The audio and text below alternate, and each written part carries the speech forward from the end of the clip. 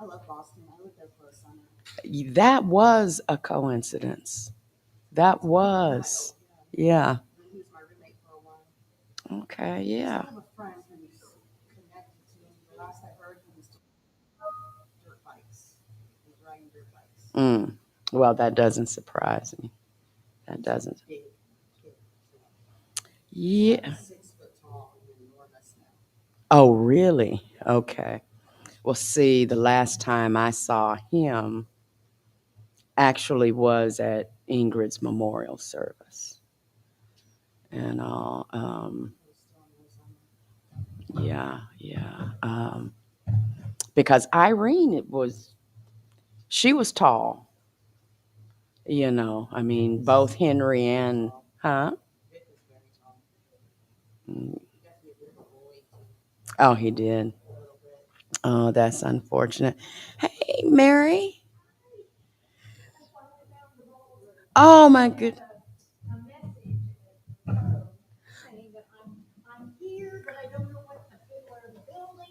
Oh, my goodness. Let me check. And they told you. Oh, goodness. Well, see, the school's address officially is 1727. So if you plug that in, it'll take you here because that actually is the physical address of this building. I am so sorry. It's 1727 West Alabama. Mm-hmm. No, but yeah.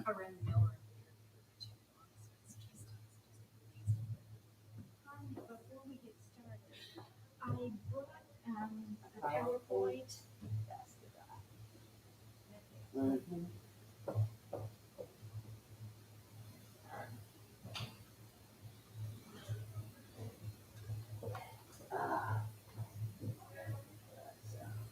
But yeah, that's wild.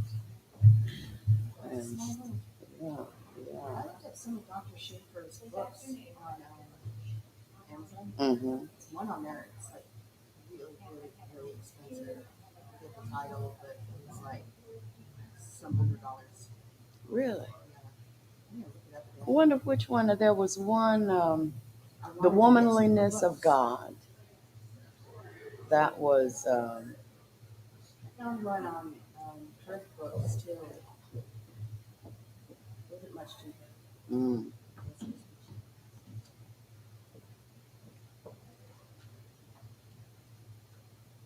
no, I need to keep mine in pristine condition then. So there's an Ingrid Schaefer who is a curator for contemporary art.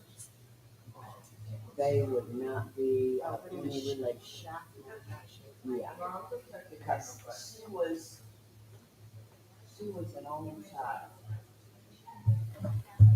She was an only I child. did hear you and I acknowledged it.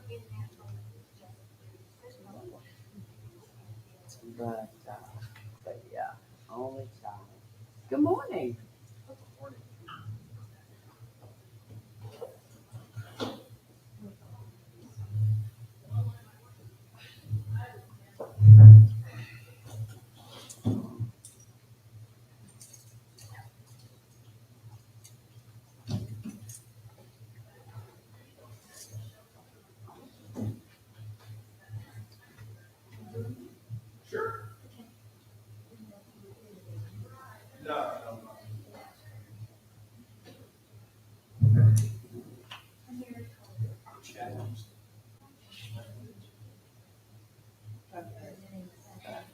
Here's mine. It's $63.30. Oh, that's not And bad. it seems to be in German. It's in German. Yeah. I got one in it.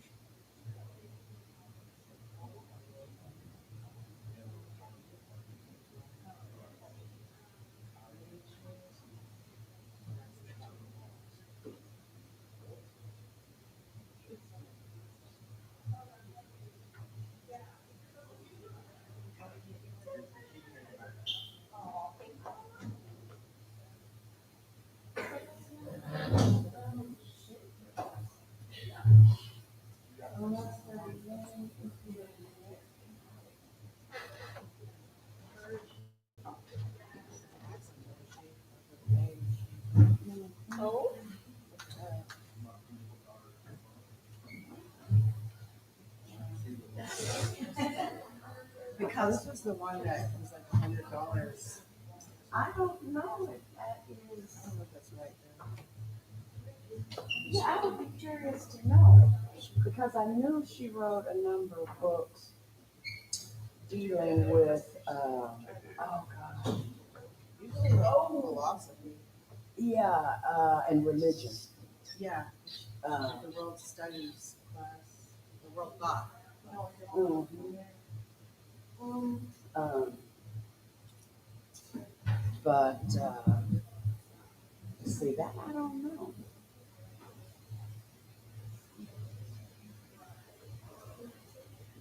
That I don't know because see Schaefer is a married name, and the Schaefer was an American, so it wouldn't. That's two different people.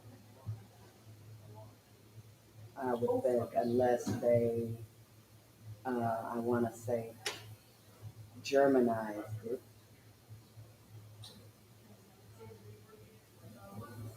There's one, it's the world of Andrew Greeley. Yes, that she wrote a lot about. That's in Thrift Books for 3108, and then the Incarnate Imagination Yeah. is out of stock. Mm-hmm. That's interesting. That is very interesting. Essays in theology. That would make more sense. Mm-hmm. Yeah. Um, because I could see Ingrid writing on a myriad of subjects, but like I said, Schaefer was an American from here, and yes, she was Austrian. Her maiden name was Winter. Stories about Dr. Schaefer that I don't know are true or not. What? Like how she did, like wanted to observe her own, like, appendectomy. I could see Ingrid doing that. Wanting to do it, I just don't know if that story's true. Or I not. have no idea, but I could see Ingrid doing. What time exactly would you like to get started? Because I've got a couple of things to do and I want to make sure that I'm not in the middle of doing that. Okay. Let's. I was thinking about starting in like 5 minutes or so. Like, it's Hopefully we'll be enough. will that give you enough time to do what you need to do? Or we could start I hope so. in 10 minutes. Would that be better for you? Let's go with that, hopefully soon. 10? Yes. Okay, let's do that then. I'll let you know if we can go sooner. Listening to Reginald's story was really fascinating because my goal when I was a student was not so much here because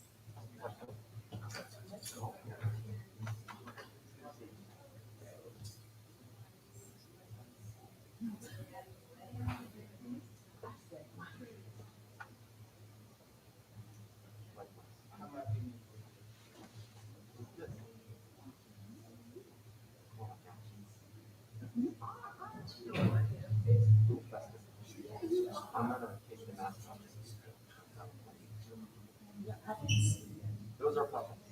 I'm a big puppet fan.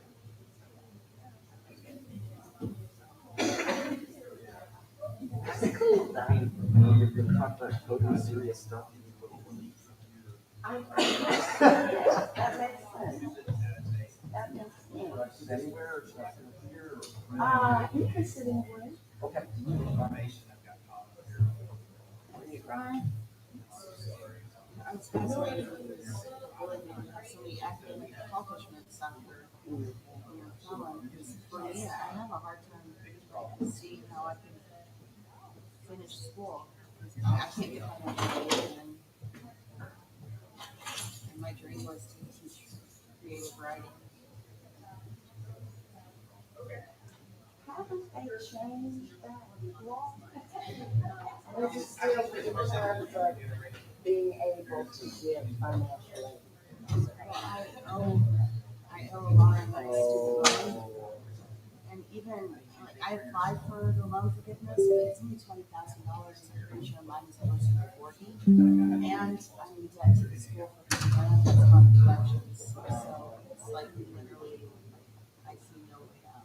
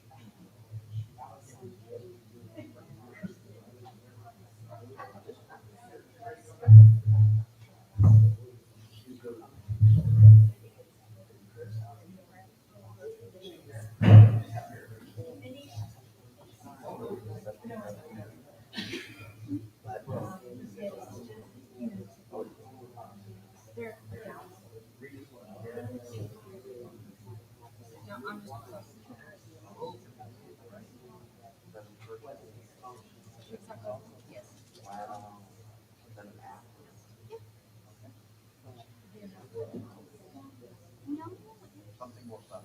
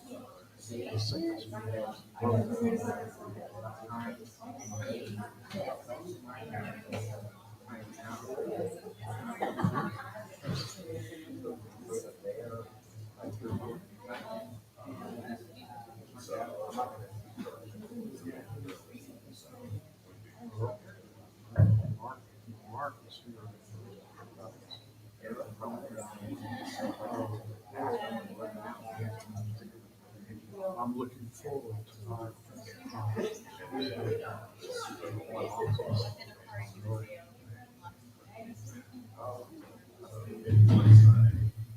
You've got to find a way to see what you're doing.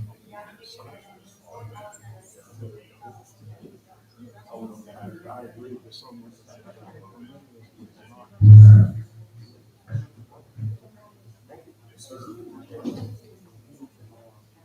Just tagging around.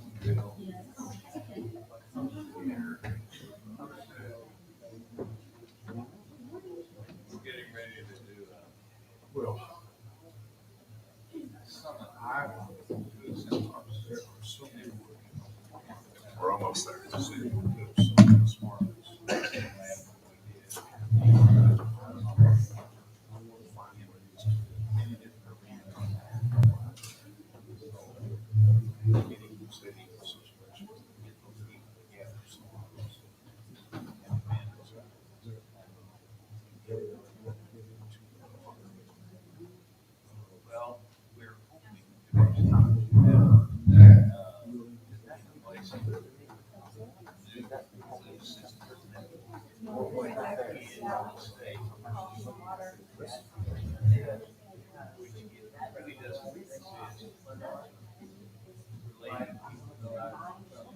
Yeah, well, those are your assets.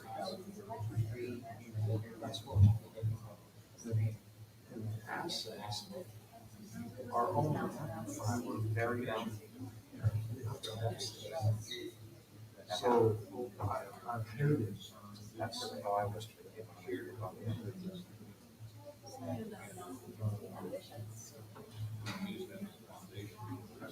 Sure. I have. Suzanne, I love her. They're still, she's improved a lot. So.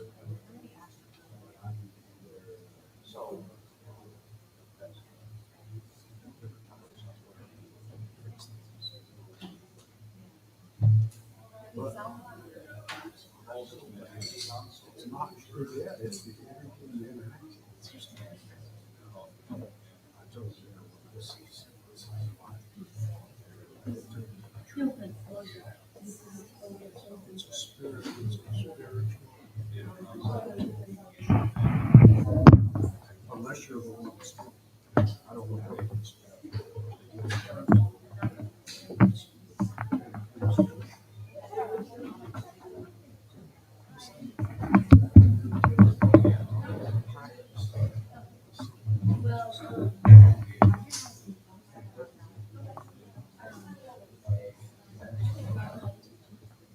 So,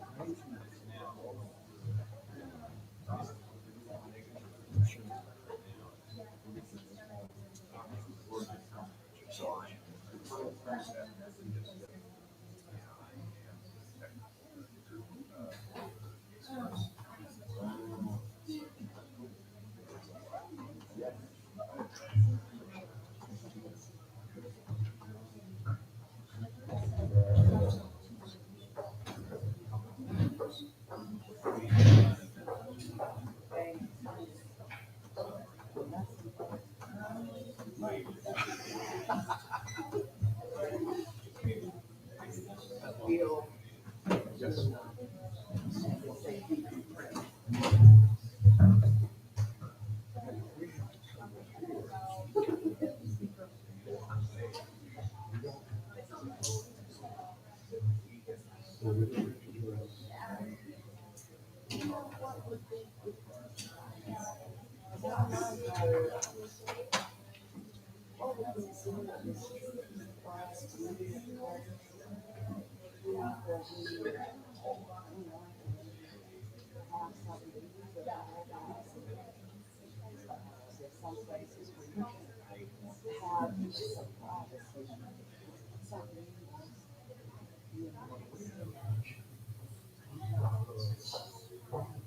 Spaces.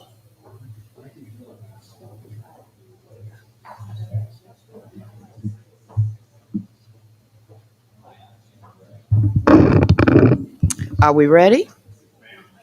All right, everyone. Of course, we're Oklahomans and we definitely believe in being socially late, right? That's just a part of it. Welcome to the third and final day of Building Bridges 2.0, Liberty, Justice, and Equality. Today, our theme will focus on the issue of equality. And a lot of people automatically assume when you say the word equality that they're talking about social equality, where everybody is the same. And first and foremost, we know that is not the case. There are no two people, even identical twins, who are the same. The other thing is that we're a capitalist society, right? So to talk about social equality, it's like, ooh, that's too socialistic. Ooh, you must be a communist. Well, see, we're not talking about those things. When in the context of this conference, We're referring to equality in terms of equality under the law, right? Pure and simple. Does that exist? And I will give a personal example. And it's very personal. In June, my parents were in a terrible, terrible automobile accident.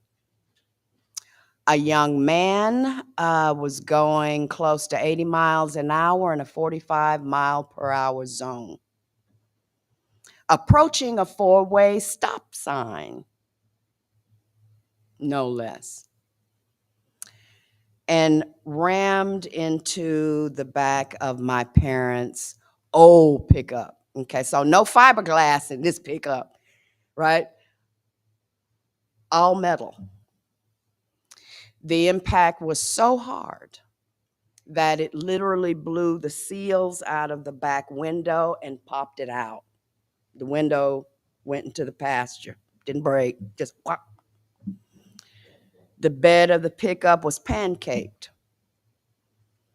And more than likely, my father will die from the injuries he sustained. Did the guy get a ticket? No. And it's standard procedure. When you hit someone from behind, you're at fault, right? When you exceed the speed limit, and it's interesting, on the police report at the bottom, traveling at an excessive rate of speed, that was noted. There's procedure, no blood tests, no, breathalyzer, no nothing. Didn't interview any witnesses. But there were witnesses on the scene that said the guy reeked of marijuana. Not a ticket. Had that been my dad, had it been in reverse, what would have happened, do you think, to my dad?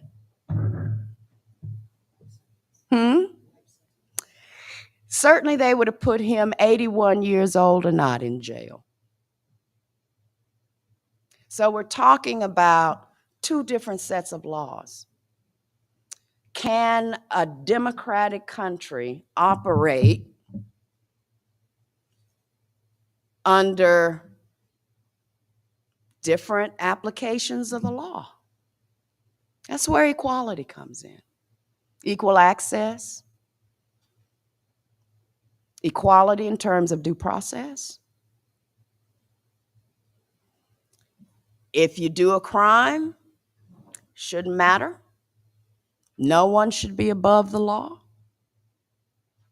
But we don't live in that type of society.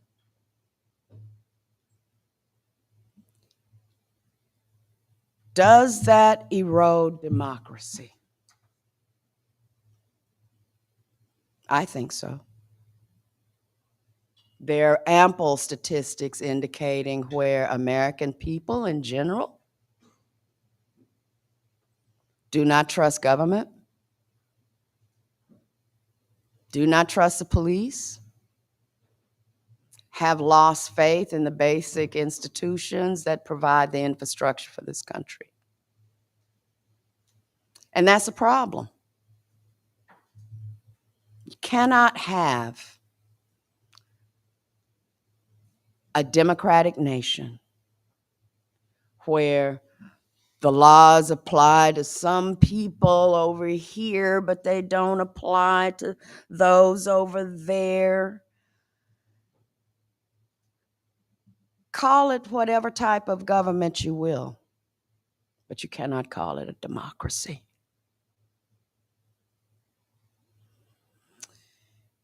On this last day, and before I introduce our highly respected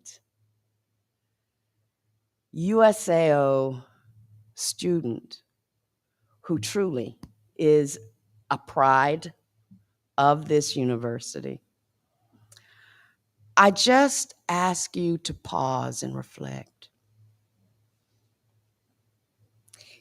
Is it worth giving up the ideals that gave this country birth. Because I'll tell you one thing, those founding fathers, they weren't asleep. If they had been, we would still be part of Great Britain. So think about what it is that you truly value. And if you do value those basic ideals, we've never lived up to the ideals, but at least we've had them. If you believe in those ideals, then they're worth fighting for.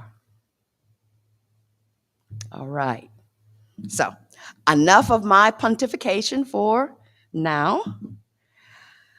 I would love to introduce Chelsea Fuston. She is a Yukon native. She is a senior at the University of Science and Arts of Oklahoma, and she is obtaining her degree in multidisciplinary studies. More specifically, she is learning how religion and people interact within our political system. And that is very important in today's time. She is working specifically on research dealing with Christian nationalism. And upon graduation, she plans to obtain her master's in public policy and her Juris Doctorate. Oh, you want to be an attorney? Well, if you do, make sure that your clients pay you more than eggs and sides of beef, like my friend, okay? Chelsea's won countless awards, okay? Hypatia Honor Society, but probably the most prestigious award that she has received is the Brad Henry International Scholar Award. So first and foremost, right, let's give this young lady a hand. Come on up here, girl.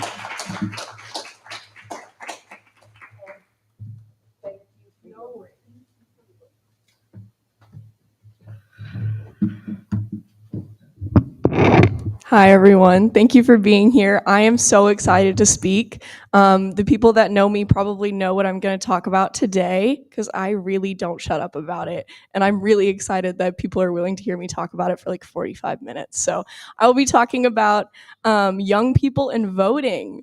Woo! Really optimistic way to start our day. So a little bit about me. Last year, I launched a voter initiative drive on campus. We registered about 7% of our campus population to vote. Yeah, let's give that a round of applause. 7%. Like, it's in the single digits, but because we have such low voter turnout in Oklahoma, that can really change the outcome of elections. So that in itself is a big deal. I camped outside of the cafeteria for like a month, camped outside Davis for a month, sat outside of classrooms for a month, and I was annoying. I'm going to be so real about that. I made awkward eye contact with every single person that walked in front of my table. I was like, hey, are you registered to vote? No? Okay, well, let's have a conversation. So a lot of my interactions and stuff I'm going to talk about today came from those conversations. I think, especially in politics, we just love to say, well, if we could just get young people to vote, like everything would be fixed if we could just get young people to vote. So I'm here to talk about why that doesn't really happen. And a couple of things that I noticed throughout my work or throughout my time is that there are mostly two things that stop young people from voting. Obviously, you have institutional barriers, which I'll cover later. That's like voter suppression efforts, voter ID laws, gerrymandering, absentee ballot restrictions, things like that. But we also just have like a general defeatist idea of what being involved in politics looks like as a young person. I think especially being born in like a post-Citizens United world with really old people running the government that don't look like us, it's really discouraging to get involved at all. Okay, now I'm going to talk about voter suppression. We all know these techniques are not unique to just young people. I want to acknowledge that first and foremost. These target poor and minority communities a lot, but they also affect young people. So we have voter ID laws. Obviously, getting an ID in and of itself is a complicated process. You have to track down all your documentation, your birth certificate. You have to pay for it. Research that I looked at shows anywhere from like $75 to $120, which to anyone, but especially to a college student, is hard to come by. We are broke. That is a true stereotype. We do not have a lot of money to give, so that can really be a barrier of entry for us to be able to get the identification necessary to vote. And we also have absentee ballots. I looked this morning, and you have to request an absentee ballot 15 days before an election. And now, just instituted January 1st, 2023, you have to verify your address in order to get an absentee ballot. So you have to submit a form and able to submit another form to be able to get your ballot to you. Yeah, that's a lot of paperwork, especially for someone that already has a lot going on. That's going to be really hard to keep track of, especially 15 days out by 5 p.m. on that election day or that Monday before election day. And then you have hard to access polling places. A lot of us college kids, like I said, we are strapped for cash. That means that we don't have the money for car insurance. We don't have the money for cars in and of itself. We certainly don't have gas money. So getting to a faraway polling place is a challenge, especially when they are intentionally placed far away and different people living in one neighborhood apart might be at a different polling place. So you can't just follow along with what your friend does because you might end up at the wrong place. And another thing I want to highlight is conflicting information. Campaigns will target young voters and try to subtly tell them that this election is not for them. A lot of people will be like, oh, this election is for Oklahomans. This is about Oklahomans, insinuating that like out-of-state students, this doesn't apply to you, stay at home, but you can register here if you go to school here. That means that the rules and the people that you're voting into office will affect you if you live here. So people will try to intentionally confuse people and insinuate that voting isn't for them. This is the part that I really wish I had a presentation, not gonna lie. I have this really cool diagram. Just bear with me, guys. So the problem when we take ourselves out of politics, when we let the institutional barriers get us down, or we let the general pessimism bring us down, is that we don't vote. And in not voting, that ensures that we don't get what we want. So it's just a continuous cycle. If you don't vote, you don't get what you want. You don't get what you want, so you don't vote. And it just stays like that forever and ever. If you ask your legislator for something, they will look at your voting record. They'll look at when you vote. If you're a consistent voter, do you vote in midterms? Are you only voting in presidential elections? Like, are you voting in special elections? So if you don't register to vote or you don't participate and someone looks at your record and they see, oh, they've only voted like twice, they're less likely to pay attention to what you want, which can take you out of that. So the main reason that I wanted to speak today, I had the privilege and honor of running our SGA elections. And I only talk about SGA because it is a training wheels for politics. I understand we don't do insanely crazy things, but it is supposed to be like a training program so people can get involved in politics and feel safe in politics. So it's supposed to teach people about Robert's rules, how to contact your representative, things like that. And even in those like tiny, minuscule like examples of elections, people are showing the level of skepticism that they have. I was accused of rigging an election. You can laugh because that's absurd. I was counting votes, double checking my math, and people accused me of rigging an election.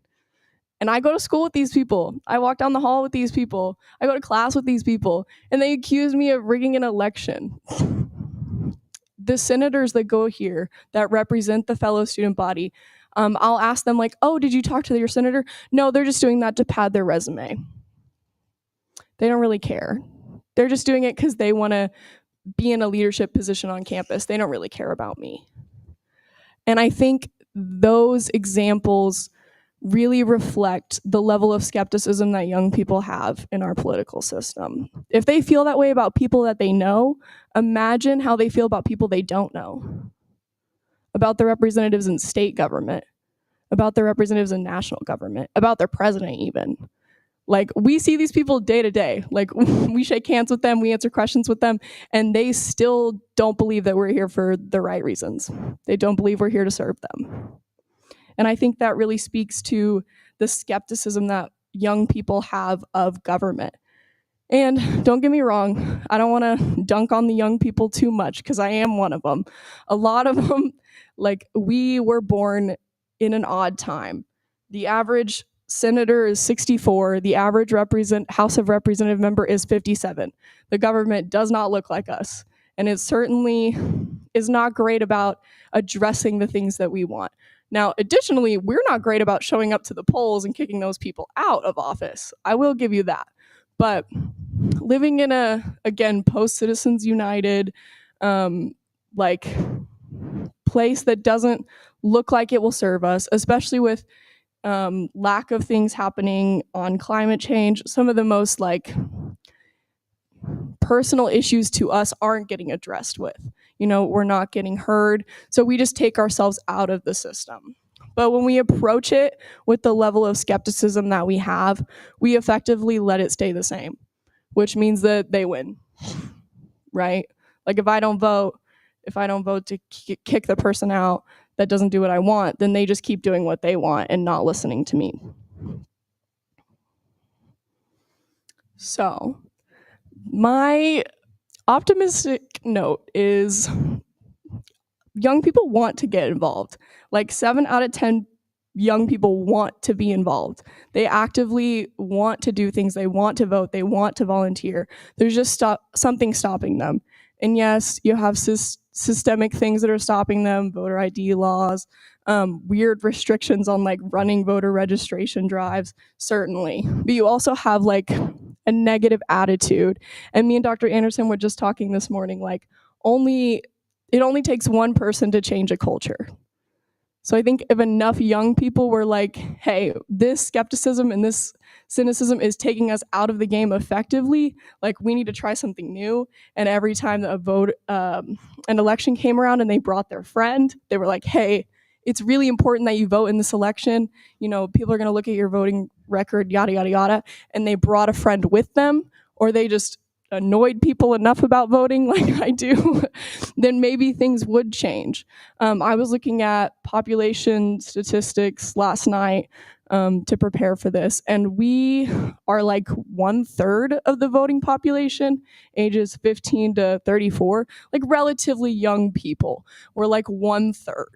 And again, Oklahoma has incredibly low voter turnout. So if we were to register 200 people on our campus, we could get a city councilman elected that looked like us. We could probably get a better House of Representative. If you guys know Dick Lowe, you guys know who I'm talking about. So I think if we just had a little bit more optimism and tried to challenge skepticism if we tried to challenge the skepticism that we feel with even an ounce of optimism, or even guys, a last-ditch effort. What we're doing right now is not working. We have to turn the tide. We have to register people to vote. We have to bring people with us. We have to have awkward conversations. I probably talked to one person about voting like 8 times, and they were like, okay, I'll register to vote if you stop asking me to register to vote. I was like, great. So if we just do that enough times, if we talk about it enough times, if we make it a normal conversation or a normal attitude to have about voting. And real quick, who is registered to vote in this room? Okay. That's so interesting. Some staff didn't raise their hands. That's okay. We can talk afterwards. So yeah, it only takes a couple people to change the culture of skepticism. And again, I think if people are willing to say that I rigged an election, we are not in a great place in a country. Dr. Anderson was talking this morning about how we don't trust the institutions that run this place, that we don't trust voting institutions, that we just have a distrust of the government in general. And it's insane to see that distrust bleeds all the way down to like incredibly local SGA elections. And the fact that can also flow upward and discourage people to participate is incredibly saddening. Okay, I think I'm prepared for questions.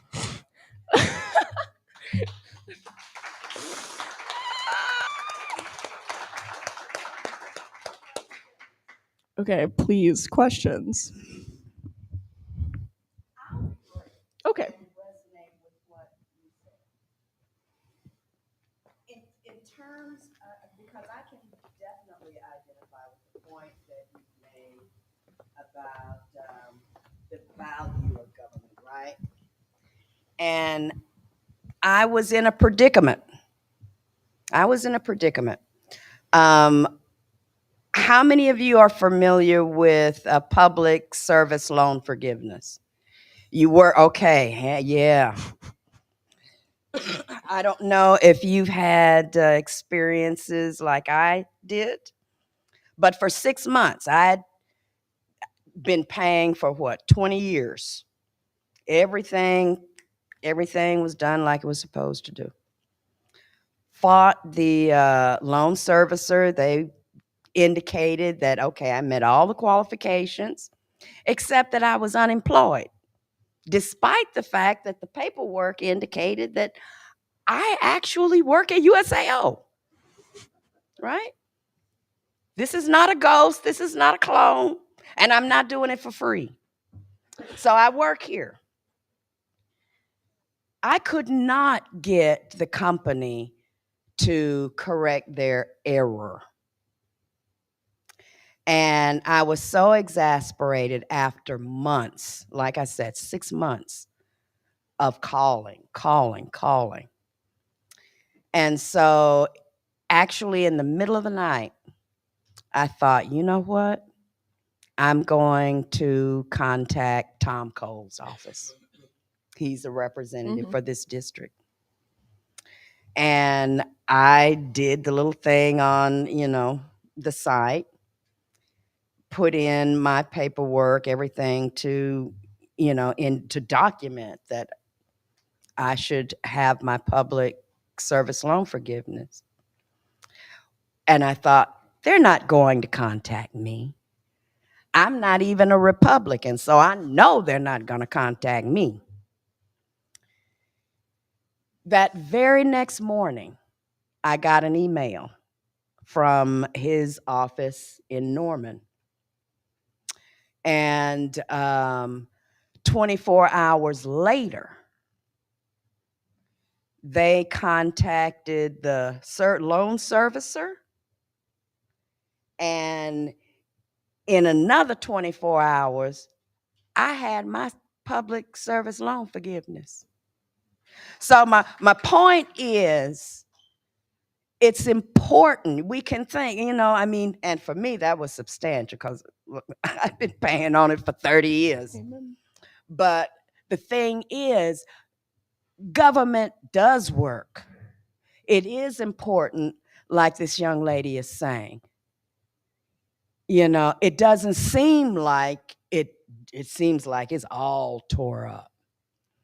But even on something as basic and personal as that, your representatives engaging in elections, that's important because you never know when you'll need to contact them.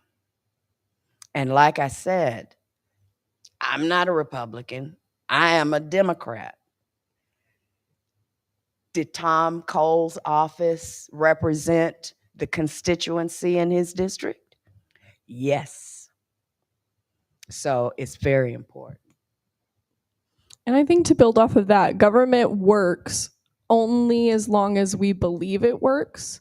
Like systems only work when we have faith in them, right? So if I one day am like, man, USAO is just not it, I'm gonna push it out of my mind and I never come here again.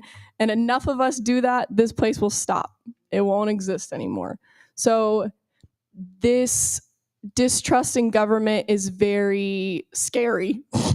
I mean, we all saw January 6th, right? Like that wasn't great. And we're still dealing with the effects of that.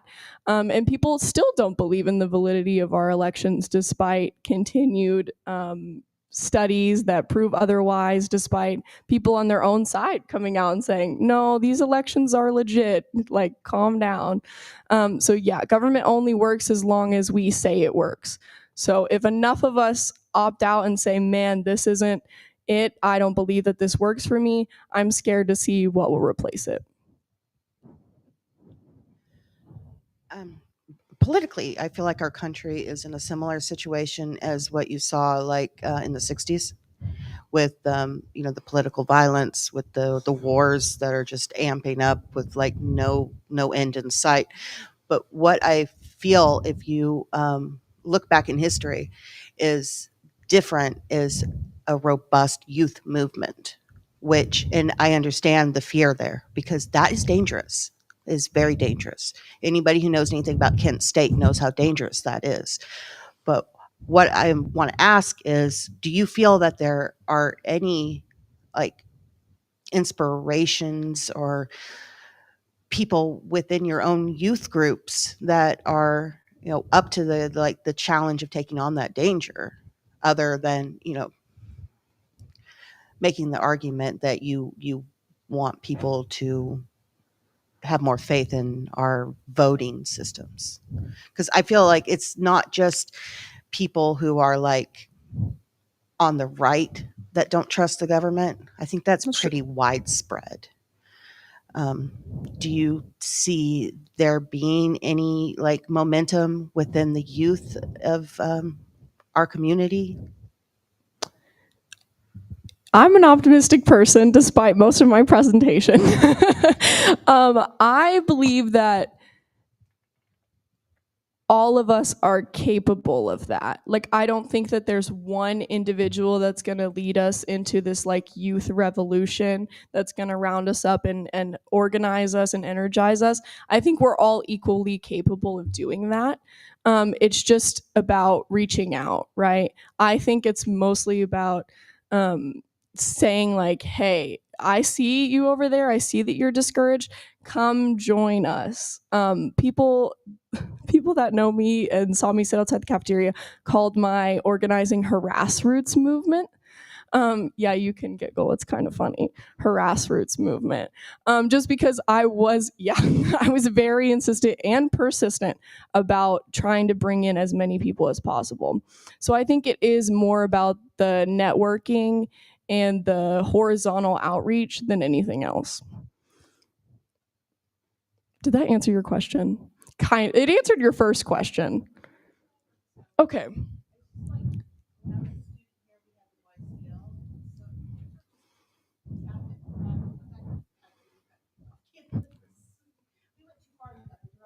Yeah. And you love that energy. Love that energy. I would love if people would come to SGA meetings at this point, like, and let alone shut them down. Oh, you had another question. What was your other question? I'm sorry to make you repeat it.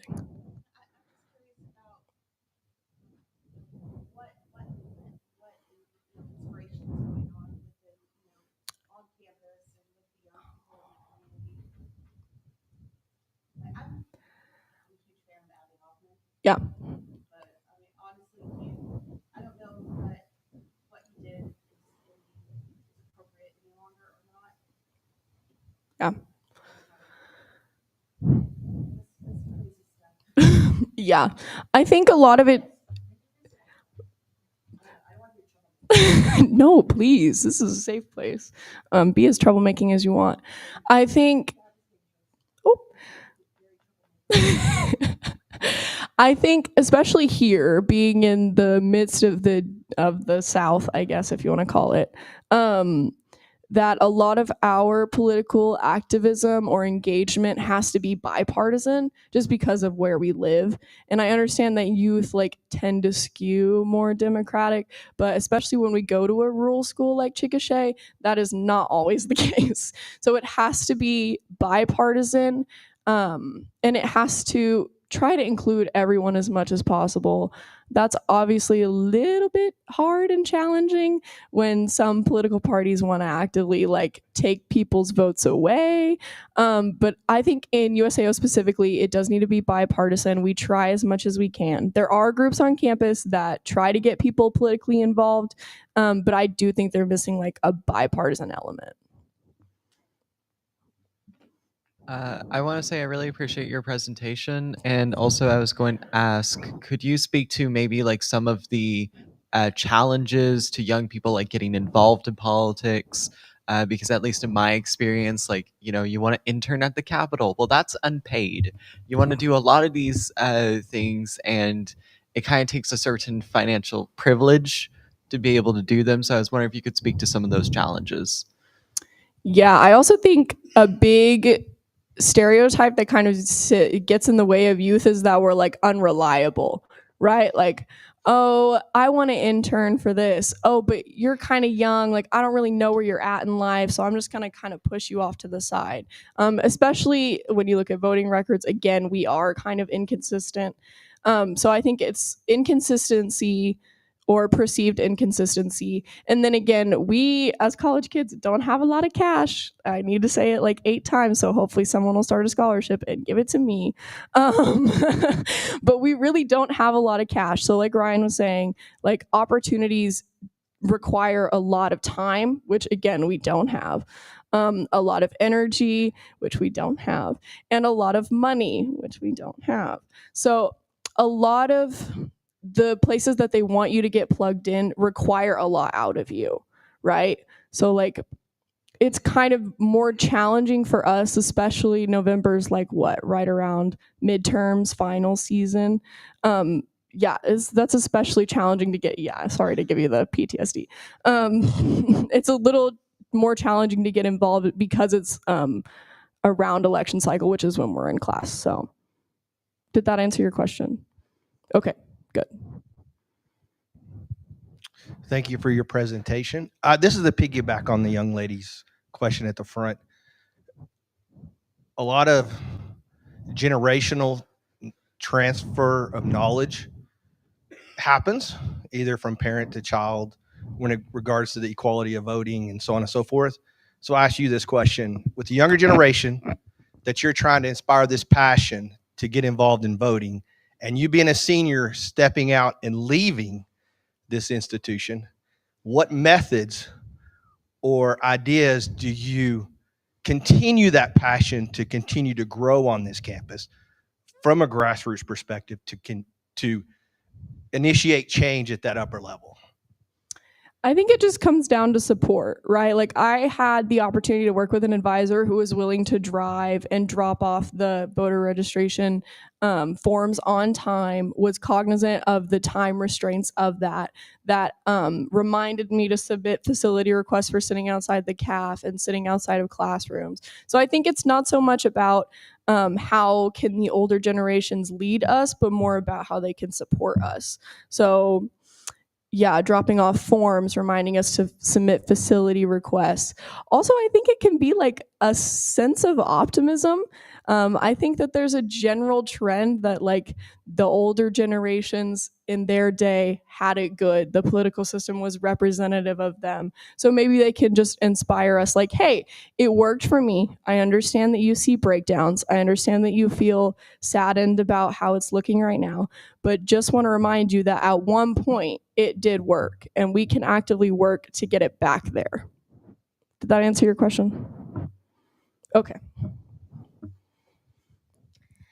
Hello, Miss Fuston. Hi. Big fan. So really, you actually kind of took my question a little bit, but I'm going to piggyback off of that.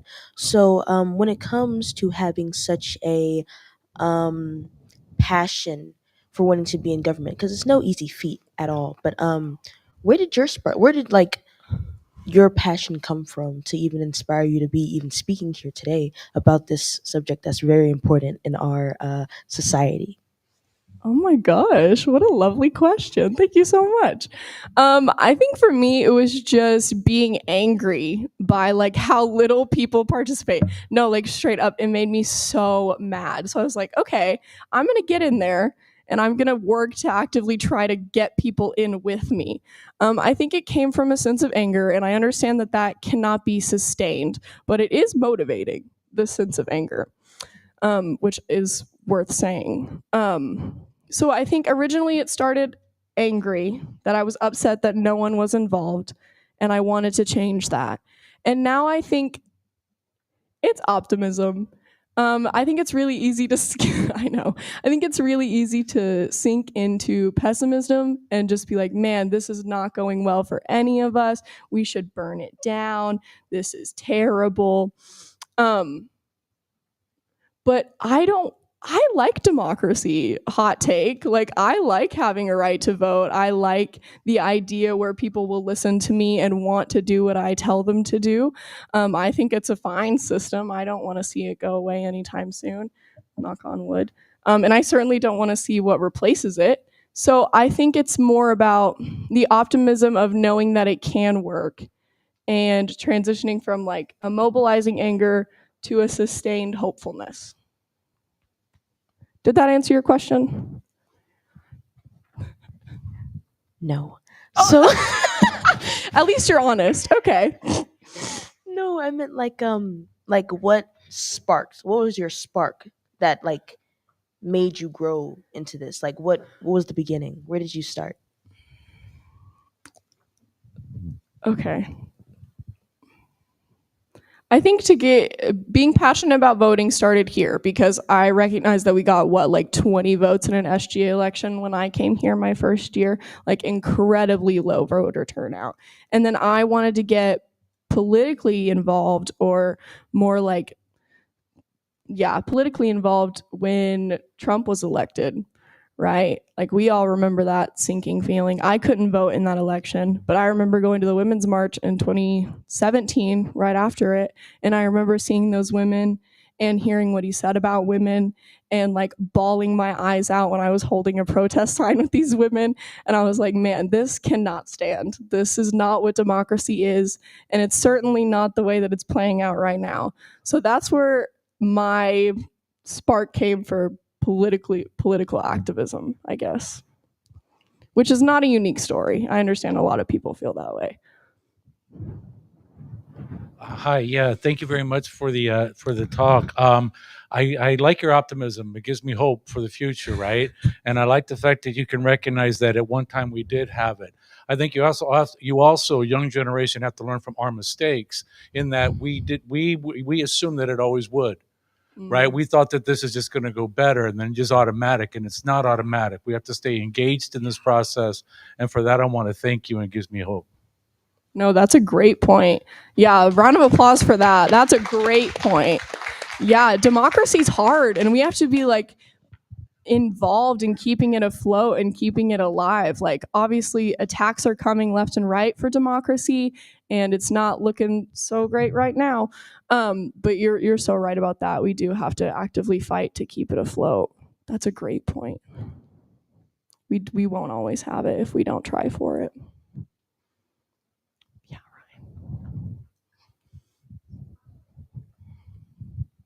Ryan. Hi, sorry for asking so many questions. No, but I love it. I want to ask, do you think that social media as like a new landscape could possibly play a positive role in organizing in a young turnout, especially because like the current Republican primary candidates are like talking on social media about passing an amendment to raise the voting age to 25 and all that. Yeah. So do you think it could play a positive role in that? Personally, I'm an anti-social media gal. I did not have Instagram on my phone till like 2 weeks ago. I just don't like it. I think if anything, it actually promotes negative feelings towards one another because they want to keep you actively engaged on the app, right? So they push not so great emotions your way to keep you scrolling. So I am not a social media girly, but I understand that the algorithm is getting scary and more accurate. So you can get plugged into communities way easier than you could without the internet. However, I do think that the best thing is just talking to people like face to face. I think you can easily scroll past a thing or scroll past a live and not think twice about it. But if a person engages with you one-on-one and like looks you in your eyes and has a deep, meaningful conversation about that, takes time out of their day, right? That is the best way, I think. Yeah. Thank you again for your awesome presentation. Thank you. What would you say to young people on campus, maybe freshmen, who look at you as the largely effective and important leader that you are to our campus, who maybe want to do what you have done to start a movement like that, but maybe didn't get elected their first time running for SGA, or maybe being the president is not in the near future, so they don't feel that maybe they can be as effective or have as many tools available to them to inspire people to make change? First, I do want to say, like, you got to be told no a lot of times. You have to be brave and put yourself out there and actively be told, yeah, you have to put yourself out there. You have to be okay with being told no. I tried for so many things my freshman year and was actively told, no, you're not qualified for that. No, we don't really want you for that. And yeah, I continued to put myself out there, which is really surprising because I bruise ego, let me tell you. But what I would say to that person specifically is, number one, thank you for putting your name out there. That's hard. That's really hard. I think even putting your name out there, even if you don't win election, signifies that you are a leader in some capacity, that you're willing to put yourself out there. And even if you didn't win, that says something, right? And then number two, in the most humble way, I'm not that special. Like, I am just a person that had a lot of conversations with other people, and anyone can do what I did. Like, I just took time out of my day, like I was telling Ryan, and talked to people, and sometimes made it uncomfortable and awkward. But anyone can do that. You don't have to be a president. You don't have to be a treasurer. You don't have to be in a leadership position in order to do that, right? And that's why it's called grassroots movements, because it can happen to anyone at any time, no matter the place. And it doesn't really matter who you are. You can still do that. Did that answer your question? Okay. Do you think people at the age of 15 should vote? And if so, do you think that'd be a positive or a negative effect? You know, I'm going to say 18 is a fine place to start. I think you should be able to drive a car maybe before you can vote. And if that's a negative or a positive, I'm going to say that's neutral, because nothing really would change. Did that answer your question? Okay, good.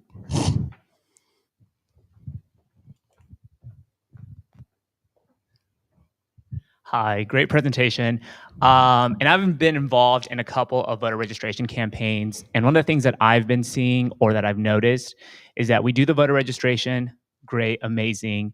But even with my friend groups, where it gets a little tricky is after the registration. Yeah. So small elections or elections that we might not know all the information about is what turns people off. Do you have any advice for after we get people to vote, or after we get people registered to vote, what we can do to make sure that they are voting in these elections? I think it is just about it all comes back to having conversations. I think it really is just a constant reminder, like, hey, this election's coming up. Hey, have you looked at because some people I talked to when I went to register people to vote, they were like, oh, I just don't have enough information. Like, I don't know enough about this topic to vote about it. Which is absurd if you ask me, because we have the internet. So just, I think pointing them in candidates' websites is a great place to start. I think being consistent and following up. I think casting a wide net, talking to everyone about voting instead of singling people out. Like, hey, I know I registered you on Tuesday. The vote happens in a month from now. What's your plan? I think it's more like reaching out, talking to your friends, being like, hey, do you need a ride? Do you need gas money to this place? And then hopefully you talk to that friend enough, they go tell their friend, hey, my other friend won't stop bothering me about this election. Oh, I didn't even know there was an election. Oh yeah, and this is how you register to vote. So I think it's more like holding the people closest to you accountable and hoping that they will talk to people that they know about it as well. Did that answer your question? Okay. I have a question. You spoke earlier about the difficulties in registering to vote, and I was curious if you would speak a little bit on how we can, maybe ideas to change the way we are able to vote. When I was in the military, when I was deployed, it was just it just happened that I got an absentee ballot, and they sent it to me. And I know there have been some talks about universal voter registration, and I think there may even be a couple of states that have done that now. And then, voting over the phone through an app or a push notification or something along those lines. Yeah. Do you know of anything that's out there that is promising or that people are talking about that would be I guess, a non-traditional way to vote? I think the only thing that scares me about digital voting is I don't know if we have the security infrastructure in place. I mean, if Russia can influence a 2016 election with Facebook ads, I'm kind of scared to see what they can do technologically with actual votes. You know what I'm saying? But I think a great step is universal voter registration. Like, as soon as you turn 18, bam, you're like automatically in. That takes the first like barrier of entry out of the way. Now all you have to do is like go to the polls on voter day. I think that's a great place to start. It just scares me about the technology security on that. Yeah. Did that answer your question? So would you still say you're more of a paper voter then? Listen, I am kind of old-fashioned. I don't really use Instagram. I'm okay with paper ballots. I trust them. We do like insane security measures to keep them safe in our country now. So like I'm pretty okay with staying paper. That doesn't really affect me, but I can understand why people don't want to change. But yeah, I guess I'm pro paper. Yeah.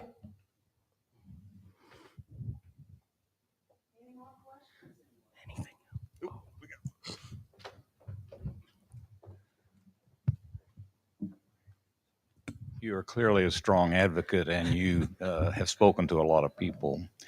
I'm just curious about the nature of resistance that you've experienced in terms of your conversations with people. Why would they resist what you're advocating? What have you heard from people who maybe don't consider that to be so important? Why? A lot of things I also hear is just like, oh, it doesn't matter if I vote, or the vote's already been determined for me, as if like someone's running the numbers right now and like they've already determined who they're going to pick to be the winner, essentially. So I think a lot of it is like this attitude of like, it's already been determined for me. Like, I don't make a difference. I don't matter. And I think that is mainly the attitude. Yeah, it's just, I don't matter. It doesn't matter. It's already been picked for me. The outcome's already been determined. Did that answer your question slightly? Okay. No, and that's why me and those people have long, long talks outside the cafeteria.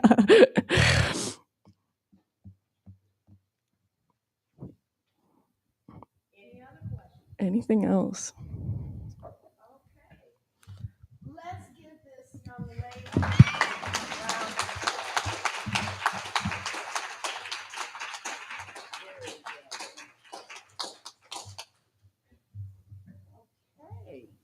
Okay.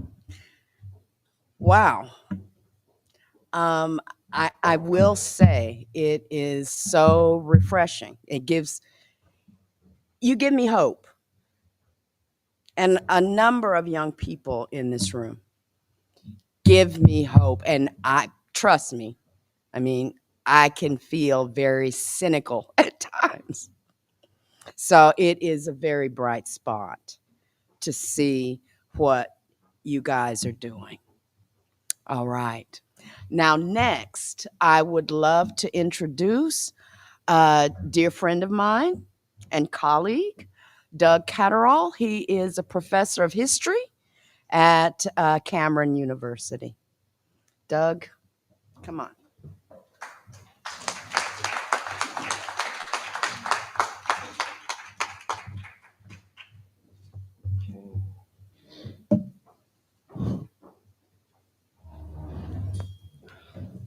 Despite the matching mask, I think it'll be easier for you guys to understand if I don't wear my mask.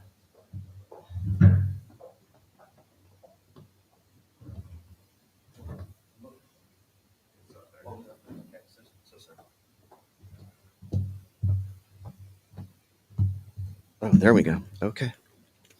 Cool. Let's see.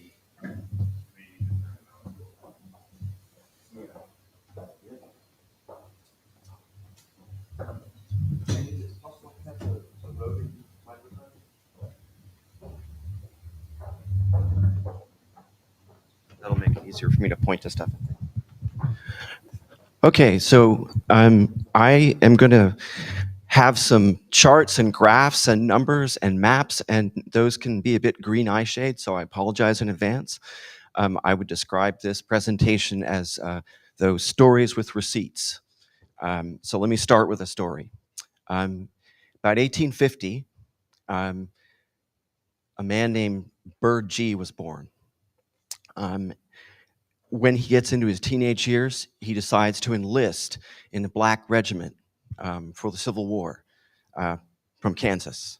Fights in the Civil War, returns to Kansas, experiences segregation and discrimination. I think the most dramatic example of this is when he essentially finds himself tossed out of a hotel. Decides, okay, fine, I'm not taking that. I'm going to participate in a Supreme Court case to support the 1875 Civil Rights Act. This Supreme Court case, the Supreme Court in that day was not positively inclined towards civil rights. I think that'd be a fair description. This Supreme Court case did not turn out well, but this demonstrates, I think, the kind of person this was. To do this, by the way, he goes to Washington, D.C., so he's going on quite an odyssey. At a certain point, he decides, I'm going to go to what becomes Oklahoma. Specifically, I'm going to go to the region of Oklahoma where Edmond, Oklahoma City, Guthrie are being established and founded. And he gets involved really pretty quickly in the land market in the 1890s. About 1900, he decides, you know what? The land market in Oklahoma City is booming. And particularly it's booming for the Black community. This is an opportunity for me. I'm going to go to Oklahoma City. He goes to Oklahoma City, and this is somewhat anecdotal. The editor and founder of the Black Dispatch, Roscoe Dungy, reflecting on Bird G's life, noted that Bird G probably participated in hundreds of land transactions. And as you're going to see, that was a pretty substantial contribution to, how should we say, the spatial footprint of the Black community in Oklahoma City. So why am I telling you this story? Well, for a couple reasons. One, as I think I've suggested, this is a person of gumption. This is a person with resources and experience as well. So when he arrives in Oklahoma City, he's not a person who's going to take no for an answer. He was also not alone. There were other men and women like him. So with that in mind, let's proceed to our first receipt. Let's see. All right. Maybe not. Okay. So give me the next one. Okay. So what you see here is an isolation or segregation index graph for 3 different cities. 2 of them are later founded cities and did not therefore have established Black communities over the long haul. Those examples would be Kansas City. Let's see here. There we go. Kansas City and Oklahoma City. And you can see that they have a pattern that's somewhat distinct from a city like St. Louis, or we could put Cleveland in here, we could put Chicago in here for St. Louis, or Detroit, where you have a historically longer established Black community. And so you see then that housing segregation just keeps going up and up and up, segregation in general, and with that housing segregation and up. Here, you can see it definitely is a thing, and it increases, but then it flattens out in both cities. I'm not going to be able to tell you the story of Kansas City because that would take us past lunch, and that's just not a good thing to do. But what I am going to be able to do is tell you the story initially of why this is the case and what kind of activism grew out of that. And I'm going to suggest to you that the first reason for this graph, for this receipt, right, is Black real estate men, hands down. How can I prove that? Well, proof is a bit strong. I'm not a mathematician. How can I demonstrate that? Slide. Okay, so as you can see from this table, Oklahoma City had a tremendous number of Black real estate men. You've got a population which at that point had massively exploded from about 1,200, as you're going to see pretty soon, all the way to 6,546 over 10 years. Right? That's growth of more than a factor of 5. But you can see also that the potential for this community to engage in the property market is also pretty massive. Because take a look at the size of the Black community in Chicago by comparison. It's 44,000 people. They have 12 real estate agents, by some estimates 10. So that's interesting, right? That really got my attention because it suggested there's a real great potential in the community for engagement in this property market, which has some particular qualities that we're going to talk about. Okay, next slide.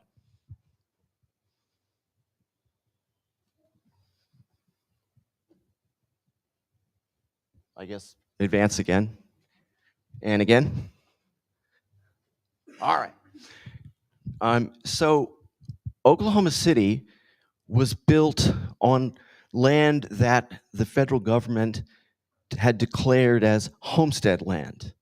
Now, that may seem like a really small thing. It actually is a thing with huge implications, and I'm going to focus on just 1 or 2 of them here. We can later, if we want to, focus on more of them.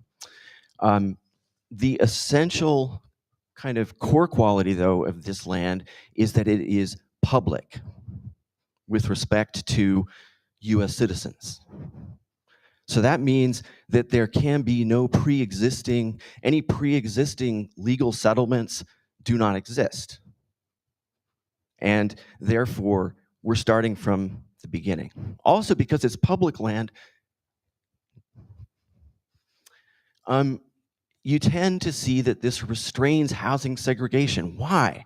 Well, because most housing segregation, the housing segregationists, they implemented this with private agreements. But this was public land, right? And even once you kind of decide, okay, this is the Phillips and Mead edition, so Phillips and Mead, they purchased this land, it has to remain public for 5 years at a minimum, right? So those 2 things alone put brakes on, if I want to segregate housing, this puts brakes on what I can do. So Next. So that's, interesting. But if you have no money, you are not going to be engaging in this property market, even though it's probably a relatively affordable one, given that this is homestead land and it's regulated. But the Black community actually did have capital. Burgee's an example. Another person we'll talk about today, Willis T. Tucker, another example, and we could keep going on down the line. All of those 20 men involved in real estate, they would have been, a number of them certainly I've been able to verify, were men with capital. So they had the money to purchase the land or to engage in transactions. And people who were not real estate men within the Black community had this potential. And additionally to this, as a result of the 14th Amendment, an outcome of the Civil War, you have a Black community who have citizenship, right? And that's one of the prerequisites for engaging with this kind of land. Now, some of you who are maybe familiar with plats, you're thinking, okay, Catterall, you're not telling us what all this fancy writing over here is all about. And that's where the mischief sometimes can unfold. So I'm now going to tell you what's there, roughly. What's there is basically pure boilerplate. Where the land's located, who the clerk is, who authorized it. In other words, there's no language segregating that plat, which would make sense because of the conditions we've been talking about, right?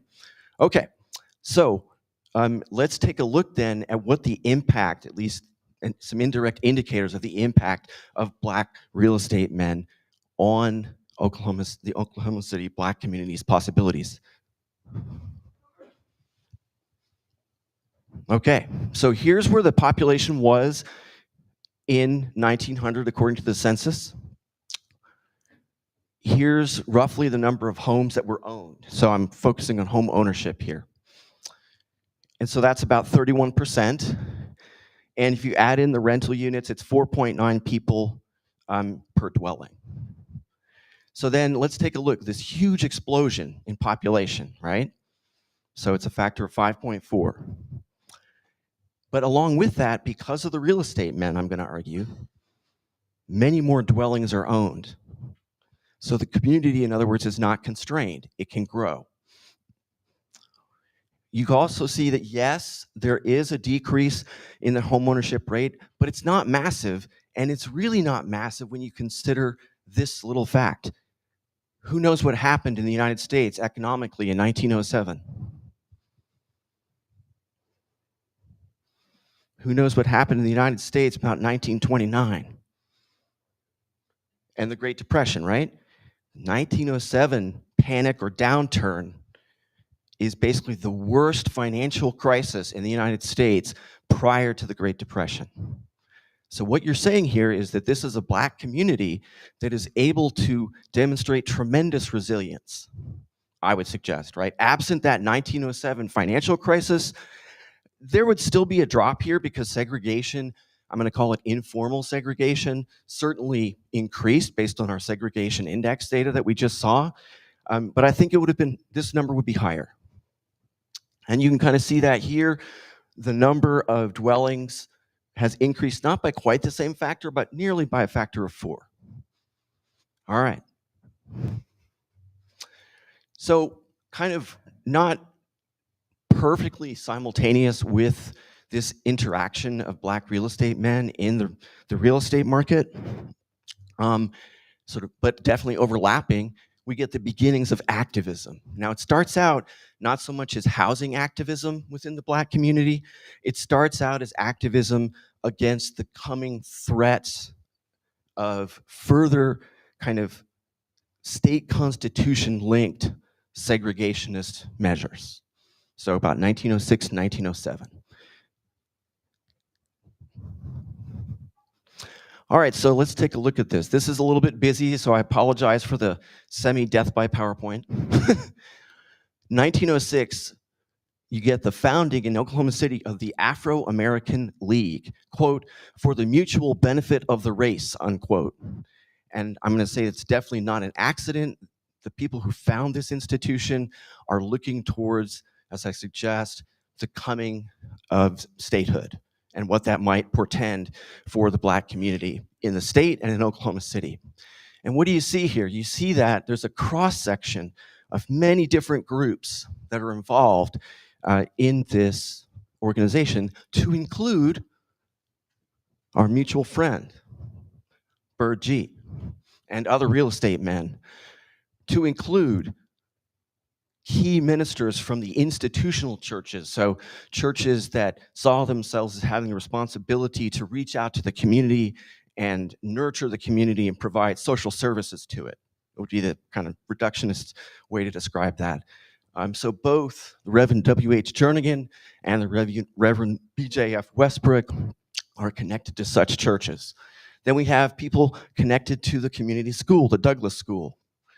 Then we have physicians and lawyers, real estate men, and then others who are just in general interested in political activism, politically aware people. Now, I've got some asterisks here, right here, and right here. And that's because I'm going to argue in the next slide, in a second here, that these guys were connected through a genealogy of activism and association. So early organizing, which starts with the Afro-American League, but you can say it also is connected to just general activity in civil society organizations like the National Negro Business League, where you see members of the Black community in Oklahoma City attending the national meeting in Kansas in 1907. And some of the people in the Afro-American League, they also were part of this association.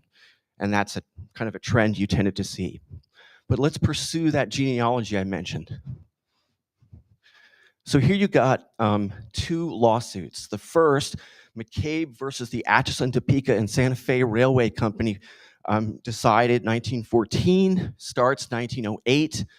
This lawsuit happens basically through the labors of the Reverend Jernigan and William Harrison. Harrison actually argued the case before the Supreme Court in 1914. And they do this in part through a statewide Black civic organization, the Constitutional League. Okay? That same league and those same two gentlemen, now that case is not a win. This case is different. And it's often thought of as an NAACP national organization case, and it is, but that's not the full story, because it doesn't start with the national organization. It starts in Boley, Oklahoma. There's a meeting of the Constitutional League, and Jernigan is there, Harrison is there, and pretty soon we have a lawsuit, Gwynn and Beal versus U.S. This was a challenge to a condition or an attachment to the Oklahoma Constitution known as the Grandfather Clause, which basically prevented you from voting, right? It said, okay, if prior to the end of the Civil War, you were kind of not eligible to be a citizen, then we are going to apply a literacy test to you or subject you to one if you want to vote. In other words, it's a really good way to prevent people from voting. So this is a big NAACP win. Now, of course, the legislature then finagles it so that the win is somewhat neutered, but it's nonetheless a win. And the important thing for us is that we see here increasing activism potential. So let's have the next bit. All right. And I think that this potential helps to lead to the founding of the Oklahoma City branch of the NAACP. It's only just a few to several months after its summer 1913 founding that we actually have the first oral arguments in Gwynn and Veal v. U.S. And this brings us to 1916 to about 1919. You've got a Black community that has a lot of experience in Oklahoma City now organizing. The city council or board of commissioners, because there's not really a city council as such then, and the mayor seemed not to be aware of this because about March 29th, Tuesday, I believe, March 29th, 1916, the Board of Commissioners passes a segregationist zoning ordinance, which basically says that if you don't get the permission of 3/4, let's say most of a block is quote unquote white property owners. If you don't get permission from 3/4 of those property owners, then you can't, as a person who's not white, have property there or live there. So what happens? Well, the next day, and one thing to note here is this, that the city council chambers at this time, they were located in the heart of the Black community. They were located along Grand, right? Kind of, we'll say roughly around Scissortail Park, somewhere in there. So 20 members of the Black community and a cross-section, just as we saw with the Afro-American League, so it's a strategy. So you see lawyers, you see physicians, you see merchants, you see pastors or ministers of churches, etc. 20 people of this sort show up in the chambers and say, we object to this. If you persist in this, we will sue you. You then see a series of a flurry of meetings. There's kind of a culminating meeting in the middle of April where William Harrison himself, so here we can see continuation or continuity in this, the creation of this activist potential, along with 100 members of the Black community. They're in the council chambers addressing the Board of Commissioners. Now, as it turns out, they didn't need to go through with a lawsuit because an NAACP lawsuit had started in Louisville, Kentucky. Eventually, it would result in November 1917 in the Supreme Court ruling zoning ordinances that were racialized and segregationist unconstitutional. However, nonetheless, the community does find that it has to protest this ordinance. And so you see civil disobedience with people getting arrested. And you also see the community going after the city councilor from their ward who voted in favor of this, and they get him tossed out. So while I can as a Black person be excluded from state races, local elections can be a little different sometimes. The city council, however, wasn't done. They tried to impose an ordinance again, 1918, 1919. The response, that was in the summer of 1918 when in July, they first kind of promulgated it. The Black community working with members of the white community through the Oklahoma County Council of Defense, which is a World War I organization kind of to mobilize the public basically in support of the war effort. They go to the Board of Commissioners and say, look, this is clearly unconstitutional. The Supreme Court has said so. We should meet and kind of mediate this. Mediation fails. So then we see an interesting development. About May 19th, 1919, if you had been on the east side, or I should say, if you had been at Tabernacle Baptist Church, you would have seen about 5% of the Black community, which at that time was pushing 8,000 people, gathered. So it's about 400 people. Why were they there? They were there to do two things. One, to charge 3 lawyers with the task of suing the city in federal court, in district court. And 2, to fundraise for the lawsuit. So both of these things, the idea of a mass mobilization and kind of funding the community, funding lawsuits concerning these kinds of housing segregation issues, these things are clearly in place by this time.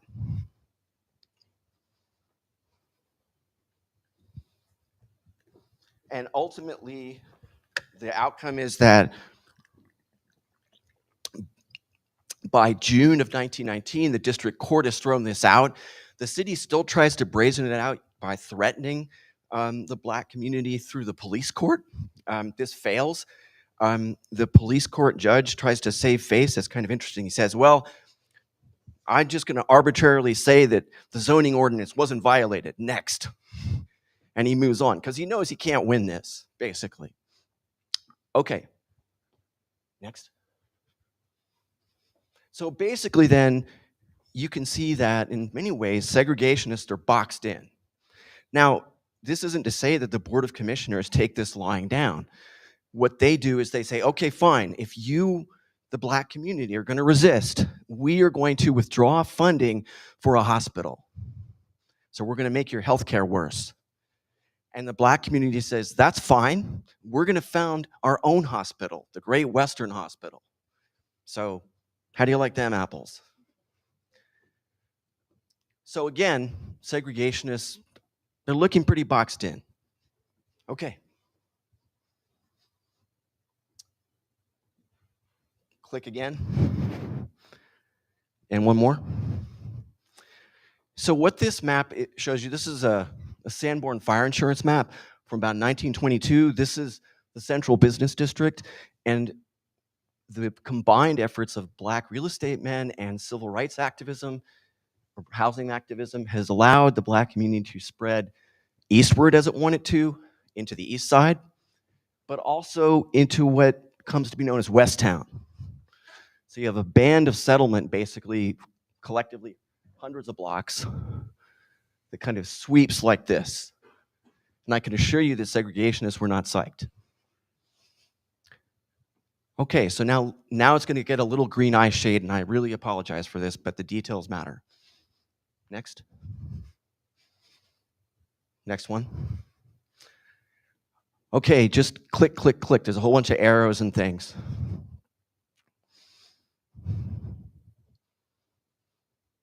Okay, up too far. There we go, perfect. Perfect. All right, so what you're looking at here is the zone of contention that we're now going to be discussing on the east side. So this would be the western boundary over here with the Santa Fe Railway, Oklahoma Boulevard, right? Here's Deep Deuce. Here's 4th Street. So in the segregationist imagination, and I do mean imagination, if I'm a Black person, ideally I should be living down here, and certainly never should I be living above here. However, the reality, if you do an analysis of addresses, which I've done, is that there's a tremendous amount of presence of the Black community way above 4th Street. So what does that tell us about the actions of the City Board of Commissioners in 1916, 1918, 19? It means that they and other segregationists were actually fighting a rearguard action. They were trying to use zoning law to recoup what they saw as losses, right? To recover land where the Black community really already was. So that's one thing this map shows. So let's see. So here's our western boundary. We talked about this. Practically speaking, the northern boundary that matters most to us is going to be 10th Street and then 7/8th Street, or northeast 7th, 8th, northeast 10th these days. And then Eastern Avenue, which these days is MLK, Martin Luther King Jr. Avenue. All right, so one of the things you notice here are these transparent blue patches. Those are the only parts of the east side in the relevant area that were segregated by plat. Now, and it's not all of the Phillips and Meade addition either. It's just one portion of a block that Phillips's widow decided to segregate in 1909, I believe. So there's an industrial district here. There's a little bit of the Jordan Place addition up here. Everything else is not segregated by plat. And you're wondering, why does he keep talking about segregation by plat? Well, it turns out that often we don't like lawyers, or we don't kind of think well of them, and we don't think well of the law. It turns out US law does not favor housing segregation because it's a restraint of the market, and US law tends to be biased towards not restraining the market. I know it's ironic, but that's just the truth. So the easiest and most efficient way, if you're wanting to segregate space, is to segregate a plat for two reasons. One, let's say Phillips was a segregationist. Well, then he's the person, and Meade. Well, they're the people responsible for this whole space, so it's a lot more space than one block, isn't it? Or one house. That's the first thing. Second, because US law doesn't favor segregation, it basically says you have to have a strong indication of will, that someone wants to segregate this space, that someone wants to restrain the market. And it's easier to do that when you have fewer people, isn't it? If you have one or two people and they write into the plat, this is supposed to be segregated, it's harder to challenge that at law. So if you're a segregationist then, and you're looking at this map, what is your mood circa 1920? Do you feel good? You probably don't, do you? Because you are aware of the market power of the Black community. You are aware of their activist power. You are aware that you are losing. Next slide. A little bit more? Okay, perfect. So what are you going to do? Well, as it happens, the Supreme Court, once again, the US Supreme Court, once again, rode to the rescue of segregationists. In 1926, in Corrigan v. Buckley, the Supreme Court ruled that it was okay for homeowners on a block or a couple of blocks, whatever it might be, to band together and segregate that block or segregate a portion of that block through a private agreement. So just to show you how much segregationists were rejoicing in this white citizens group, the East Side Civic League, rather euphemistically, they were meeting about the prospect of the court making this decision in October of 1925, kind of rubbing their palms together. So the court did indeed rule this way in May 1926, and about 30 seconds later, on 10th Street at Grace Methodist Episcopal Church, they're organizing. This church still exists, by the way, on the west side of Oklahoma City, although no longer Methodist Episcopal. So what they're going to use are what in Oklahoma City were known as covenants by contract. So the way those worked is as follows. You set a certain percentage of the people living on a block, 60%, 90%, whatever it is, and all those people within a reasonable amount of time, say a year or so, have to sign the contract or the covenant indicating they would like to have a racially restricted covenant. Make sense? Okay, that's the way you show that will to restrain the market. Okay. All right, so that sets our stage.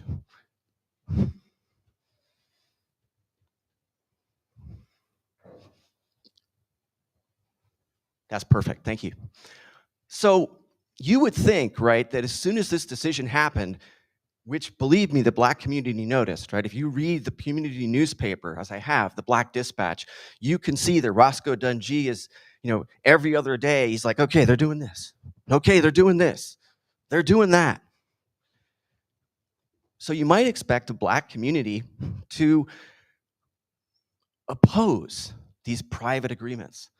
They do not. Instead, they get much more exercised about the East Side Civic League's misuse of zoning law to shut down the community's undertakers. And they use strategies that we've already seen. They mobilize, but it's a mini mobilization. And mini mobilization here means that through meetings of the NAACP local branch in churches and other community organizations, they gather the funds and they coordinate the strategy and they confront the East Side Civic League in the local courts, and they win. But the strategy here then is public actions, such as use of the zoning law, will be publicly opposed. Private actions, privately opposed. So where does that private opposition come from? It comes from S.D. Lyons, who I've heard described as the Madam C.J. Walker of Oklahoma City. He puts together basically a hair tonic business. He has a huge factory on the east side, has just a tremendous amount of money. And late 1920s, he wants to build a hotel. How many of you have been to Oklahoma City to the east side? Maybe you've seen Block 42. It's a housing settlement, really high end. That's where he wanted to put his hotel. So next time you see that 42, know that's what you're looking at. And only a block away is where his house was and is. So he made an agreement to buy this property, Block 42, from D.P. Brown. But then he sued Brown. You're thinking, why would you do this thing? Well, he sued him because he said, look, you sold me a bill of goods, man. You sold me a block with a racially restricted covenant. And Brown said, no, I didn't, and I will be happy to see you in court. So that's what happens. And Brown wins. Now, how does he win? Because there was an effort to restrict the space, right? To create a covenant, a racially restricted covenant. But let's imagine all of you, and all of you, and me too, all of you, you all say yes and you sign it, right? But you guys, you just moved into one of the houses. The guy, his name is Opal Simpson. Actually, no, collectively, that's your name, sorry. All three of you are Opal Simpson. You're gonna move into this house, and the guy selling you the house says, okay, it's got a racially restricted covenant on it. And you say, sure, okay. But you never sign anything, right? Because you figure what? At the time, this guy was happily that way. He assumed it was already signed. But the guy who sold him the house hadn't signed it. So what does that mean? It means you're just a % or two below what you need to demonstrate the will to restrict the market. And the court ruled that. Now, all the people who really wanted that contract, including the Christie family, they then sue Lyons in state court. And it goes all the way to the Oklahoma Supreme Court. The Oklahoma Supreme Court ruled in favor of the lower court. Said, yes, the market was not appropriately restrained. This covenant shall be unbound. Next slide. So this is our second genealogy of activism and association. Let's couple more clicks. Stop there.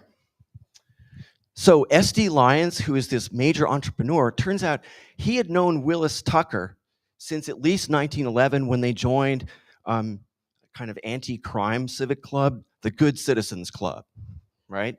Then in 1916, when Tucker remarried, Lyons was a witness. So they're not in the same church, but they're friends. They know each other. Now, Tucker had been a real estate man. By the 1920s, though, he was an undertaker. His undertaker parlor wasn't threatened by the East Side Civic League, but I'm fairly sure that he opened his parlor up to organization meetings of the NAACP because he absolutely does that in the 30s for other cases. So in other words, he is an activist in the community, at least in a small way. And as Lyons becomes wealthy and famous, so Tucker is tied to Tabernacle Baptist, an institutional church. Lyons is tied to another institutional church, Avery AME. And because he is high up on the board, there's almost no way he doesn't know about the fact that the churches are using their spaces to help organize the resistance of the community to things like the East Side Civic League's actions. And so it's through relationships like this, another genealogy of activism and association, that we get these lawsuit funds. Okay, let's have a couple more clicks. Perfect. So individual community members know each other, then maybe they can be linked professionally sometimes. Then we can see that churches individually, but also in a coordinated way, are linking. And then we have kind of meta organizations like the NAACP and this interesting thing, the Civic Pact. The Civic Pact was something like this. The community essentially said, whenever we face a threat, all of our major institutions will coordinate to meet the threat. Next slide. Just click 3 or 4 times, I think. Now, with all this, you're thinking, well, okay, then they were organizing. They were ready to go, right? No. Because why? They were winning. They were defeating the East Side Civic League. So really, it was the East Side Civic League that took the next action. Why did they do that? Because they kept losing from their perspective. Loss number 1, the black community got the Lowell School, which becomes Douglas High, still exists today. Next, the black community got some parkland on the east side in an area that the East Side Civic League, in its imagination, and I stress the word imagination, saw as a white area. Next, we already know about this, but imagine you're a segregationist and your secret weapon, right, is going to be covenants by contract. And the Oklahoma Supreme Court has just handed you this notice that your method is seriously flawed. Because think about this. Think about this as a block. Are all of you going to just stay where you are and never move? Ever? What do you think? No. So that's going to increase the number of possibilities of an Opal Simpson. It's simple math. So that's obviously something that has got you tense. So what happens then is not an actual riot, at least not according to the sources that I've looked at. It's really a bunch of people from the East Side Civic League on a party line claiming that something's going on. It's a virtual riot. However, that virtual riot met a very desperate politician, Alfalfa Bill Murray. He was trying to figure out a strategy to get, wait for it, reelected. And he decided, okay, this is going to be my cause, and I'm going to use my go-to method. And for those of you who know Murray, you'll know his go-to method was declare martial law. Seriously, he uses this for lots of things. So he declared martial law, and he divides the East Side roughly along 8th, Northeast 8th, and he admits that he's separating members of the black community from other members of the black community, members of the white community from other members of the white community. In other words, it's a stupid division. It's a stupid policy on many levels. But he says, look, until a proper agreement has been arrived at with regard to where people are living and everyone's happy, which is to say the East Side Civic League is satisfied. I think that was how he was thinking about it. Okay, good. This martial law division will remain in place. Brief pause. Okay. So, what happens next? And a bunch of clicks.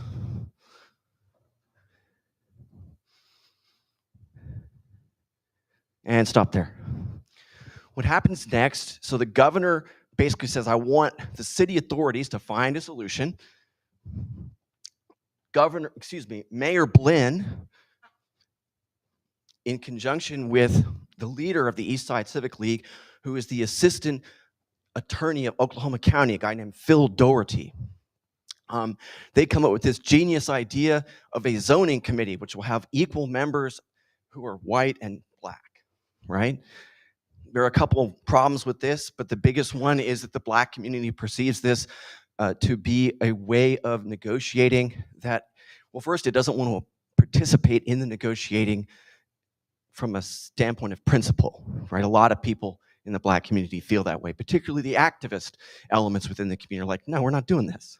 But I think the community, even more broadly than that, just doesn't like the method, so you get no participation. So what happens? Well, the city council at this point, it uses its powers to create another segregationist zoning ordinance. That's right.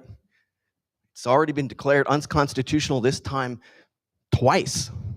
Most recently, there had been a zoning ordinance like the one they put together claiming it's different from the previous ones in Richmond, and the NAACP had successfully sued and put that one out of commission.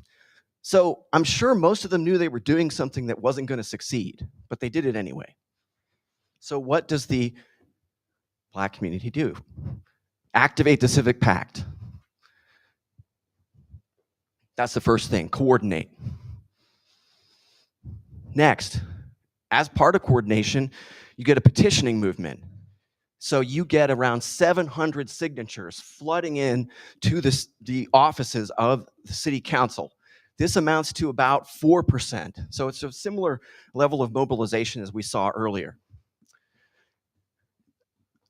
Then on the 23rd of September, you see both members of the white community and the Black community in the chambers of the city council to discuss the situation. And both sides are represented by who you might think. So Phil Doherty is representing the segregationist viewpoint. Lane Cleaves, the reverend of the CME Church, is representing the NAACP and associated groups. What does that mean? Civic pact. That's what it means. It means that the whole community is in that room. Every word out of his mouth is the community. City council passes the ordinance anyway. You're shocked, I can say. The NAACP Legal Redress Fund, Legal Redress Committee, provides lawyers and money for people who get arrested for violating the ordinance. Eventually, you get a series of NAACP lawsuits. Click. And collectively, here they are. Allen v. OKC, that's the biggest one. Scott v. Watt and Ex parte Hawkins. Those are all losses for the city council, every single one. And any of us in the room could have told, any of us here in this room sitting here could have told them this, that you are wasting your time. But I think basically they were desperate. Okay, click. So let's look at this. The queen here represents the federal government. Okay, in the middle there, that glass queen. And you can see all the other pieces are powerful, but are they as powerful as the federal government? They're not. Next slide. All right, so this is just Oklahoma City. It looks like it's two different cities because in 1940, the census changed how it was recording information. You get census tracts. So why did I put both bits of data up? Well, the more imprecise data suggests something interesting, that all that activism we've been talking about, it doesn't prevent an increase in the index of segregation, but you can see it's decelerating. And then you can see, if we kind of use the alternative, more accurate calculation, that it's decelerated. By 1950, if you properly calculate the borders of the city, so the census kind of extra segregates things in a sense because it counts any districts that a city claims, even if no one's been living in them as part of the city. So in 1949, 1948, the city of Oklahoma City had actually said, well, we're going to annex this and this and this over here, right? But those weren't places where people were living as part of Oklahoma City. So I excluded those. Once you do, you can see the power of activism. So what are we looking at here? Next slide. We're almost done, I promise. I think about 7 clicks. It's a whole bunch of things coming in from that side. A little bit more. Maybe a couple more. Yeah, I think that's, nope. Let's stop there, perfect. Well, one of the reasons for the increase in segregation is that the Great Migration hits Oklahoma City in the 1920s and 30s, and that is a huge influx, basically, of Black migration from the South, right? Fleeing the lack of opportunity in the deeper South for hopefully more opportunity in places like Oklahoma City. So I think you definitely see that. Next, even with the kind of the barriers that segregation has faced, it's nonetheless true that segregation by plat and covenant by contract do increase, right? That's true. So I think that contributes. But our data does seem to suggest that the activism and the market power of the Black community has been decelerating the segregation index. And here's an additional thing here. You get 7 further lawsuits like the SD Lyons lawsuit, and in total, out of those 8 lawsuits, 5 are in favor of people opposing covenants by contract because it's such a flawed method. Then 1948, you get Shelley v. Kramer, where the US Supreme Court, with unusually for today's Supreme Court, a number of its members recusing themselves because they lived in racially covenanted districts in Washington, D.C.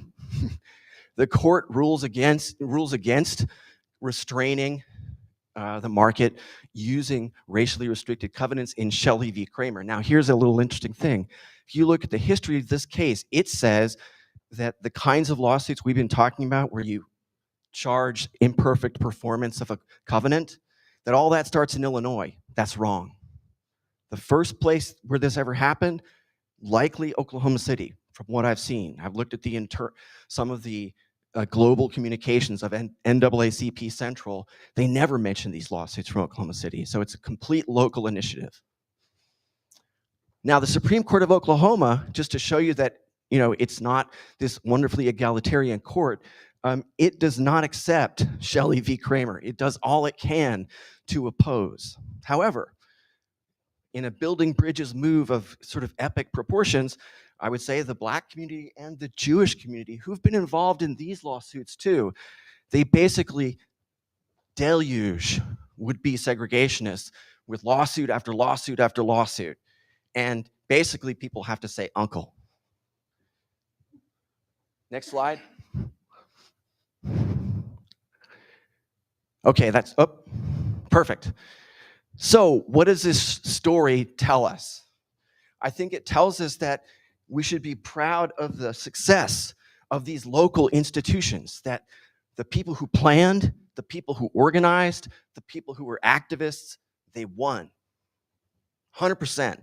They defeated the local segregationist measures of what I would call housing Jim Crow. So that's a victory.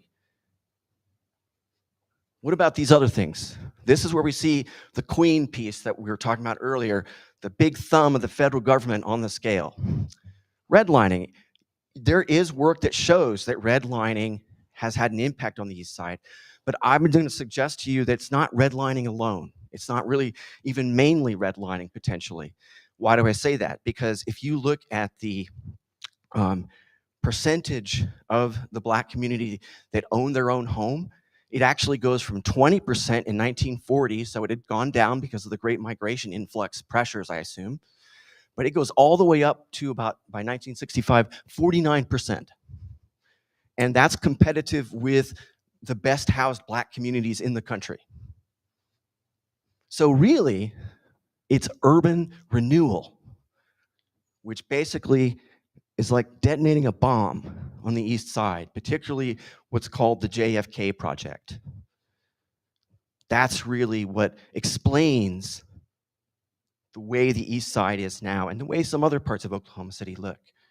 So there's a positive tale here, but then also with regard to our first speaker and the necessity to vote, particularly for your federal representatives and offices, right? That the federal government has a big thumb. And if we don't take account of it and as voters and kind of address it, we can get some results we may not like. Thank you for your great patience.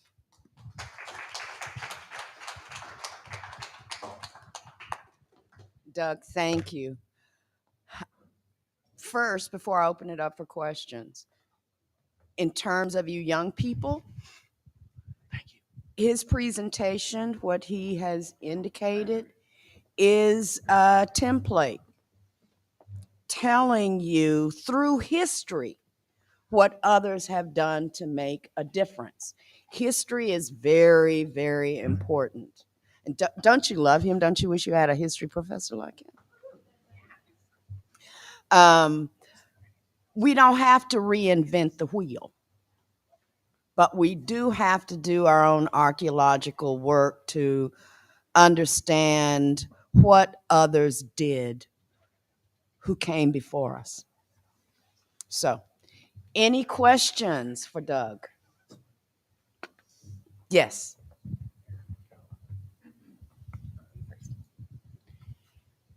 What would you say is the key difference between what happened in OKC and what happened with the Tulsa Race Massacre? Why didn't it erupt in violence in OKC the way it did? And what are kind of your thoughts about the key differences there?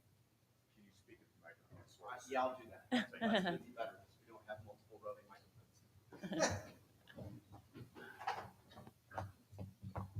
I think the honest answer is I don't know.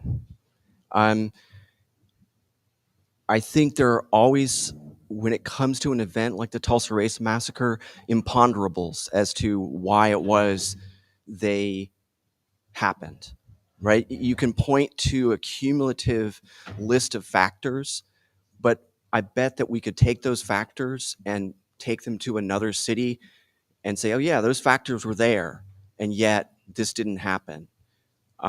So I think it's not the greatest answer, but I think that there are different, if I've learned nothing from studying housing segregation in Oklahoma City and some other cities, it's that there are housing segregation regimes. And I think if we adapt that metaphor, there are regimes of racist encounter, city by city. And so by that logic, the regime of racist encounter in Oklahoma City differed somewhat, because I didn't cover this because, well, I mean, I said enough, I think. But to go back to Bird G, so he founds, by 1903, he's founding his first development or addition. And around that same time, you see the Black community moving into the Orchard Park addition. So I think it's about July 31st or so, 1903, you have a Black couple, they're in their house, 50 white men show up, heavily armed. And they say, okay, we're going to be back in 24 hours. And if you're still here, there are going to be problems. So when I first started to read that article, this is what I expected the article to end with. I expected the article to end with, and they left, because this was the Oklahoman, which was very much the paper of record for the white community in 1903. That's not what happened. What happened was that couple went to the Black community and said, okay, we need some backup. And a whole bunch of people with Winchester showed up. And so those guys who had showed up before, they said, you know, I don't think I want to meet Mr. Winchester. If we look at the 1920s, we can see some similar circumstances, right? Where you have bombing, you have threats of violence. When someone moves into a house, the community then says, okay, fine, we're going to sit on that house. If we have to sit on that house for 3 months, we're going to sit on that house to prevent you from doing bad things to the people in that house. So maybe there was enough of a, I don't want to say give and take because that's not quite the right word, kind of action response dynamic. That's a better way to put it. That if I was a sociologist, I would say, you know, that allowed a certain amount of steam to come out of the system, right? You can see that in that first case. If you read this article, it says, oh, and then suddenly the district attorney or the attorney for the city got just terribly interested in this, right? And said everyone should calm down, et cetera, et cetera. So that's maybe not a perfect answer, but that's what I would dare to give because I haven't done deep work on that.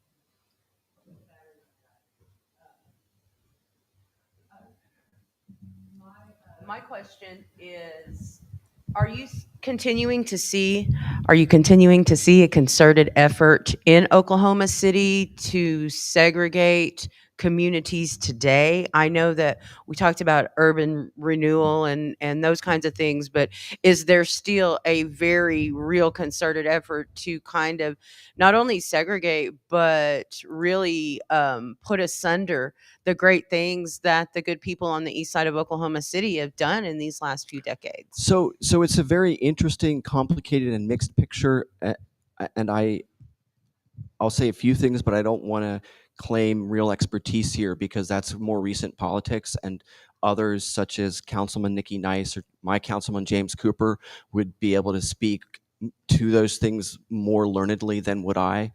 Urban renewal still has a presence today in the following way. It caused a great dispersal of the civil society of the Black community.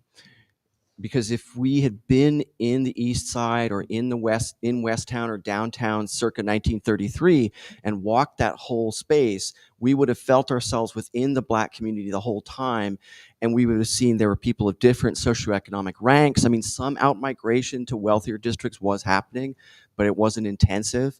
So you would have reverends, you would have doctors, so the elite of the community living cheek by jowl with people in the middle and people who are sort of less advantaged.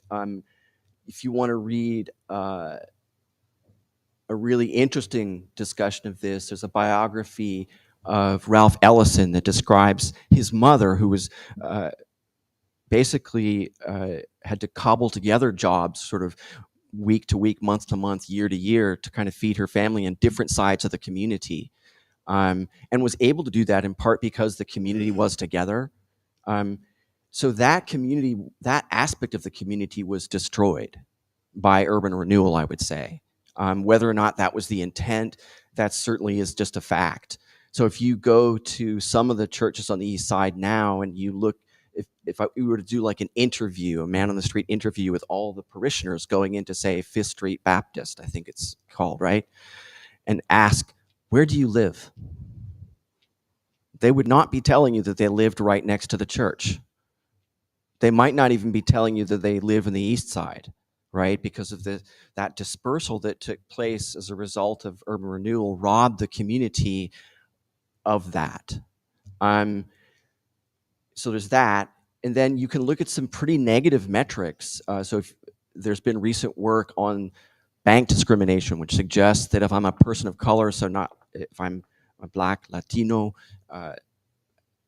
and any number of other possibilities. If I'm a person of color, I have a tougher time getting a mortgage.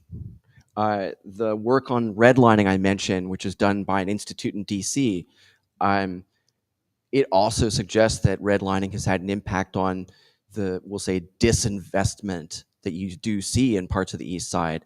On the other hand, I didn't mention it because we were running out of time. That last bar, 26.3, is the current isolation index or segregation index for Oklahoma City. And by some measures, by measures of historical communities, that would be classified as moderate segregation, very moderate. Now, classified by modern expectations, we're really going for 0. So by that estimate, it's anywhere from strong to moderate to highly segregated. I think you've got to get below 20 to get to moderate by current day standards. So there's a different set of expectations, if that makes any sense. But just explain what that segregation index means. It means that you would have to move about 1/4 of the Black community in order for there to be an equalized distribution, basically, that it's skewed by that much. So that's clearly better than the earlier statistics that we saw, but it's not 0. Does that help? Okay. Got one over here. Just want to check, we do have time for a question, right? Okay. So Sorry if like somebody already asked this, but I was just curious. I know there's a lot of discussion right now in Oklahoma City about gentrification on the east side, Sure. and if we will possibly be seeing like displacement of Black-owned homes and businesses in the same way that we did with the urban renewal. And I was wondering if you had any thoughts about that or have seen any research about that. I have not seen research on it. I know it is something. I've seen evidence of it. So if we were to look at Block 42, which I mentioned, right, that's an example, I would say, of gentrification. The people living in Block 42, I'm sure they're very fine folks, but they're not lower income folk, right? If we look at Deep Deuce itself, right, and Third as well, and the structures that are there, those are also pretty high income people. I run from that district every day, or every day I can. Let me put it that way, and it's just very palpable, right? If I then cross Lincoln Boulevard along Second or Third, and I go into the East Side proper, well, that's very different space. And I honestly don't know what's going to happen because there still is a lot of potential for really great things to happen. Some of the church fabric, for example, of the district still exists on the east side, but is in just huge disrepair. And the difficulty is we have a very private market-based model for rehabilitating historic buildings. So you would have to have someone come in there with very deep pockets and a whole lot of love in their heart, I would say, for old buildings, for example, to kind of change that. Oh, you're welcome. Thank you for the question. All right, let's give it.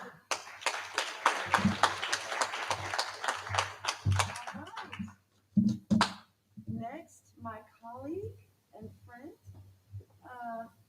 Dr. Sakin.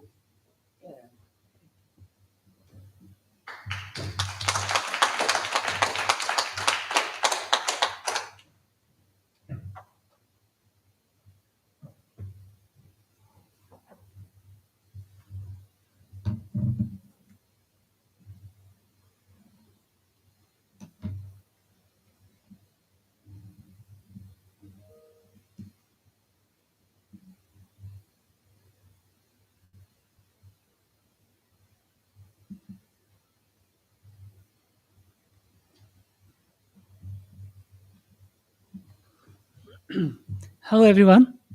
Hello, yeah. You guys can hear me, yeah? Okay.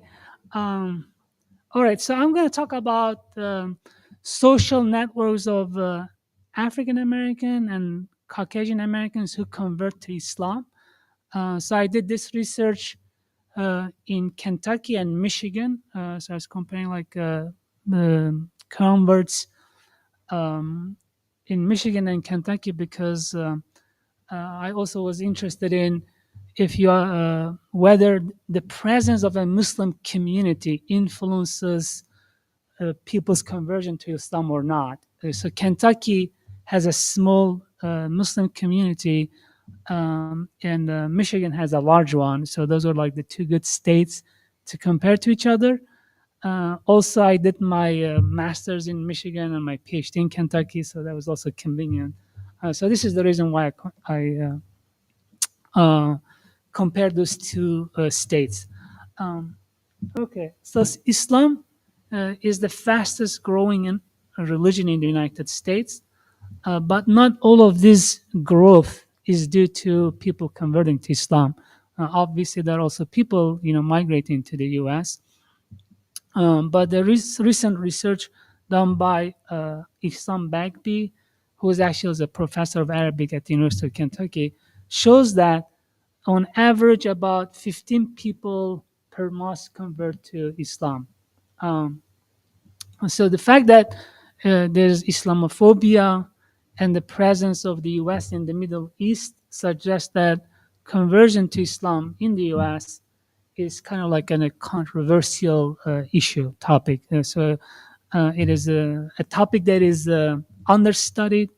So there are not too many people studying. So I decided to to look at it.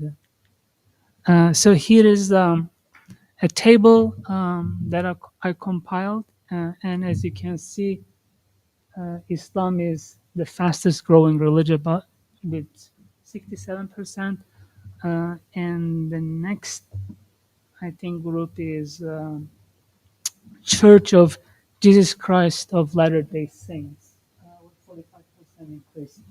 And this is increased from 2000 to 2010.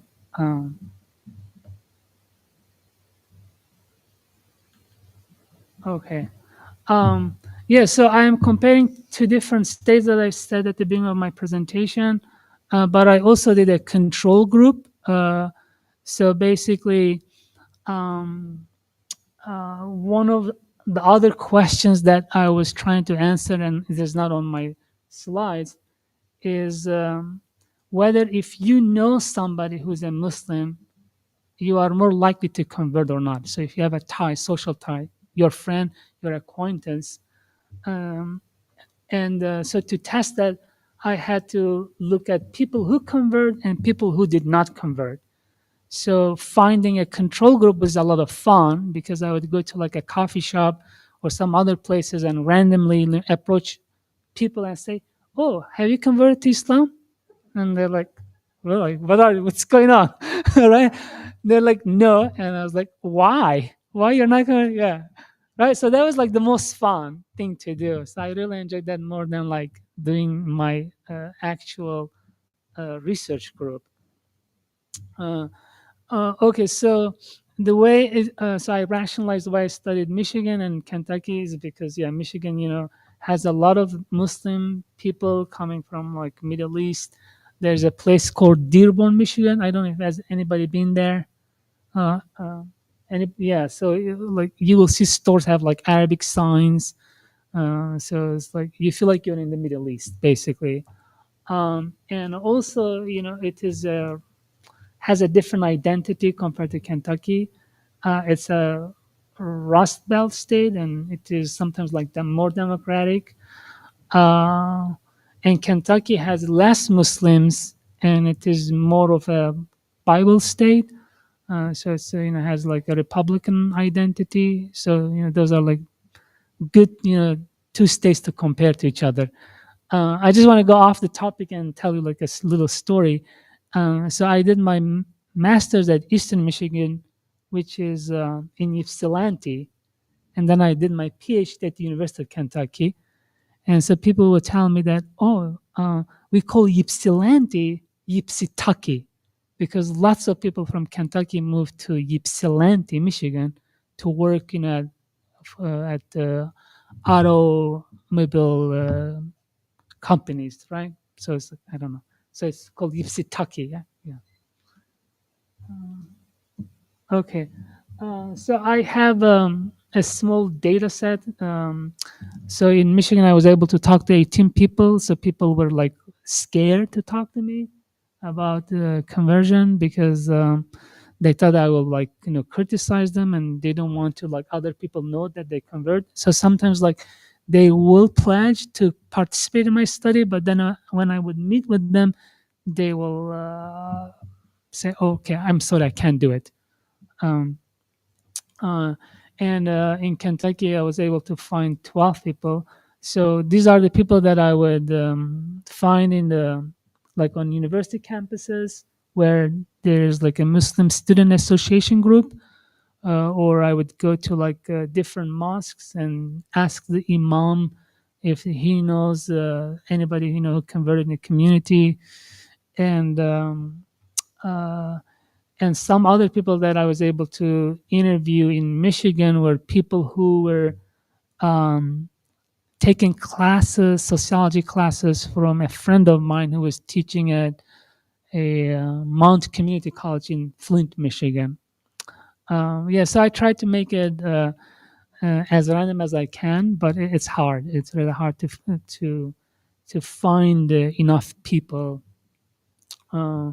Because people tend to like keep it a kind of like a private and secret to some extent.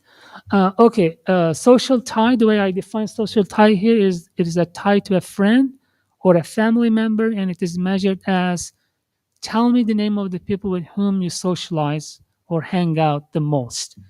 So basically, people have networks, like all of you have networks. So like your friends or acquaintances. And so I would ask my research participants to name me the people that they are friends. And I also wanted to know how their friends or acquaintances reacted to their conversion experience.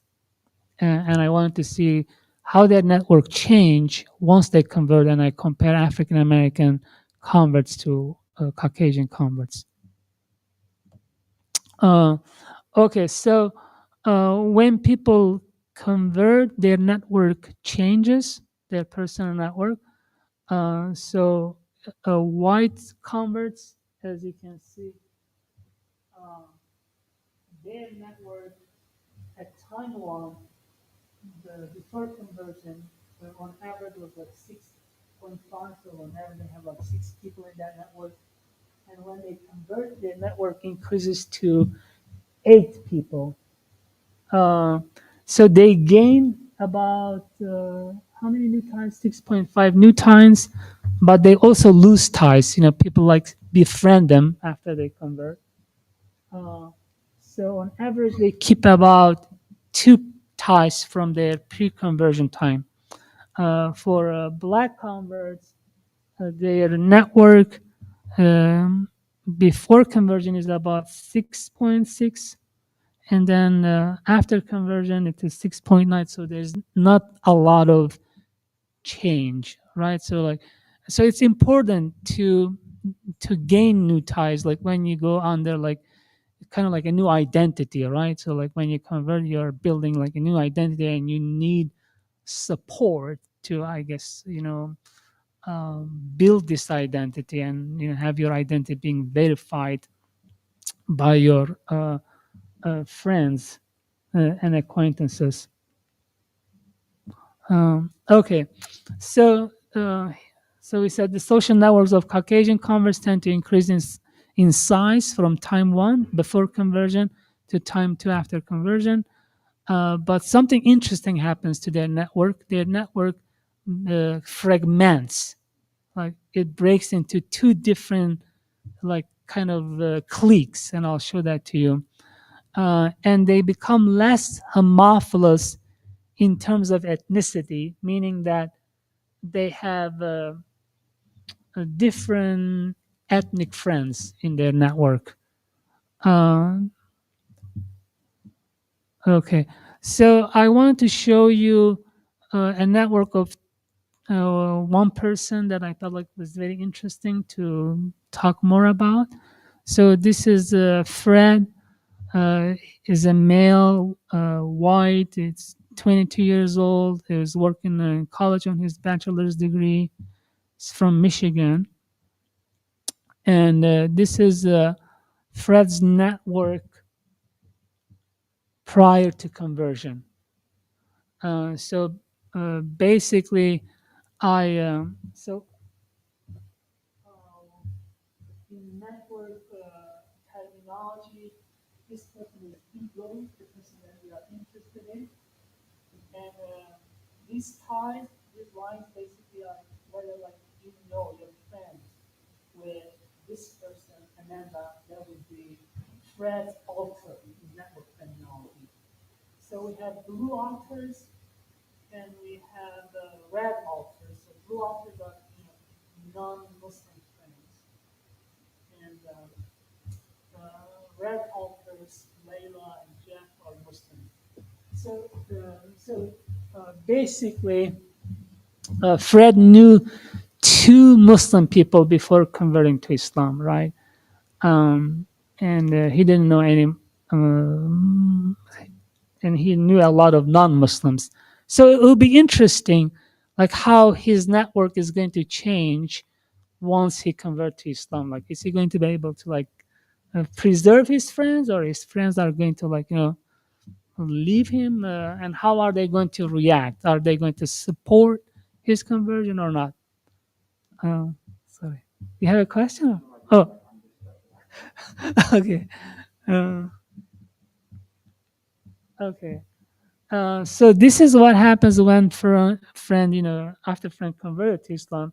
So he gained new ties, and so basically, like these are all the red notes that you see, like these squares are all Muslims, and as you can see, the Muslim group is kind of like very connected to each other, and we have like the non-Muslim friends are connected to each other. There's not a lot of ties among Muslims friends and non-Muslim friends, and so this matter in terms of whether Fred is going to be able to keep his new identity or not, because when you have like two sets of friends who interpret your conversion differently, then you're less likely to be able to like keep that new identity. All right, so it's going to be very tough. And so I would ask Fred, how each of these people that he's connected basically reacted to his conversion. But it's more important to ask question about his prior to conversion network, because like as soon as you convert, like these are the people that you knew, and then I would ask him like rank these people, who is your number one. So I think like Amanda is like number one, and then how did Amanda react to your conversion, for example. And so I have stories. So this is what Fred said about Amanda. So she thought it was stupid to convert. After talking to her, I realized she's strongly atheist, which I don't really know, I guess. So she just thought it was a phase, and we didn't talk about it. So after I told her, we didn't talk about it anymore. We are still friends, but I think she graduated. It is different, and I don't see her as often anyway, so we don't interact that much. Okay. And then, and so Fred in his network had also family ties, and I think like one his father was ranked high in his network, and so I asked him like how his father reacted to his conversion. So he said, my father thinks I'm really extreme, like praying 5 times a day is extreme, and asks me who I hang out with, what are their names, because he doesn't want me to isolate people. He thinks that it is extreme that I don't drink because I'm 21. That's what like 21-olds do. There are a lot of things. I eat zabiha. Zabiha means like eating meat that is prepared according to Islamic rules. He thinks that it is weird that I don't eat meat.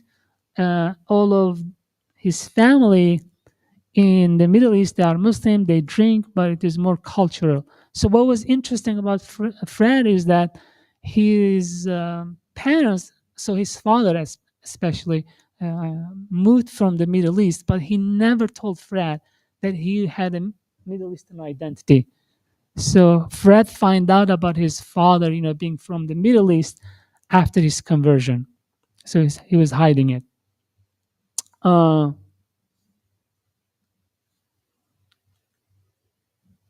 Okay. And then I asked him how his mother reacted to his conversion.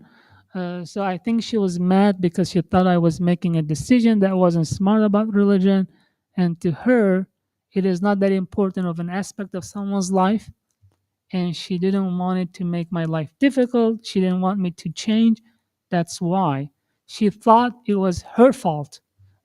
She blamed herself for not taking me to church more, and she did not understand it because when she thinks of Muslims, she thinks of terrorists, even though she only does that, though like my mom is very smart and she knows that all Muslims aren't terrorists, but she just says it because it will make her feel the decision I made wasn't a good one. Ultimately, she doesn't want to see me pray. She just doesn't approve of it. So Fred was telling me like when, and these are pseudonyms. I'm not using their real names. So when he said when I would visit my family, I would pray secretly. I would make sure like my mom and my dad don't see me pray because they will give him like a hard time. And then I asked him how his Muslim altars, these are like, his Muslim friends or ties, reacted to his conversion. So honestly, all of them except Nadir, I think Nadir were in the process with me. They all knew about it, especially Ayman, Zahira, and Afifa. The three of them, I talk about it with them a lot in the fall, and I felt comfortable talking to them about it. And they are all happy. And Farhat and Nadir were both happy too. They did not want to make me uncomfortable, so they didn't ask me questions about it, but they were happy. Okay. Okay. So so I also asked like some questions about changes in Fred's behavior. So when you are home with your parents, do you stop praying? Yes, I usually do. I do not pray on time. I have been praying at night when everyone is asleep. How did their reaction affect you? Like your parents' reaction? Did you consider going back to your previous belief? That was another hypothesis that I had. I wanted to see how changes in Converse network will affect going back to their prior belief or not. So yeah, the reason that I didn't convert right away is because of my mom, because I knew she didn't like it. We did talk about it a little bit in November, and it was not good conversation. I did not tell her I wanted to be Muslim, but I just talked about. I talked to her about religion.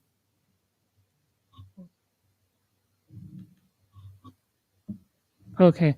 So now I want to contrast that with another network of an African American convert and see like how the patterns differ from each other.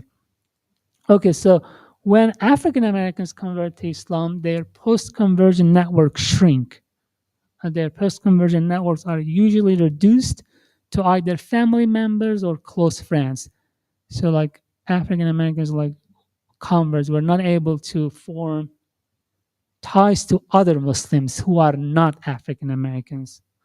So that I thought like that was interesting, given that like Muslims tend to like propagate say our religion, like is very equal. It's not like racist, but African Americans were not able to make any ties to non-African Americans.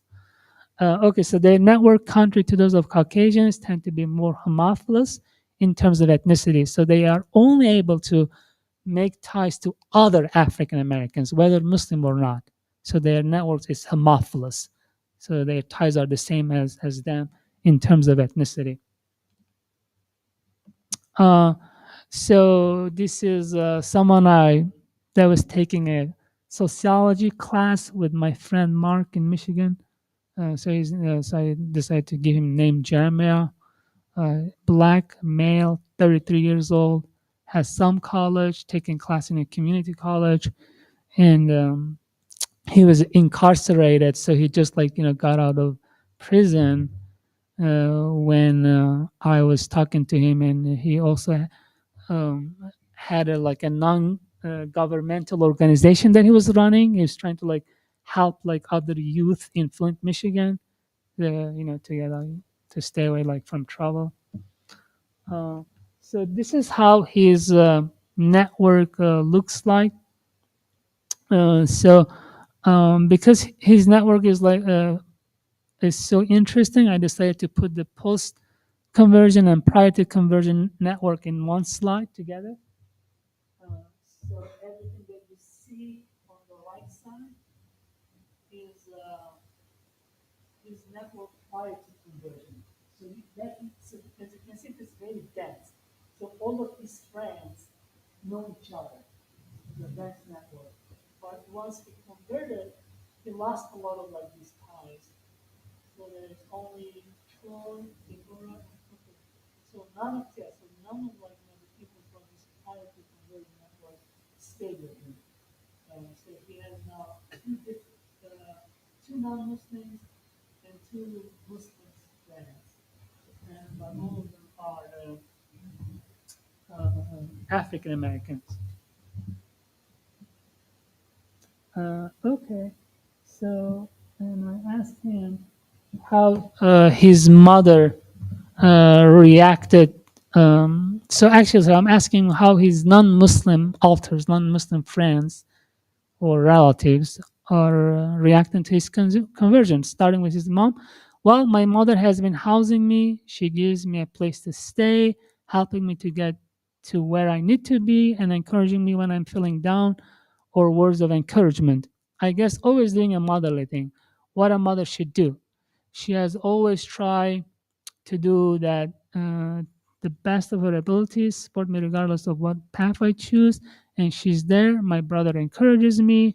He's younger, but encourages me to keep doing what I'm doing. He's inspired by it, and he's starting to ask questions more as he sees me because he remembers me from my past to my present. Okay.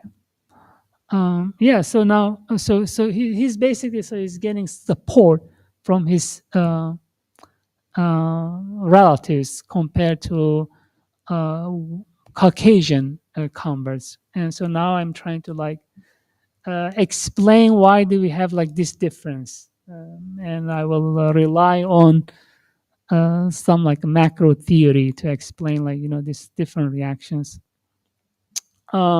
Okay, so I argue that Islam is perceived as the religion of the other by both Caucasian and African Americans.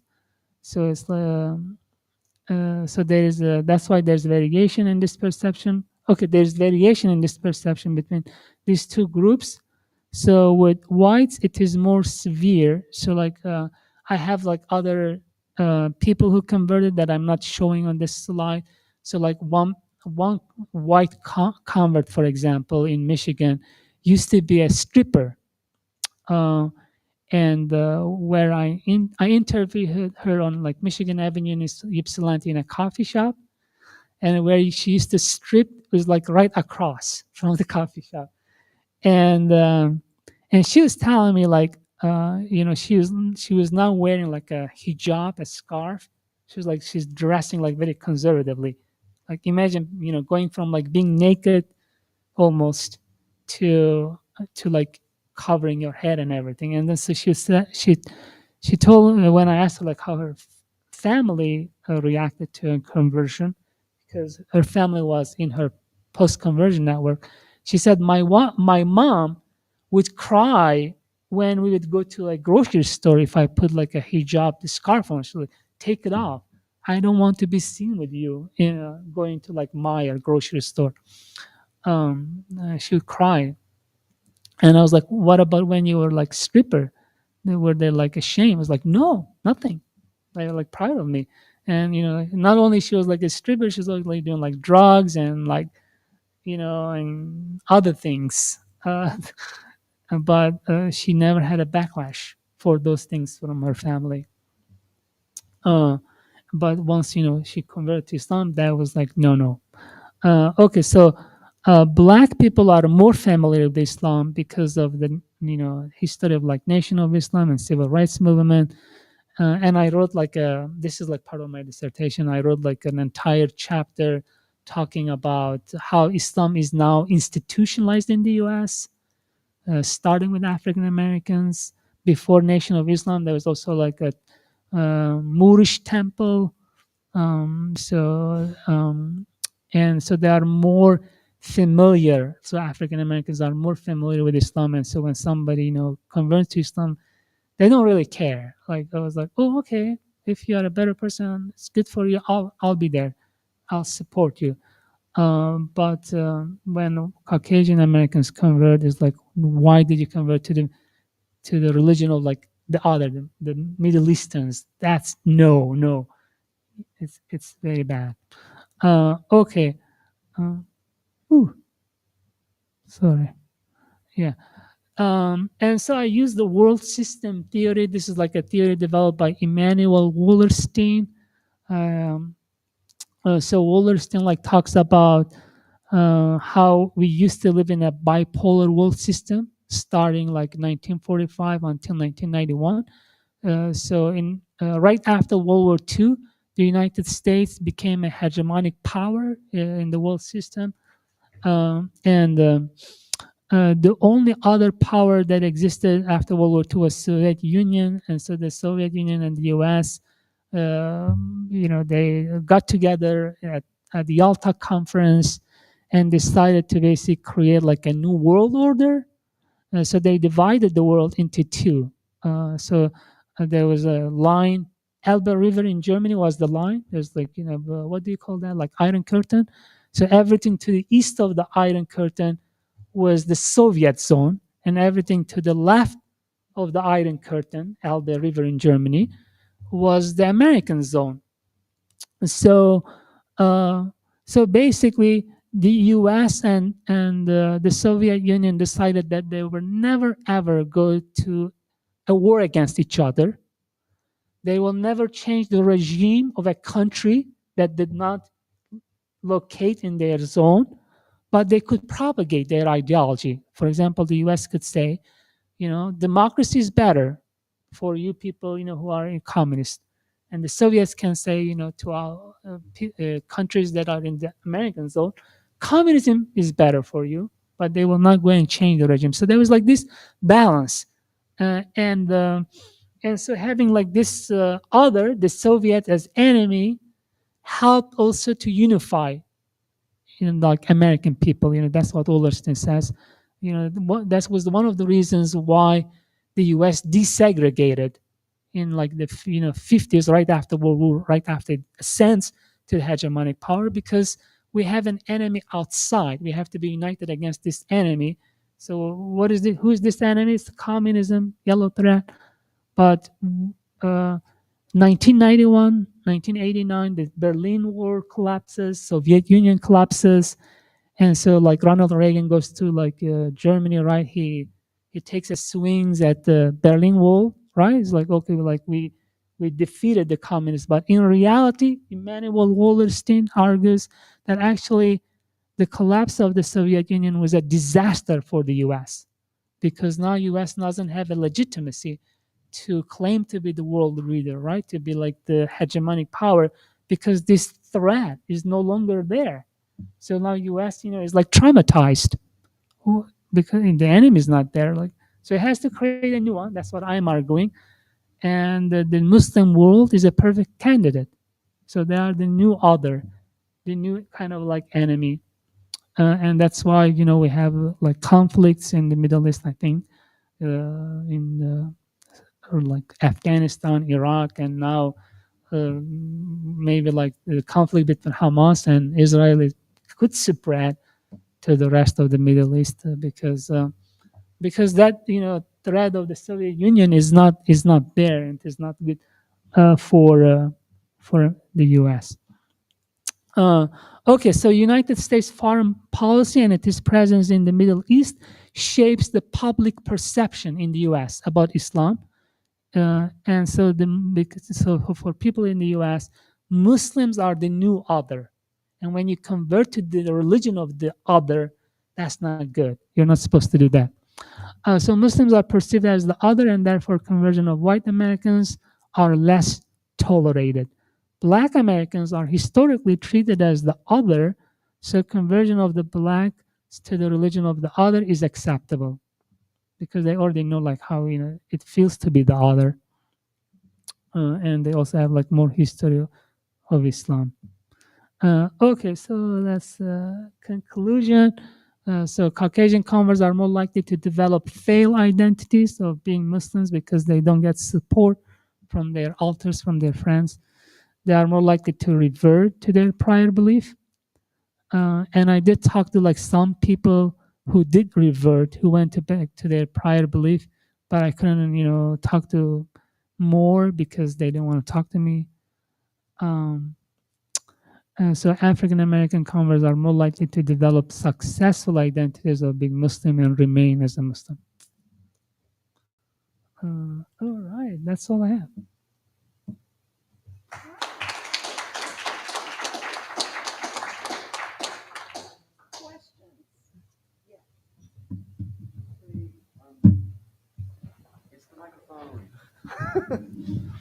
Would you say that there have been maybe some shifts in thinking about this, we'll say, global other over the last maybe couple years with the prominence of authoritarian regimes such as the Russian Federation and China and kind of the way that they're behaving? Has that altered any of that, the dynamic you've been talking about, which I think is very real? Yeah, I think that's a very good question. Thank you. Yes, I would say yes because like there's a lot of effort to kind of like revive, the Soviets as being like, again, like the other and China.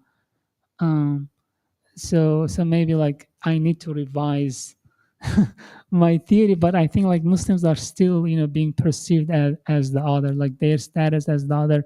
I don't think has changed. But yeah, China is like very interesting case because like it is the number one trading partner of the United States, and so like almost like every company that is like successful here in the U.S.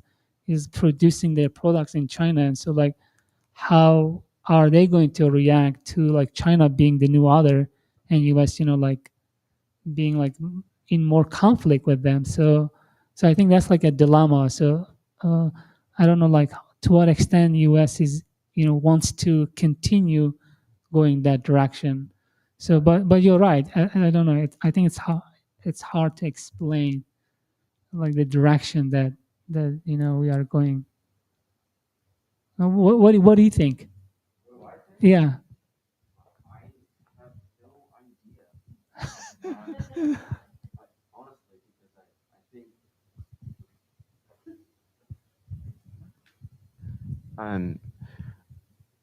It does seem pretty clear that there is going to be a forward-going, ongoing, sustained dynamic in terms of the way the Russian Federation and its leadership, represented by Putin chiefly, is going to operate, and the way that the Chinese leadership is going to operate. They do seem to be opting for more authoritarian approaches to how they run their own societies. Yeah. And I think that other ongoing part of the dynamic seems to be that they would like the world system to cater a bit more to that authoritarian approach. Yeah. And I think it seems like through the BRIC countries, they're trying to kind of reshape that into a way, a sounding board, I guess you could say, to compete with so-called Western institutions. Yeah.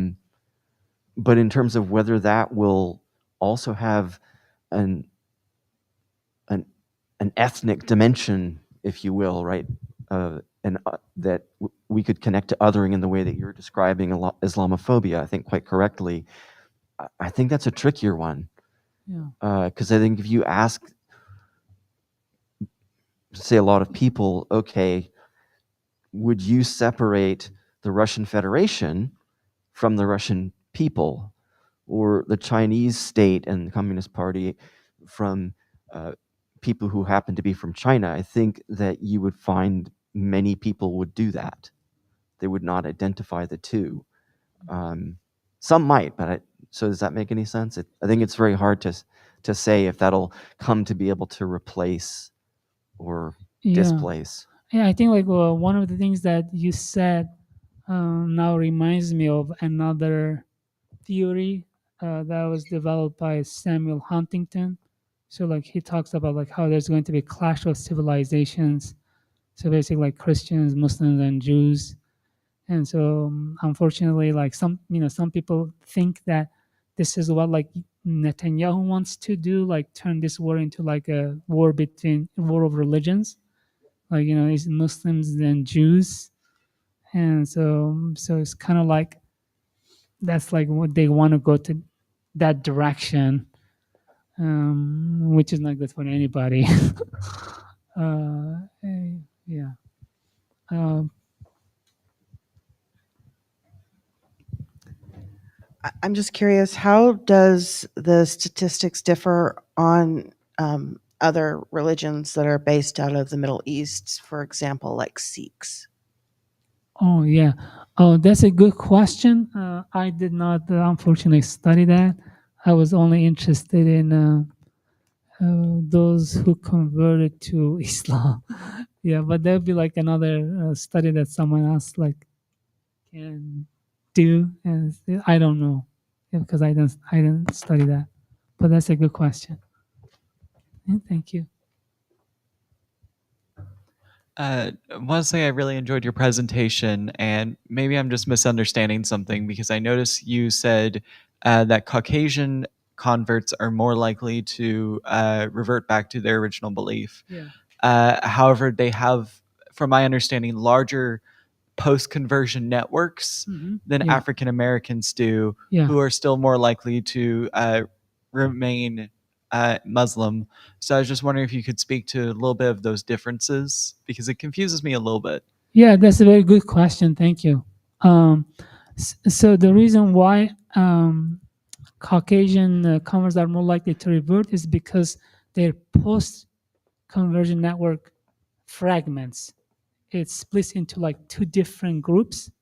So one is a Muslim group and one is a non-Muslim group. So imagine like you have two like separate group of friends, who have like different social identity, like Muslims and non-Muslims, and now you're trying to build a new identity. And so like in identity theory, we talk about identity verification. So which means that if your friends verify your new identity, meaning like they support you, you're more likely to keep that identity. But if your friends do not support your new identity, they don't verify it, then you are less likely to have a successful new identity. So yeah, so like Caucasian convert, because they have two sets of friends who are not connected to each other, so they have different perception of the convert's new identity. So one group do verify, and the other group does not verify the new identity. That's why they're more likely to have failed identities. Oh, you're welcome. Thank you for your presentation, Dr. Erin. You're welcome.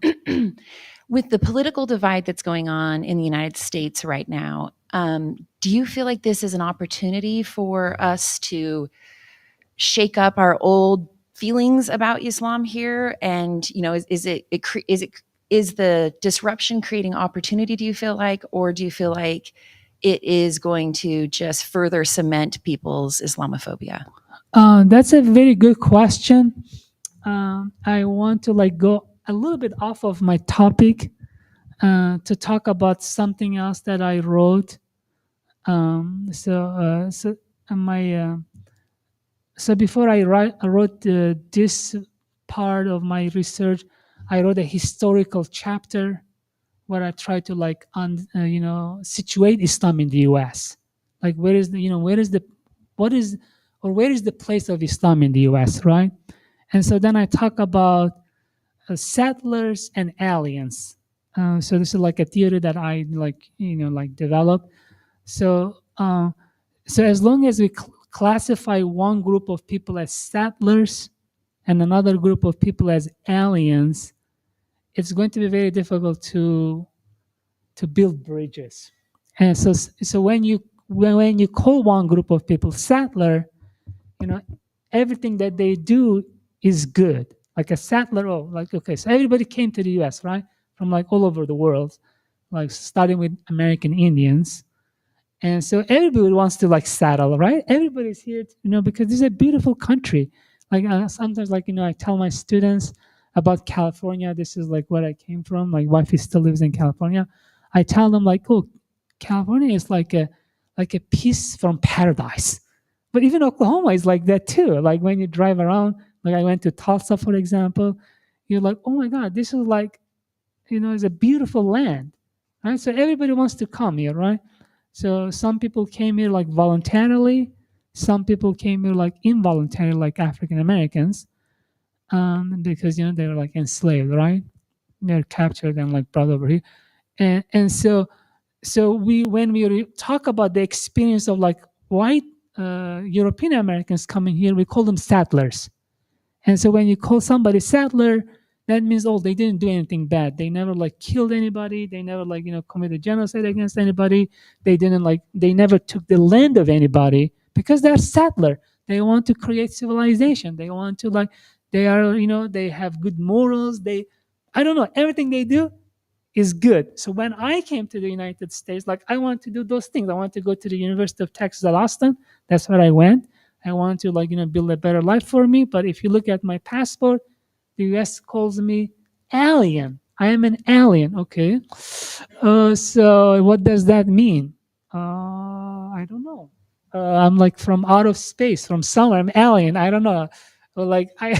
When you watch those movies like aliens, they're like blue creatures, I don't know, they are scary. So I guess I'm like one of those, right? I'm not a settler. And so Islam is perceived to be the religion of the alien, all right? And so look at the same thing now happens I want to talk about the conflict in the Middle East, even though it's not a comfortable topic to talk about it.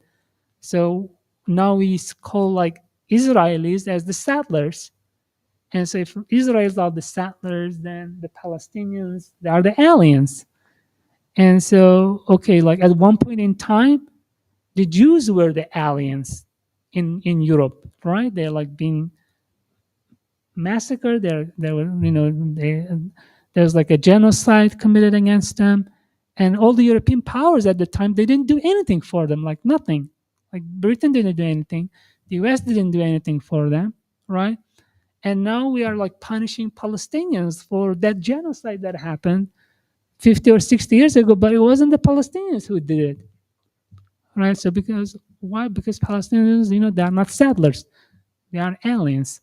So as long as we, identify one group as alien and another group as settler, and do not create bridges, between those two groups, it's going to be difficult. But I think there is now, I think people are kind of understanding the issue better. I think there is this conference is is a good evidence that we are having dialogue and trying to build bridges, right, between two sides. Yeah. I have a question. Oh, please go ahead. I've been fortunate in my life. I have been able to live and travel extensively in the Middle East and in Northern Africa, where Islam is the dominant religion and culture. With America being traditionally, air quote, Christian country, we have more sects of Christianity than people on this campus, and they don't always get along. In fact, most of the time they don't. With that being said, does Islam in general have those kinds of different sects of practice, let's say, and how does that affect not just the friend groups, but how they interact with maybe different friend groups from different areas, different sects, as it were? I'd be really interested to know more from your perspective how that would go. Yeah, that's a very good question. Thank you for asking. Actually, that aspect showed up in my research. One of the people that converted in Michigan had a Shia Muslim that he knew and a Sunni Muslim that he knew. So those are the two primary sects. And so they were telling him different things about Islam, and so he had to pick a side. So which one he was gonna go with, and obviously because the Sunnis are more majority, so he went with the majority group. So he decided to convert to the Sunni version of Islam. But like globally, so like Iran, we know would be like the Shia and like majority country, and the rest are more like a Sunni, like the other Muslim countries. And so Iran is kind of like, I think, like seen as like a different, like kind of like, castrated. Uh, but yeah, there are divisions. Like religion is a perfect thing to like unite and divide people. It does both things, unfortunately. Yeah, and yeah, religion and nationalism. Those are like the two very, very kind of like dangerous. They can go like either way, and oftentimes they are more a source of division and conflicts than source of like unity. Like unfortunately, even though like all the religions claim and instruct their followers like to do good, right, to be like nice, but we end up like having conflict, which is is not good. Yeah. Well, yeah. You're welcome. Any other questions? All right.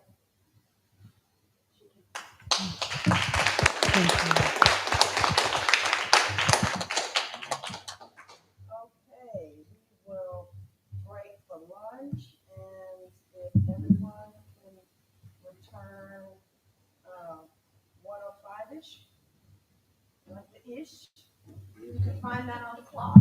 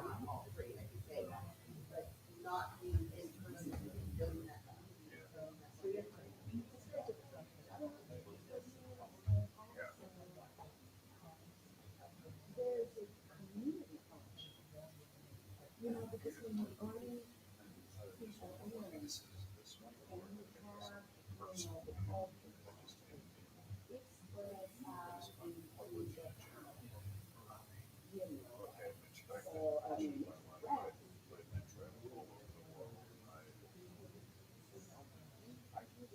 I've traveled through Turkey, but I haven't traveled. It was okay. I mean, it was when I was in the military. We were doing a lot of Turkey allowed us to go in and do transport stuff. But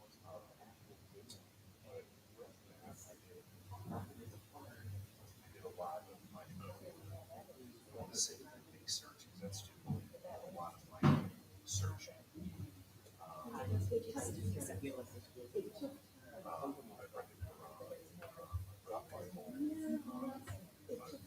but most of the Old Testament.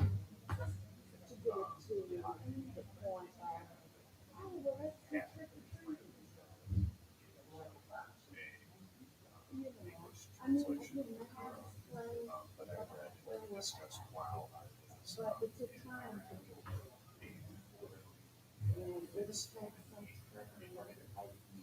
was shaped my own religion. I don't consider myself agnostic. I just don't know. Everybody sees at least ancient stories. All see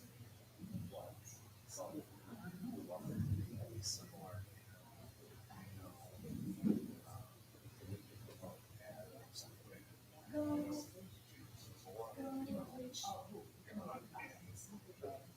Their language was that's how his name was.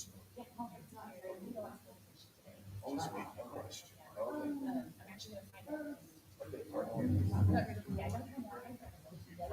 You're telling me you've read this person's story. This has been around for 1,000 years longer than this one has been around. So why isn't this one right? But how, I guess maybe like people are just in general research. How do those coincidences be, I guess, rectified in teachings about other religions, whether it be jihad or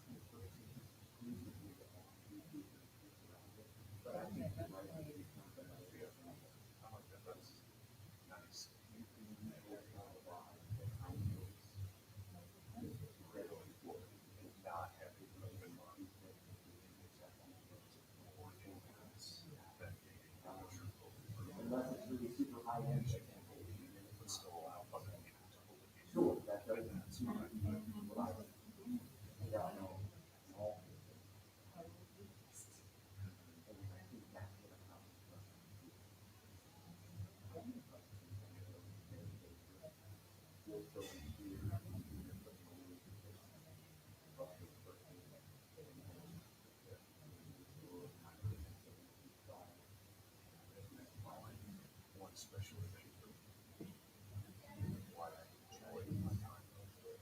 It was easy.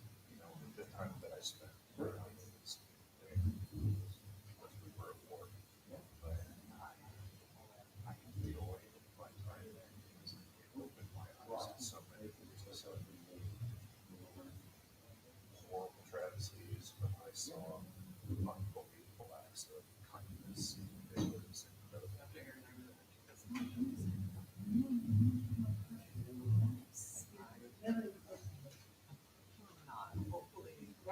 Yes, I still have a year and a half of it, so I'm sure I'll get on to take a class of history major, but culture studies minor, with a couple of years. This is so nice to learn about something. Thank you so much for informing me. Really nice.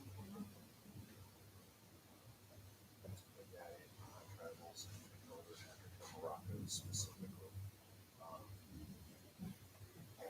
as I guess I would identify as a Christian, but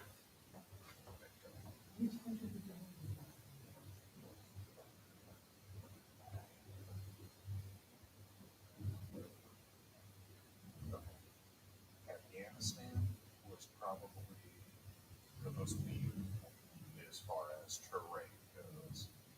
Iraq was probably the friendliest.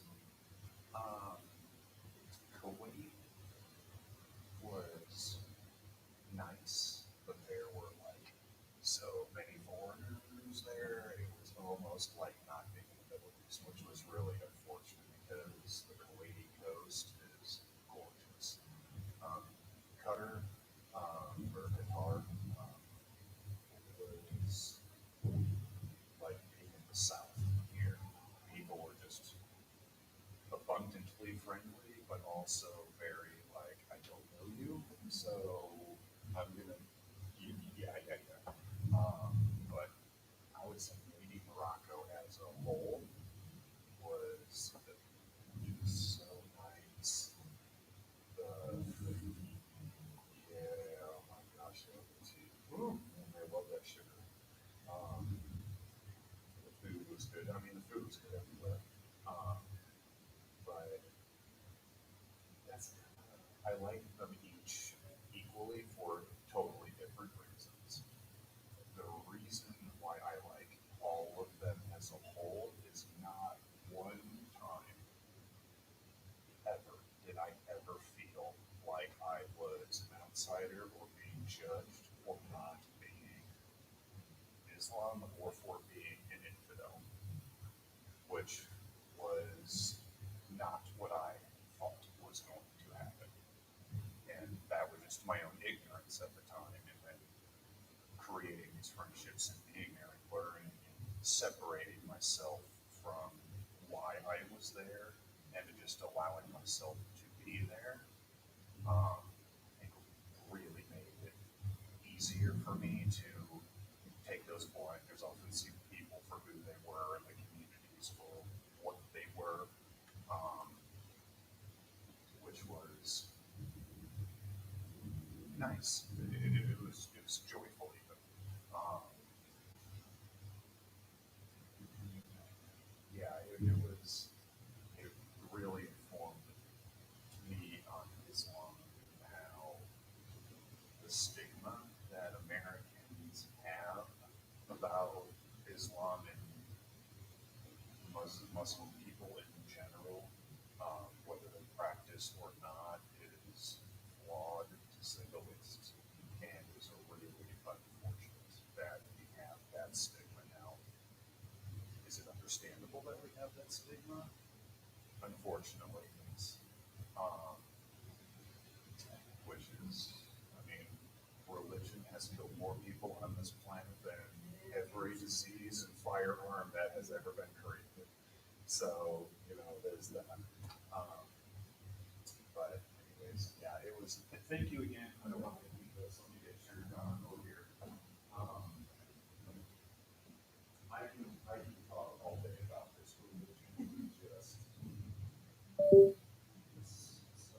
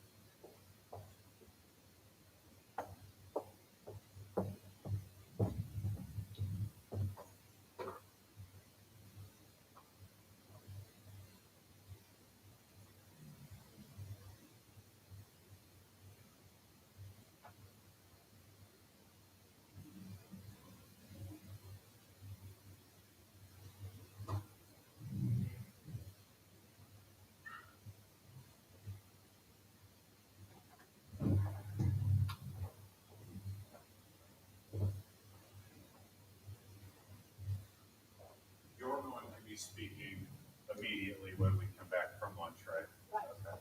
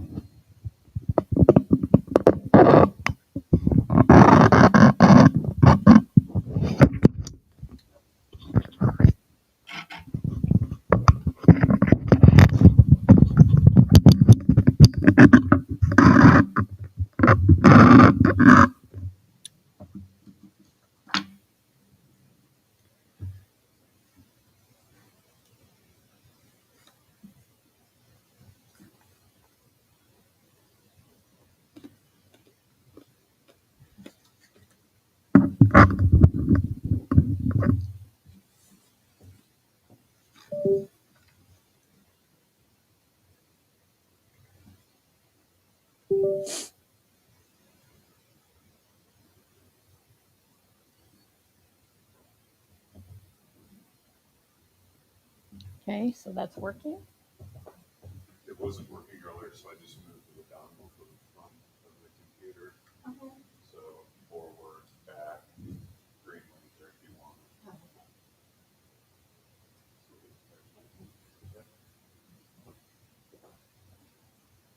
Okay, oh, I got a little thing. I'm going to show a YouTube.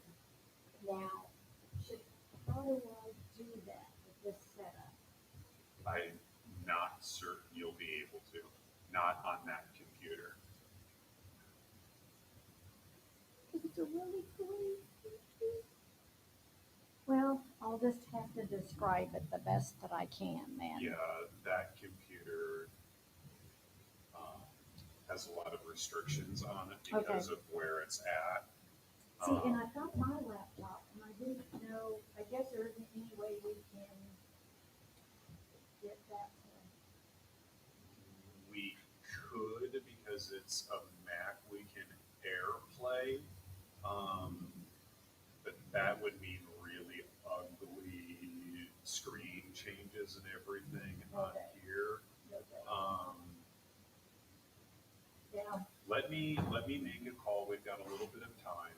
Okay. Let me make a call and see if I can't get some of these restrictions changed on here on the computer. Yeah. And I might not even be able to get internet here.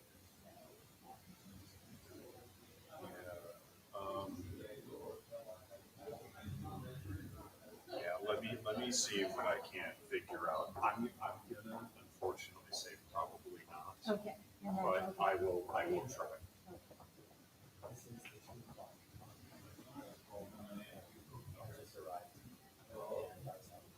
Is that the only thing on this? Okay.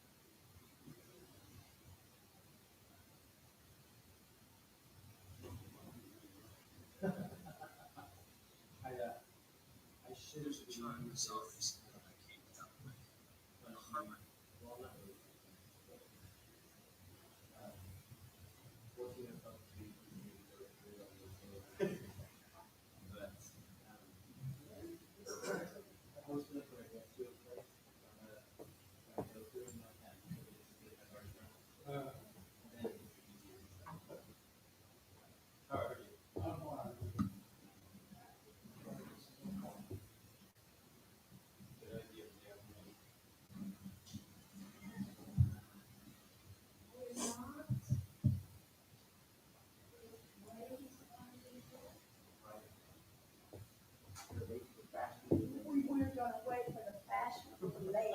Okay. Typically, that works. It's like, Now, the drinks in your house will finish, right? There's drinks at your house will finish, right? oh, don't even get me started. I mean, like I said, I have not missed a lick of the tap in terms of my professional existence. But personally, the house reflects my psychological state. And if the outsider saw that, I swear to Pete, they have me committed. Oh. You know, or at least the house committed. As a health hazard, you know, it's not that bad. But, you know, no other human being can come into that. So it is a pleasure. Oh, thank you. I've been looking forward to this. It has been good. It has been, I don't know if you were able to see the conference the other days online. No, but Jim and Bill were kind of filling me in on some key speakers and themes and comments. And so I feel like I kind of got caught up on what's been happening. Yeah, Shield was she really was. And I mean, she's 82 years old. Wow. She is still actively teaching. Okay. And I swear, I mean, she's like everyone's grandma. I mean, she is such a delight. There's a little place here called the Coffee Patch. Okay. And which I haven't been there in years, the chick shade so ready. But we were there and just talked for 2 hours. Mm. You know, I brought you some stuff. Oh, I'll get some coffee to go with it. So generally what we'll do, which we'll have to do anyway, our IT guy isn't here yet. Okay. Well, he was here and then left, and he'll be back. He'll be back. And he's got me all set up to go. And yes, yes, I put it somewhere. Yeah. Well, let me get some coffee to go with my fortune cookie.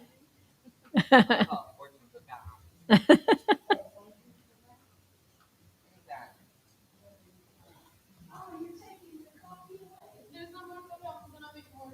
Oh, thank you.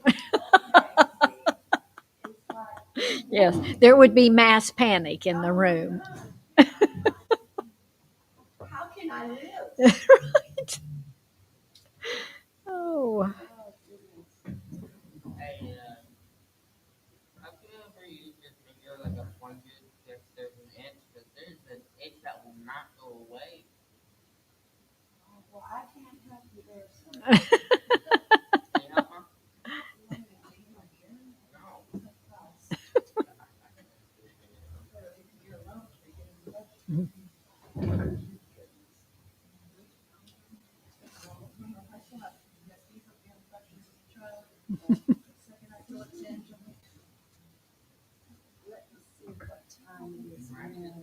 I know It's about 10 after.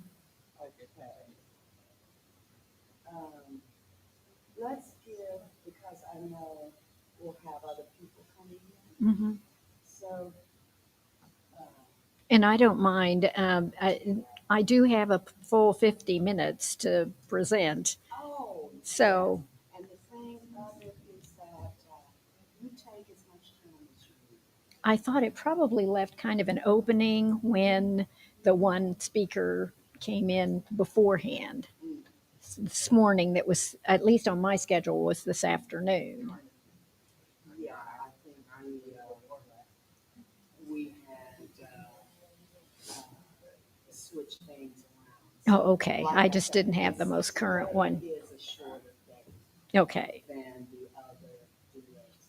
So with what you are talking about is very, very, very, very important. Okay. Because it deals, I mean, everything deals with the issue of equality. But Right. when it comes to like pocketbook stuff, Okay. very important. Okay. So,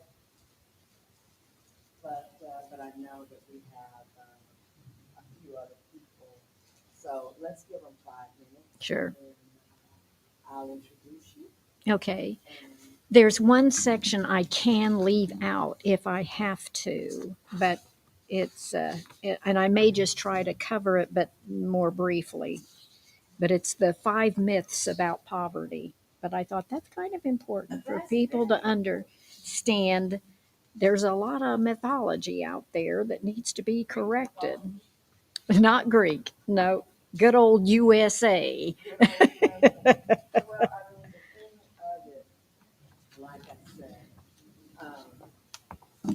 we have a virtual audience. Okay. And so, and with that, it's important to keep it, like if you're moving towards a screen or something, just go ahead and take the mic with you so the audience can hear you. Okay. And, you know, the issue of poverty and the myths surrounding are very important. Okay. So, you know, don't feel self-conscious about, you know, time. Yeah. I kept, this came from the class that I taught and then to the presentation I was doing, which was more like 90 minutes. So I kept trying to cut it, and figure out where I can cut and still keep the key pieces I want. So As long as you don't do like 3 hours or something, it wasn't a problem. no, I shan't do that, but I might take an hour. We'll see. We're good. Okay. Don't worry about Okay. that. Information is important. Okay. I often do not use all my time, so I might. Yes, you can will it to me and I'll use it for you. And she won't charge. We don't charge. Oh, good. Because we don't want to send you to 4 hours. Right. I'll listen to all of it. I may have to get up and walk around. I'll listen to all of it. Well, I mean, it's all about information. And that's, I mean, we're fed so much music on virtually everything. So, information is back. As long as it's not 3 hours, 45 minutes, we're good. Okay. Oh, did they bring us coffee? Absolutely. Oh. They know how to take care.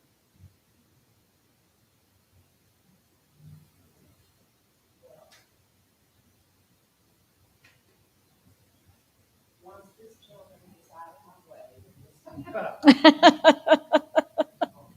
Yeah.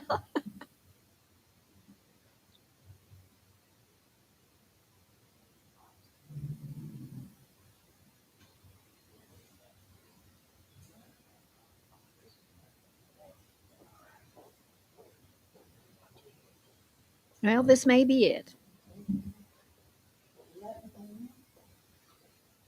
Let me introduce you. Okay. Good morning, not good morning, good afternoon, everyone.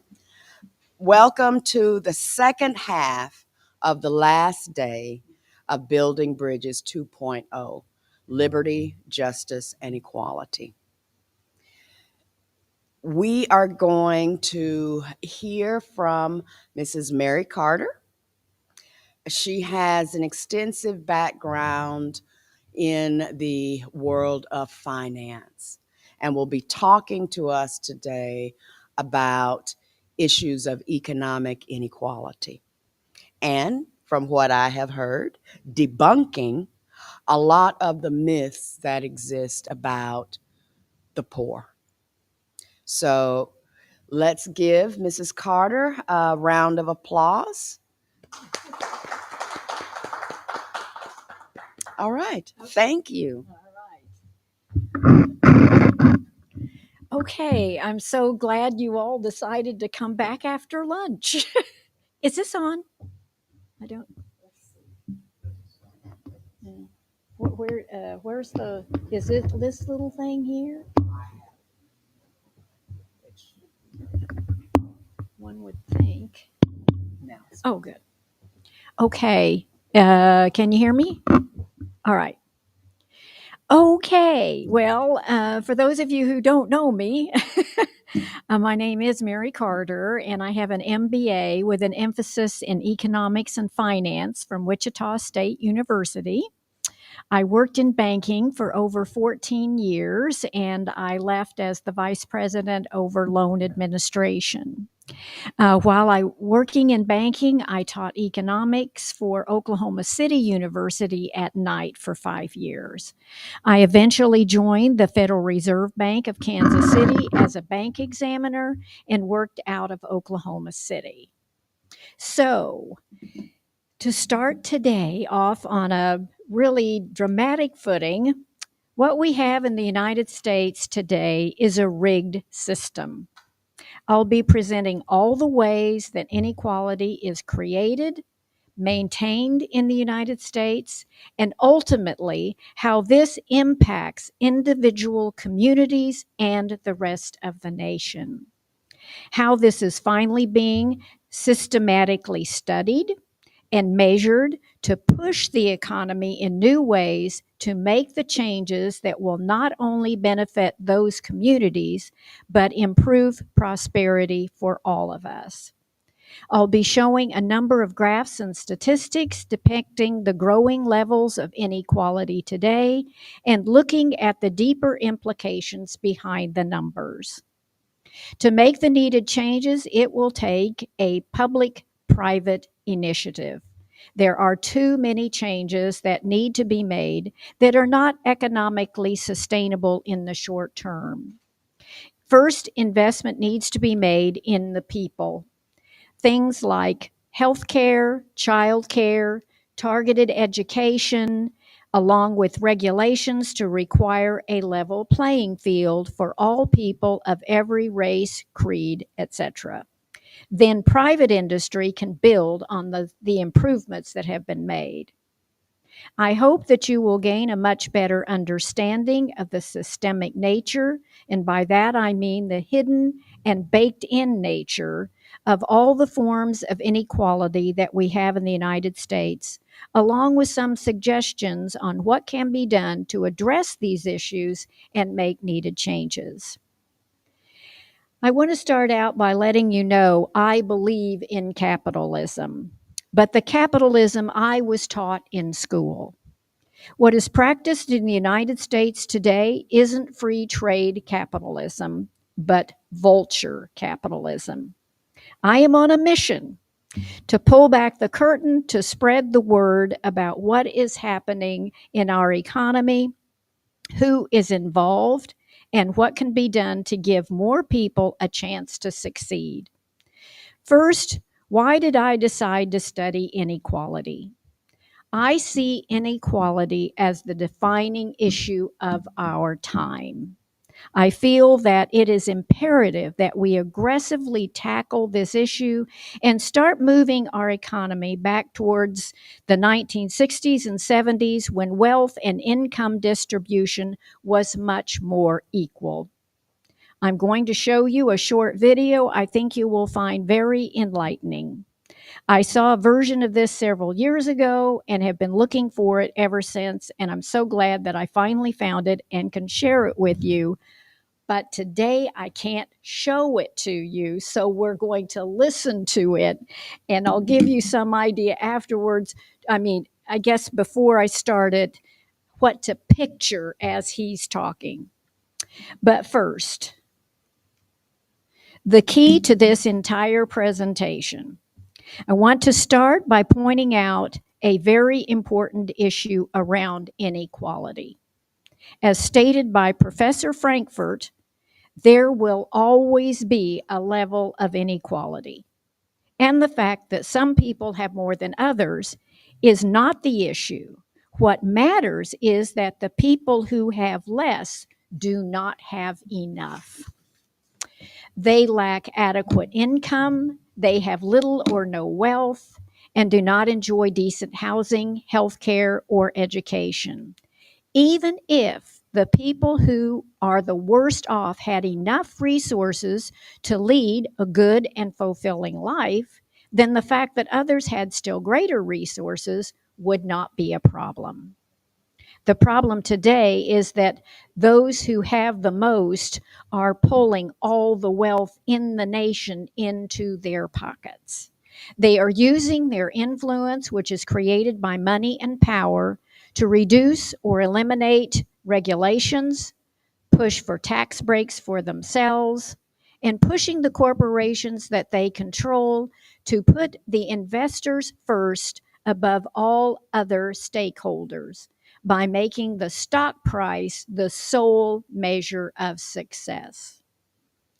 So, I'd like to go ahead and share with you this YouTube. Like I said, I wish you could see it.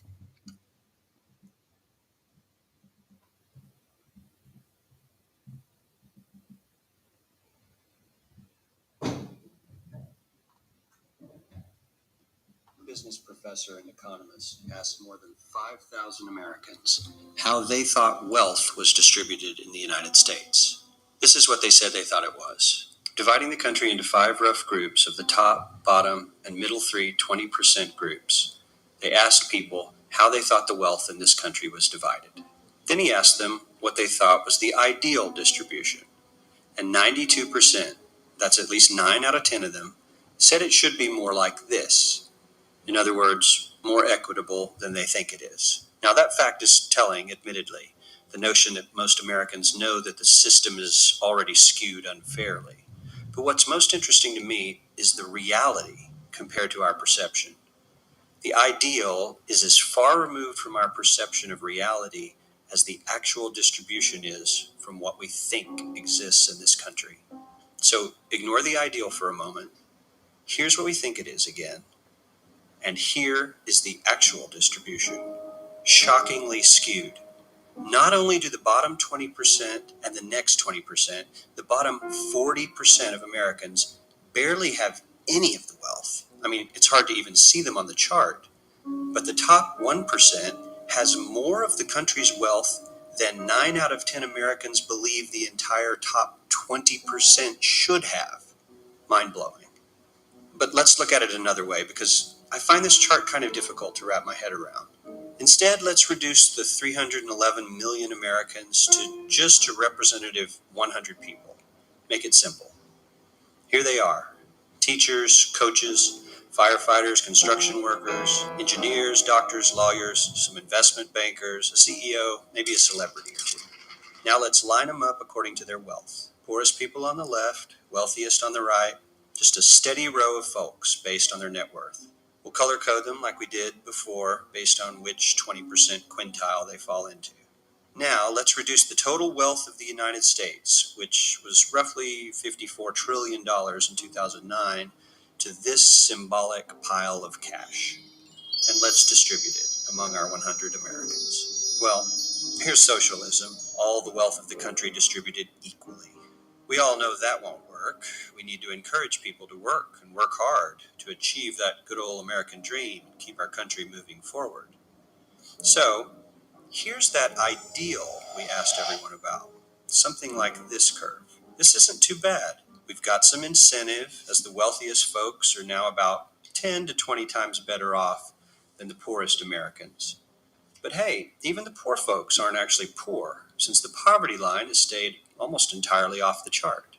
We have a super healthy middle class with a smooth transition into wealth. And yes, Republicans and Democrats alike chose this curve.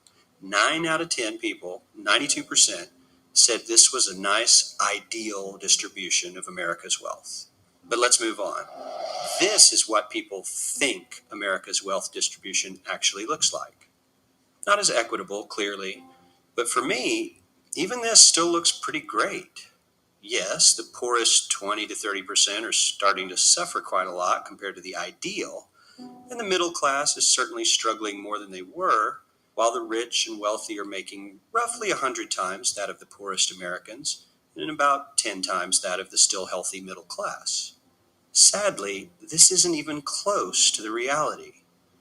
Here is the actual distribution of wealth in America. The poorest Americans don't even register. They're down to pocket change, and the middle class is barely distinguishable from the poor. In fact, even the rich between the top 10 and 20 percentile are worse off. Only the top 10% are better off. And how much better off? So much better off that the top 2 to 5% are actually off the chart at this scale. And the top 1%, this guy, well, his stack of money stretches 10 times higher than we can show. Here's his stack of cash, restacked, all by itself. This is the top 1% we've been hearing so much about. So much green in his pockets that I have to give him a whole new column of his own because he won't fit on my chart. 1% of America has 40% of all the nation's wealth.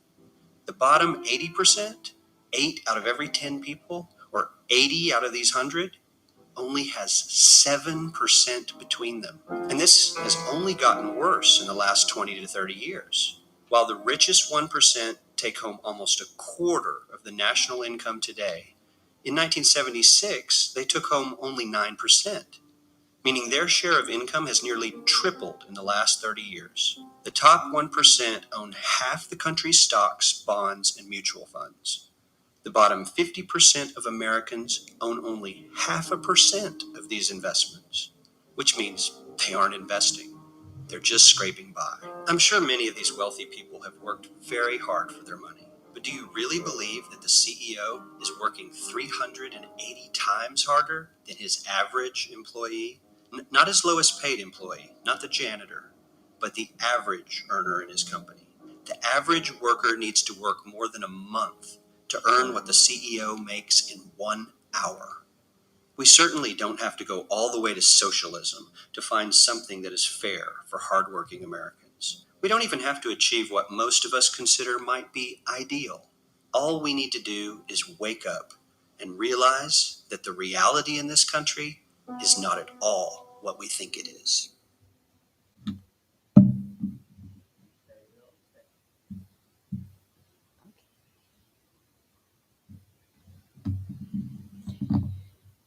So, if you're like me, you find that whole thing pretty alarming. And I have the, if you wanted to copy that down, that would give you the address to pull that up on YouTube yourself so you could actually see it. It is pretty stunning when you see it visually. So I will move from that to talking about the myths about poverty. Oh, okay. So, myth number 1, poverty happens to other people. Research conducted using large nationally representative samples found that 59% of Americans will spend, keep in mind, that's almost 60% of Americans will spend at least 1 year below the official poverty line between the ages of 20 and 75. The reason these percentages are so high is that over the course of a lifetime, unanticipated events like losing a job, family splitting up, getting sick, or you can weather a pandemic. Myth number 2, most of the poor live in inner cities. Surprise. Poverty is supposedly synonymous with large crime-infested urban settings, such as Southside Chicago or the Watts in South LA. But it turns out that based on U.S. Census data, only 10 to 15% of the poor reside in high poverty neighborhoods in the inner cities. In fact, there are more poor Americans living in the suburbs than in the inner cities. And some of the most extreme poverty is in rural America, in like the Mississippi Delta or the Central Corridor in California. And of course, living in Oklahoma, we see poverty all around us all the time. So, myth number 3. America's poor can rise from rags to riches with hard work, period. So in 2012, 71% of Americans agreed that one could start out poor in this country, work hard, and become rich. But the reality is that in the United States, 1 out of 25 children raised in the bottom quintile of the income distribution are able to climb to the top quintile, while the figure in Denmark is 1 out of 6. In our popular rhetoric, we celebrate the success of that one individual to the exclusion of the other 24. Myth number 4. Poverty is the result of individual failure. Poverty is the result of an economy producing more and more low-wage jobs combined with an extremely weak social welfare state. Approximately 44% of all jobs in the United States are low-paying without benefits, and many poor people hold several of these low-paying jobs simultaneously, subverting the notion of their laziness.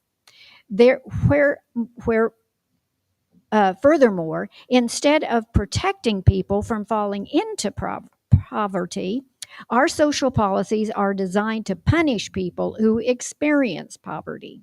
We do this by making it difficult for people to qualify for safety net programs and offering only minuscule assistance to those who do.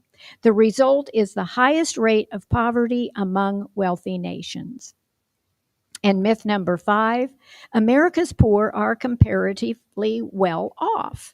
Among the group of Western industrialized countries, the United States has the deepest and most widespread poverty, according to data collected by the Organization for Economic Cooperation and Development. In the United States, the chances of experiencing food insecurity, being victimized by crime, exposed to environmental toxins, or have unmet health care needs is far greater for America's poor than those impoverished in all other wealthy countries.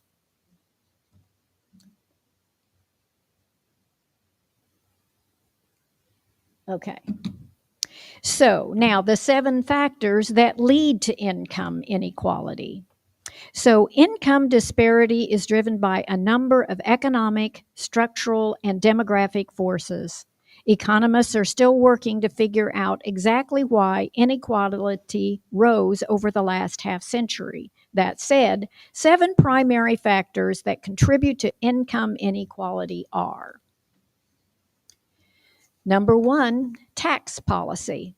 One of the most important variables is a country's tax policy, with tax structures that raise economic growth in the short term while supporting increased government revenue in the long term, created the lowest instances of income inequality. In other words, we can't keep giving tax breaks to the rich who have more than enough while taxing those who need investments in services and institutions that support the middle, working, and lower class citizens.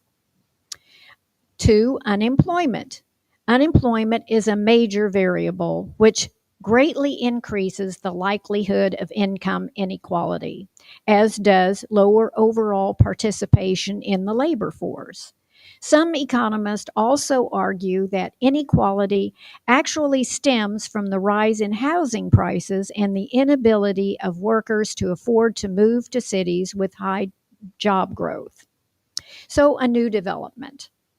Not only has the great resignation caused a shrinking of the pool of available workers, it has opened a new awareness for the workers of the power and given them the power they now have. In our economy, the employers have been able to call all the shots for a very long time.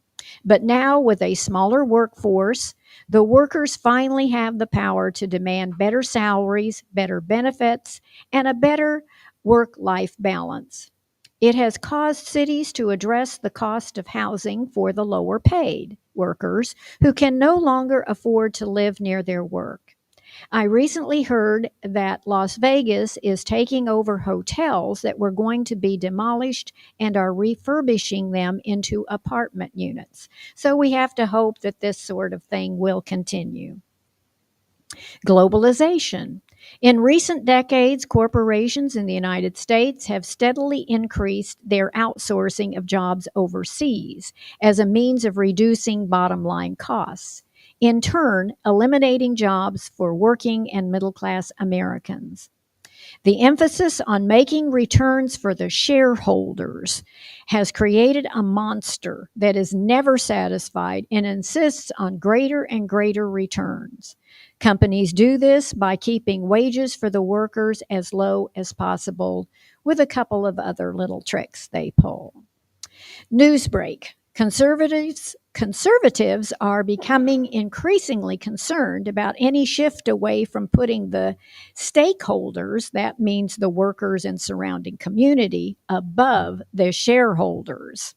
How quickly the conservatives who are getting rich from the current system get spoiled to getting all the money. They conveniently forget that this is a development from the 1980s. I was there when they decided greed is good. That was actually said in a meeting I attended. International trade undoubtedly plays a role as it tends to favor highly educated workers at the expense of workers with less education. So, another new development. This has also shifted since the 2020 pandemic recession. U.S. industry has realized that being reliant on foreign countries for critical components is a dangerous thing. There is a renewed push to buy American and manufacture here at home, but we'll have to see how long this lasts. And I would interject here that this making the shareholder the sole beneficiary of all of the actual money from corporations is the reason why we have so much income inequality. When the rich people own half of the stocks in this country, and so if they got this, the laws changed. I think it was in the 1970s. They got something passed so that you could start counting the transactions of trading stocks is towards the gross domestic product. Up to that point, it had never been considered as part of gross domestic product because the reality is it doesn't create anything. I mean, you have shares, I have shares, you buy mine, I buy yours. No jobs were created, no services were provided other than just the click of the switch to move the stocks around. So this was a very deliberate move because then they could put pressure, the rich and powerful, on all of the corporations to put all of their focus on making sure that the stock prices stayed high. And that meant if you had to artificially inflate your returns, you did that. Heard of something called stock buybacks? That's what that's all about. They're going out there, and because they haven't really made any more money, they haven't been inventive, they haven't created anything new. So, in order to pump up the price of the share, They just take a bunch of the shares out of circulation by buying them back. And then for the holders of the remaining stock, it pops up their price because you're distributing the income over fewer shares. So this is just a terrible thing that's happened, and we need to do something to address that as well. So then there's another problem. We have increased automation. In wealthier countries, automation has started to replace many once high-paying blue-collar jobs, leading to layoffs. Recent technological advances have tended to favor educated workers over less educated workers, driving up the wages of the former while holding stagnant or even driving down the wages of the latter. In another development, facing a smaller working population going forward, there may be some smart ways to actually use automation to replace some of the lowest paid workers while creating more opportunities for those wanting to get better jobs. But this is still in the early stages, so we'll have to see how that goes. Then we have the decline of unions. Since 2000, 20% of factory jobs have disappeared in the United States. And this isn't totally up to date because we're now bringing more manufacturing back. So I don't know what that actual percentage would be today. But many were high-paying union jobs. So, of course, take it overseas where you pay practically nothing and you give them no benefits. These practices impacted the number of union jobs, reducing union protections for American workers, and increasing income inequality across the country. But in another development recently, we've seen a moderate resurgence of unions. So, we're hearing a lot more about striking and more people joining unions and trying to use that very important leverage to improve their salaries, their benefits, and their working conditions. I made an editorial comment about, there's a certain faction that's always bemoaning the breakdown of the American family. And in the next breath, they're wanting all these people to go to work for low pay jobs. Well, and then work 24/7. So, what wouldn't break down an American family under that kind of pressure? So I think they're being a little hypocritical.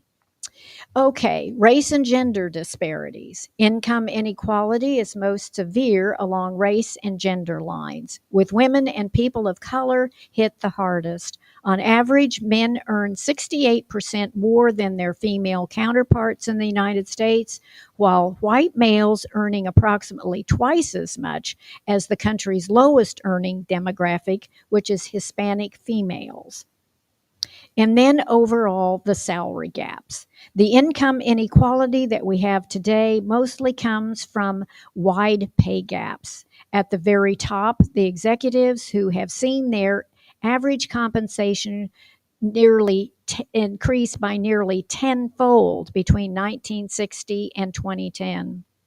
College-educated workers in general have fared better than average, seeing their wages nearly double over the same time period. And by comparison, workers with less than a high school diploma have seen no growth in real wages over that same time period. In turn, these salary differences contribute to wealth inequality.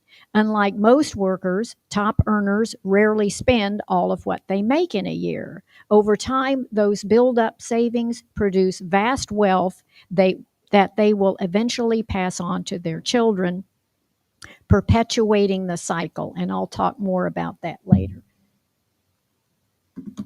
Okay, so a nice little chart here on what's happened to income. Now, I apologize that these aren't the most current numbers, but I looked and looked to see if I could get anything more current. But I think we can just take these numbers and dates and just extrapolate out what the changes would be even more dramatic now than this chart shows.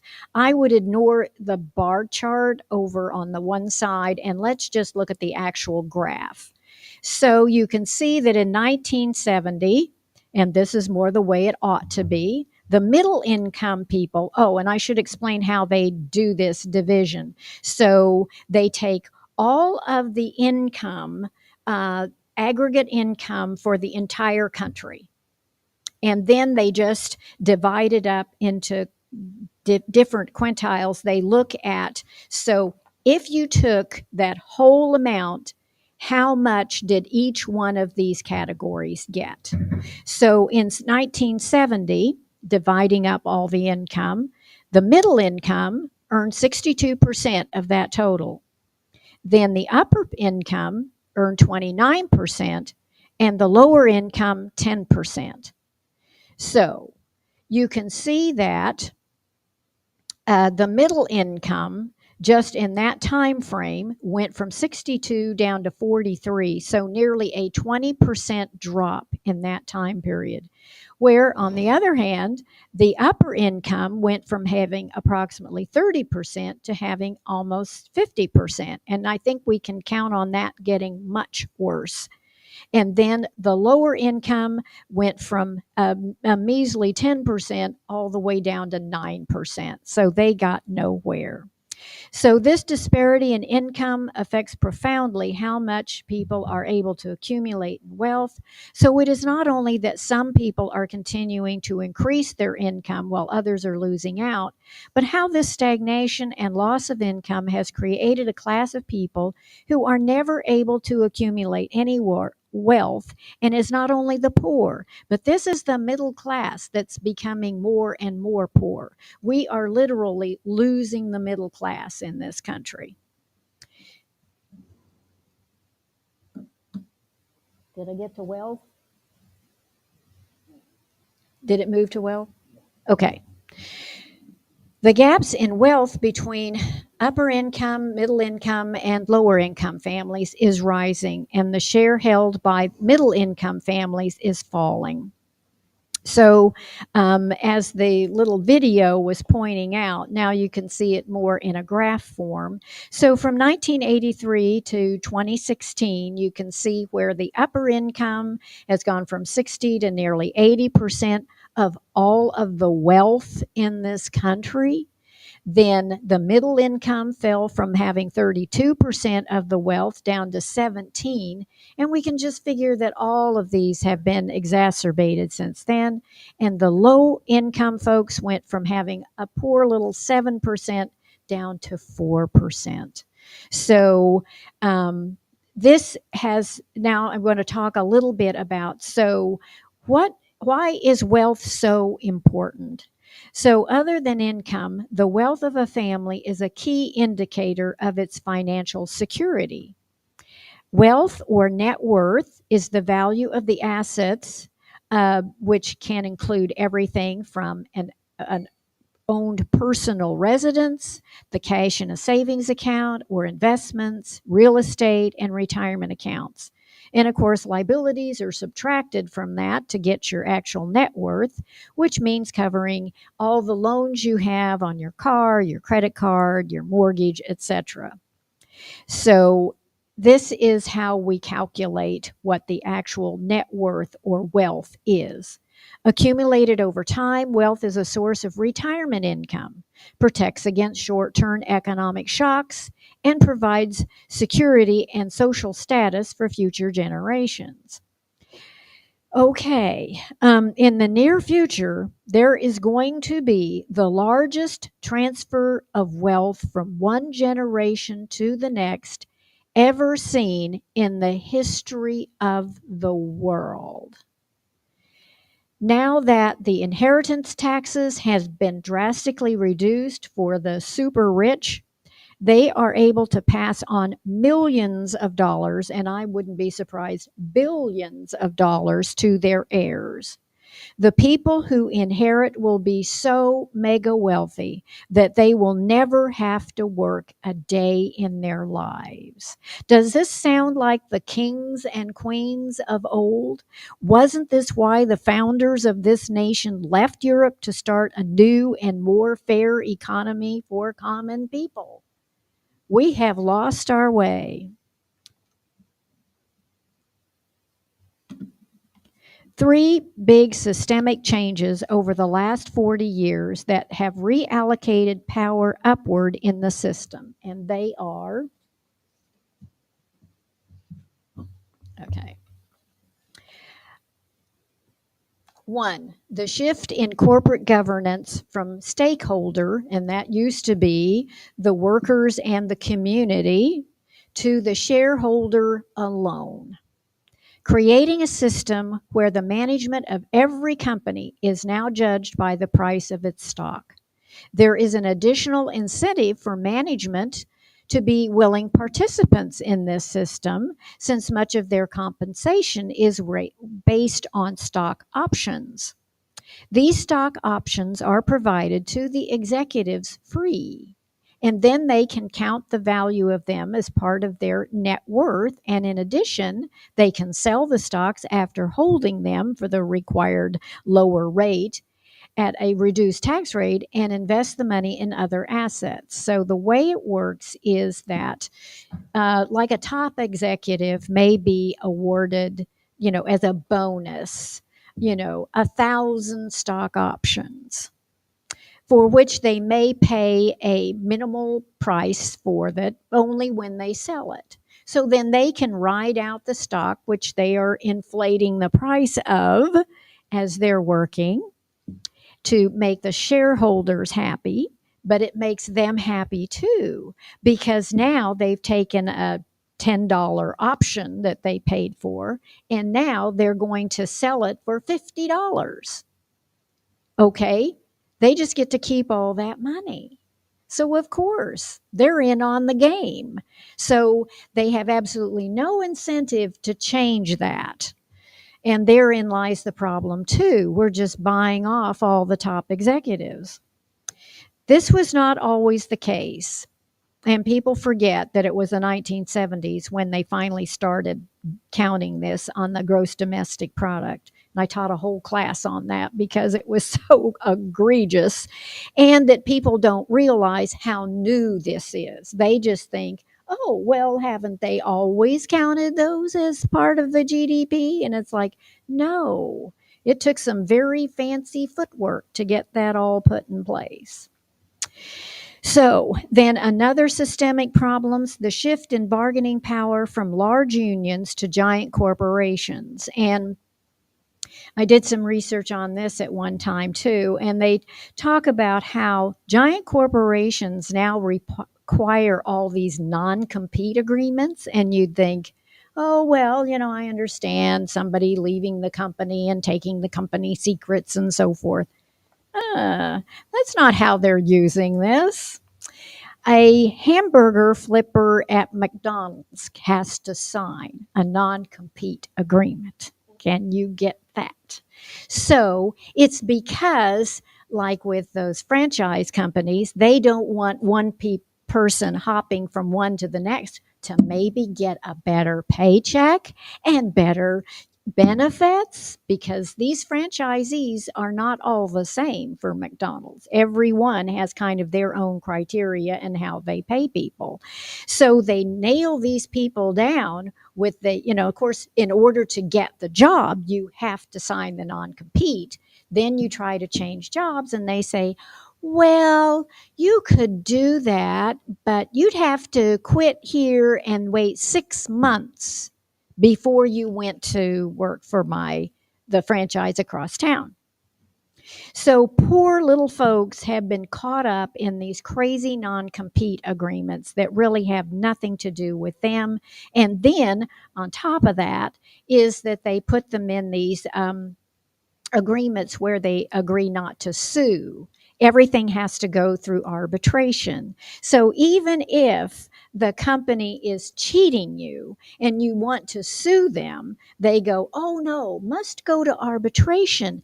Guess who gets to pick the arbiter most of the time? It's the corporation. Well, who do you think wins those cases? The corporation. So this is, truly, when I say rigged, it's just rigged. All right, and the last one is the unleashing of financial power of Wall Street, and that all came about again with this whole shift of, making stocks so important to everyone's portfolio in order to survive, and then, and I wanted to do a class on this one too. It'd just be so depressing. Goldman Sachs apparently has been involved in every major downturn in this country, even the Great Depression. They were major players in causing that crash because they would run it all up. And I saw that when I used to do a class on the real causes of the financial crisis. Turns out Goldman Sachs was in it up to its chin with all the things that they were doing. Okay, I digress. So each of these power shifts began when a few clever people discovered ways to exploit the system. They succeeded by using their wealth and power to alter laws and rules that had previously prevented such exploitation. Their successes earned them billions of dollars and laid the groundwork for the next round of exploitation. In order to unravel the nexus of wealth and power to the top of these systemic changes must be reversed. Okay, the economic effects of income inequality are far reaching, most notably for those outside the country's wealthiest class. They include political polarization. There has been an enormous rise in political polarization. This trend occurred over roughly the same time period as the rise in inequality and followed the same pattern. So when we look at red states and why are they red, you have to go, well, I always say it always goes back to the money, honey. So it's got to have a lot to do with these folks were losing out on the economy, and it's easy to blame the other, oh, well, it's just because those other people are here and they're taking all the good jobs now. But it's more than that, and they are really struggling, and unfortunately, they're coming up with very poor coping mechanisms. Then stymied economic growth. Income inequality depresses economic growth since more people are making less money and therefore have less to spend. And then decreased social mobility. Income inequality also means a serious decrease in the viability of social mobility for those in the lower income brackets. According to a report by OECD, the main mechanism through which inequality affects growth is by undermining education opportunities for children from poor socioeconomic backgrounds, lowering social mobility, and hampering skills of development. So when we use the term social mobility, what we're talking about is that ability to start out poor and work your way up the chain to getting a better life. So that's the social mobility we're referring to.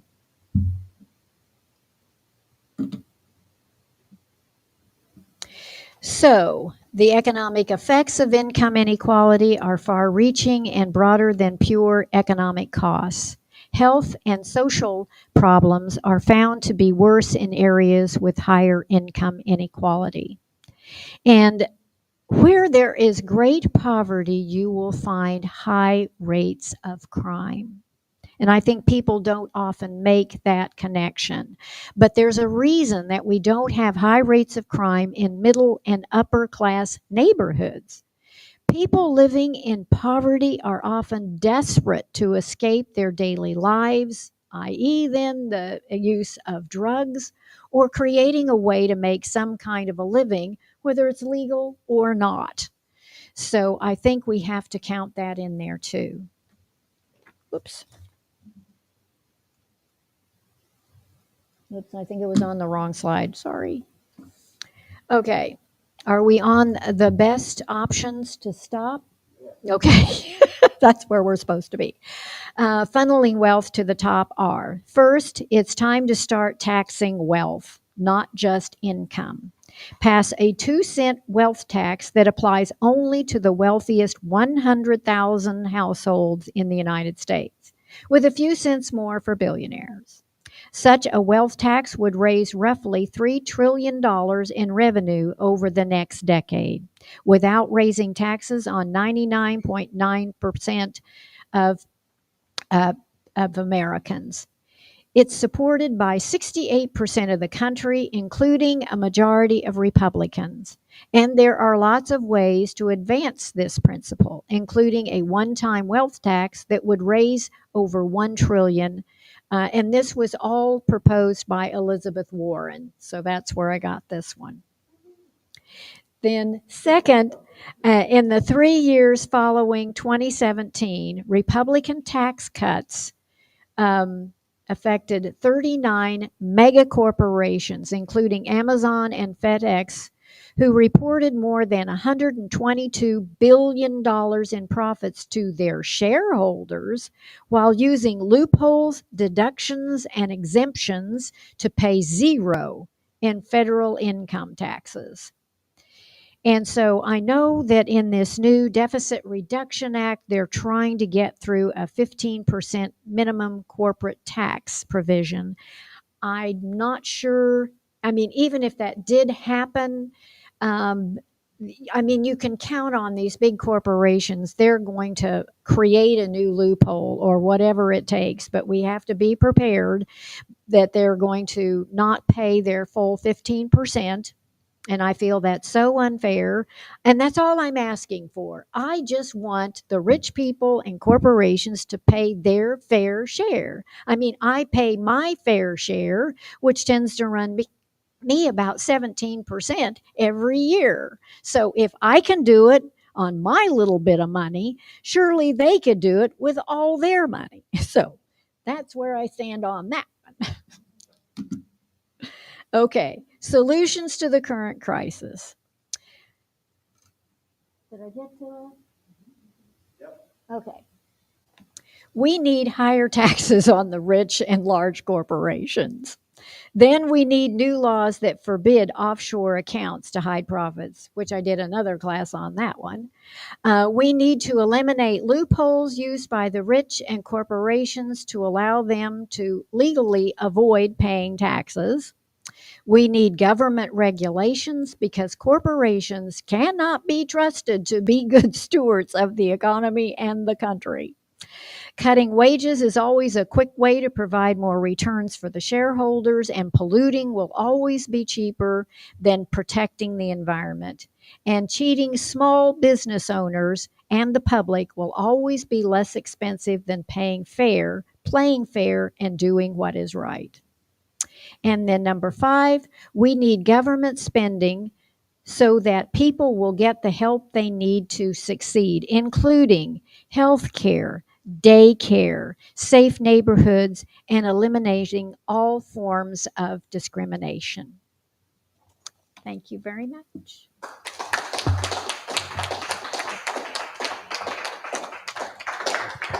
Very thank you. You're welcome. Questions?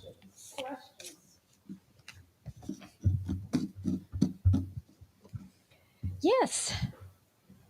Kind of out of the loop for. Thanks. Yeah.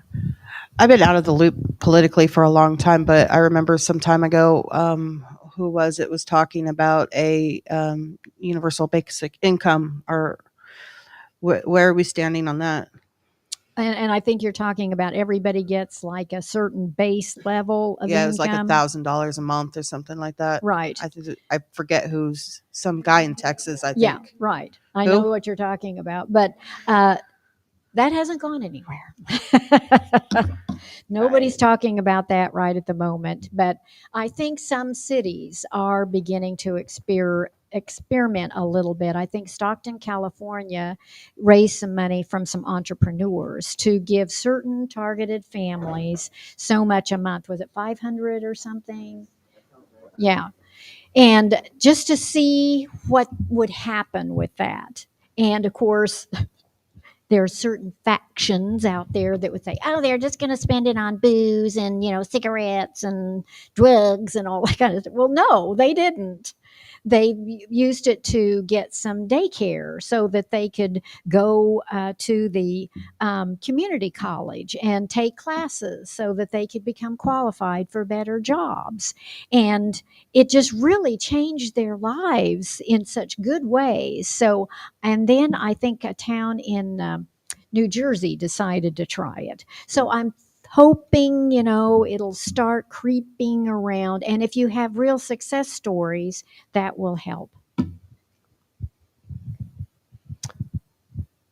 What do you think the impact has on wealth distribution has been of the way, I think, following ideas of Robert Bork, the Justice Department's antitrust division has been enforcing anti-competitive behavior because they've tended to define monopoly purely in terms of the consumer, and they haven't pointed. I mean, they're starting to change that now, but they up to now, since we'll say the beginning of the 80s, they've tended not to look at effects like, say, Meta buying out a competitor, thereby preventing innovation. Right. Yeah, this has been going on for a long time, and I don't know how much success they're having, but I've been concerned about it for a long time because they are letting like one owner own way too many television stations, radio stations, which just, really perpetuates a good way to do a lot of propaganda out there that's completely uncontrolled. So I think we do need to make some real moves to change that and see if we can't get back more diversified. Even newspapers, I think there's been a tremendous consolidation of newspapers, and we need to keep supporting local newspapers. So if you can buy a local newspaper, please subscribe to try to see if you can keep it going. Any other questions?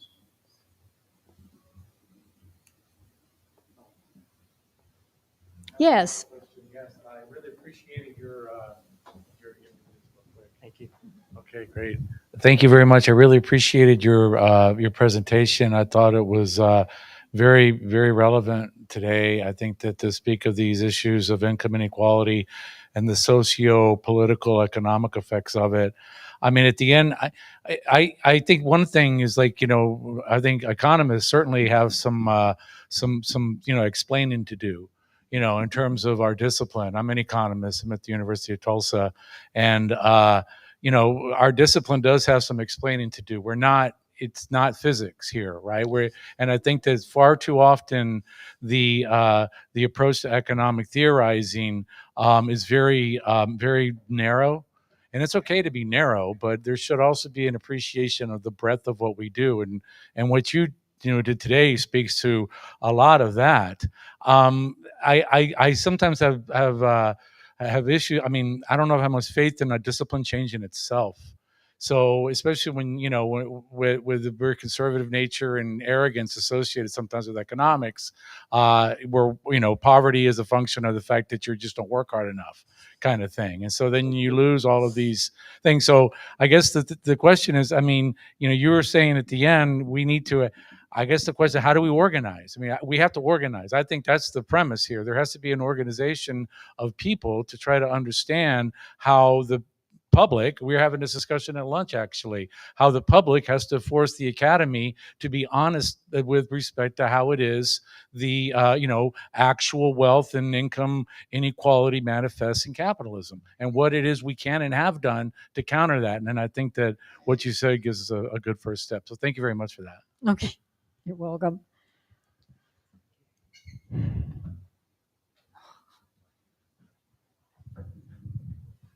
Is this on? If the economy is still getting a little bad, but what do you think will happen with the money in a year? Do you think it'll get worse? Oh, it's hard to tell. we have been doing really well and better than most economists had thought that we would do, with rising interest rates. But I used to work for the Federal Reserve. So they're really a very cautious organization, but they're really dead set on this 2% inflation rate. So I think we're probably going to have a bumpy ride at some point because the Fed will keep pushing until it gets that closer to that 2% inflation rate. So when all of that kicks in, it's hard to say. I think they're trying to get the economy overall to slow down a little bit, which is a double-edged sword. I mean, sure, yeah, slow it down, but so often that means fewer jobs. And I don't like that. I mean, I want people who want to work to have a decent job. So I don't know how it's going to work out, but unfortunately, these are big, big shifts, and I don't have any control over them. So we will see.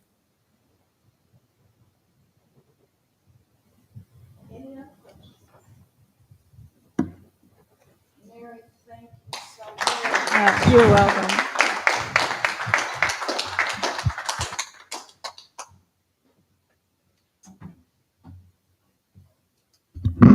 Wow. Our next speaker is Dr. Noel Jacobs. Again, wonderful guy. I mean, I just so many friends. It's wonderful. Noel is a professor of psychology at Oklahoma City University. That's right. So please welcome Dr. Jacobs.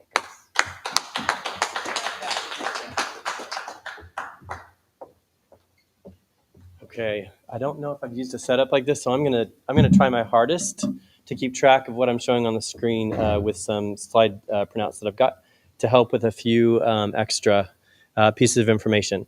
First, I'd like to say thank Noel, you. would you like this microphone? Oh, yeah, is this? That you could walk around with this one if.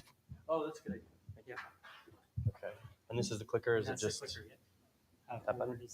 So that's a green laser. Oh, got it. Okay. This is forward and okay, backward. I'm going to switch hands. Okay. First, I'd like to say thank you to the Ada Lois Sipul Fisher Center, to USAO as a whole, and also to my friend, Dr. Tonnia Anderson, for having me back at this great conference. It was a couple of years ago, and I was very honored to be a part of it then. I'm going to test my own skills. All right. Yeah, and I'll come back to some of the titles that were popped up there. I have no relevant financial disclosures related to this talk. Just to be clear, I'm not being paid for anything to promote to you related to a product. Because I'm a psychologist and I work in the healthcare industry, I'm so used to saying that. I say it no matter who I'm talking to. Okay. Are we there? Good. Agenda. Okay. So here's what I'd like to do today. I'd like to kind of try to draw a straight line for you to issues that people deal with based on who they are and where they are, and look at how it affects their individual well-being, their ability to achieve well-being in their lifetime, and also how it impacts the community, and provide hopefully a few ideas about how we can get to where we need to be.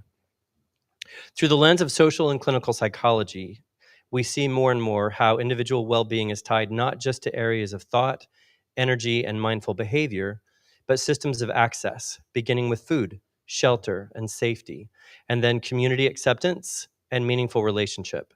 I'd like to explore how history and human classification of in-group and out-group have led to systemic differences in achievement of this kind of holistic well-being for each of those groups.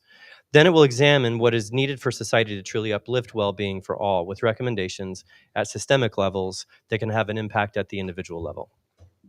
I'd like to say just a little bit about myself. Okay. I'm a child and adolescent psychologist by training, particularly working with youth, adolescents, and young adults with chronic health conditions. I practiced for the past 20 years in Oklahoma, and I'm currently an associate professor of psychology, like Dr. Anderson said, for undergraduate and doctoral students at Oklahoma City University. I've worked with youth in settings in my private practice, or I should say in my practice life, from private acute care psychiatric hospitals to community mental health centers, both inpatient and outpatient, to university clinics, and most recently, private practice settings. I've seen youth from a significant cross-section of racial, ethnic, cultural, and socioeconomic lines and environments, and have learned from this the need for understanding and advocacy.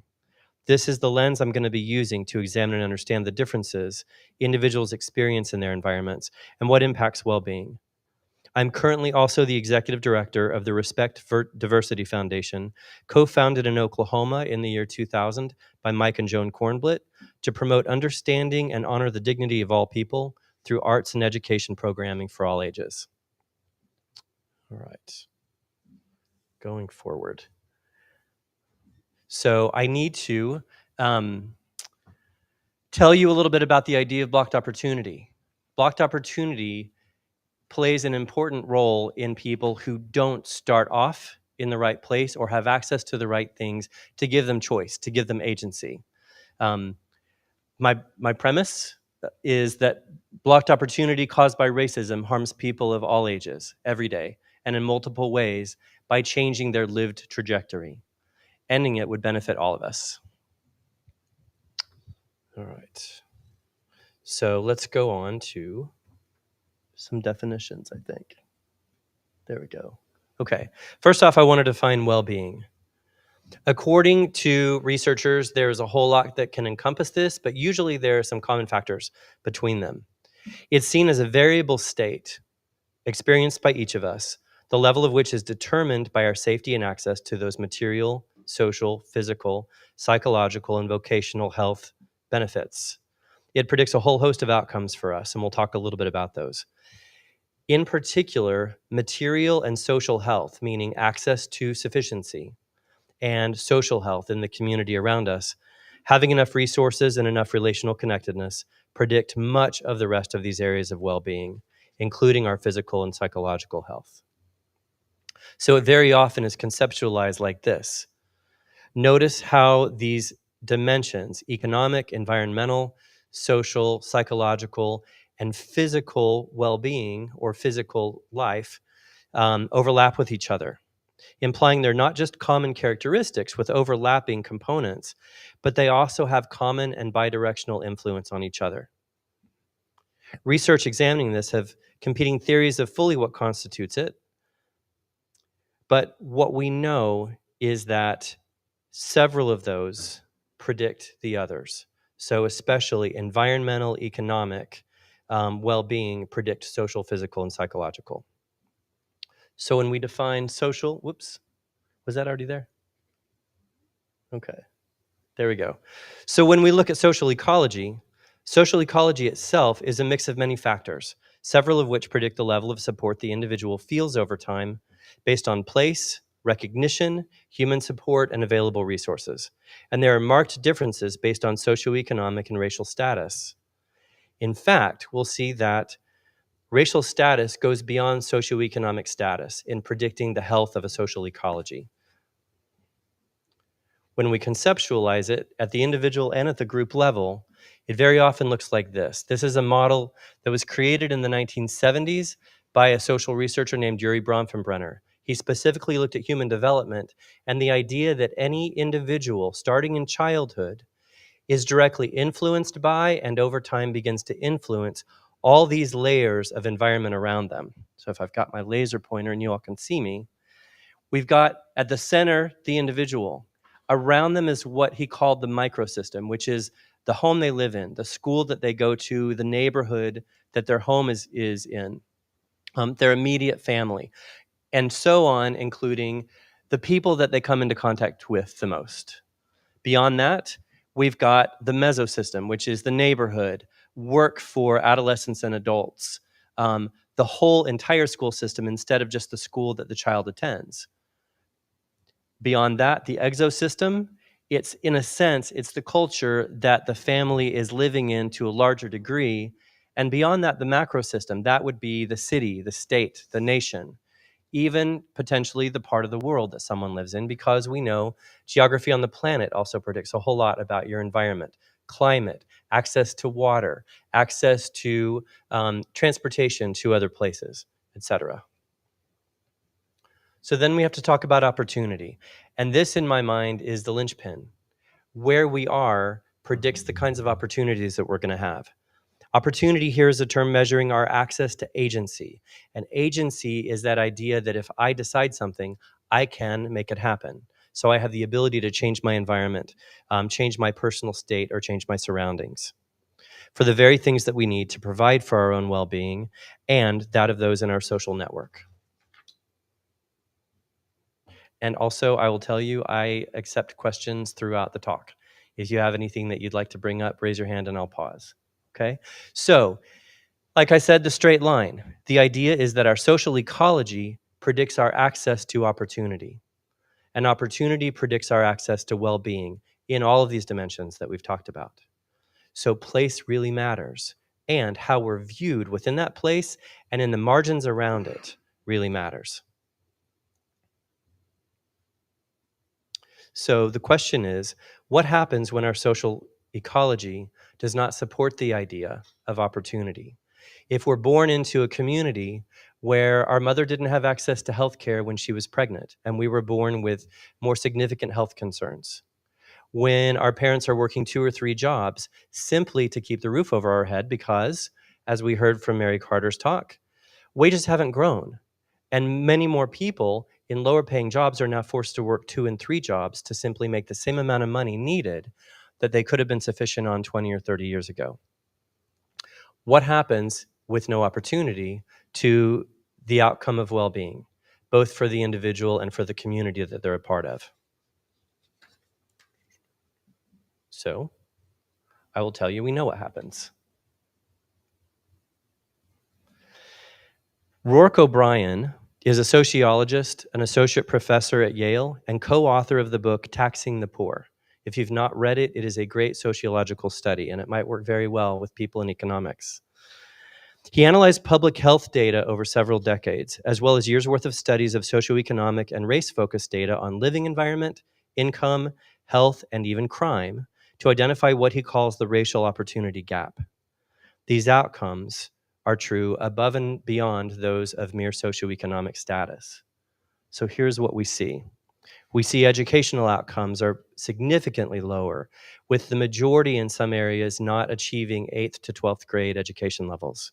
Job and career prospects are then significantly diminished, with minimum wage jobs, and as we know, there are sub-minimum wage jobs out there that employers are using and not reporting to keep them tied to those jobs because they're so desperate to keep enough money coming in. Sufficiency building, intergenerational stability, and the idea of present or intergenerational wealth is off the table for people in these circumstances. Health outcomes, including chronic illness and actual mortality, longevity, are affected deeply by race, by where you were born into the group that you're a part of. And he notes particularly that across the US, so this is all US data, we find the size of the racial opportunity gap is positively and significantly correlated with the size of the racial mortality gap. So across all health issues, you're much more likely to have an emerging health condition, a chronic health condition, a very expensive health condition, and a catastrophic health condition simply by being part of minority racial groups in the US.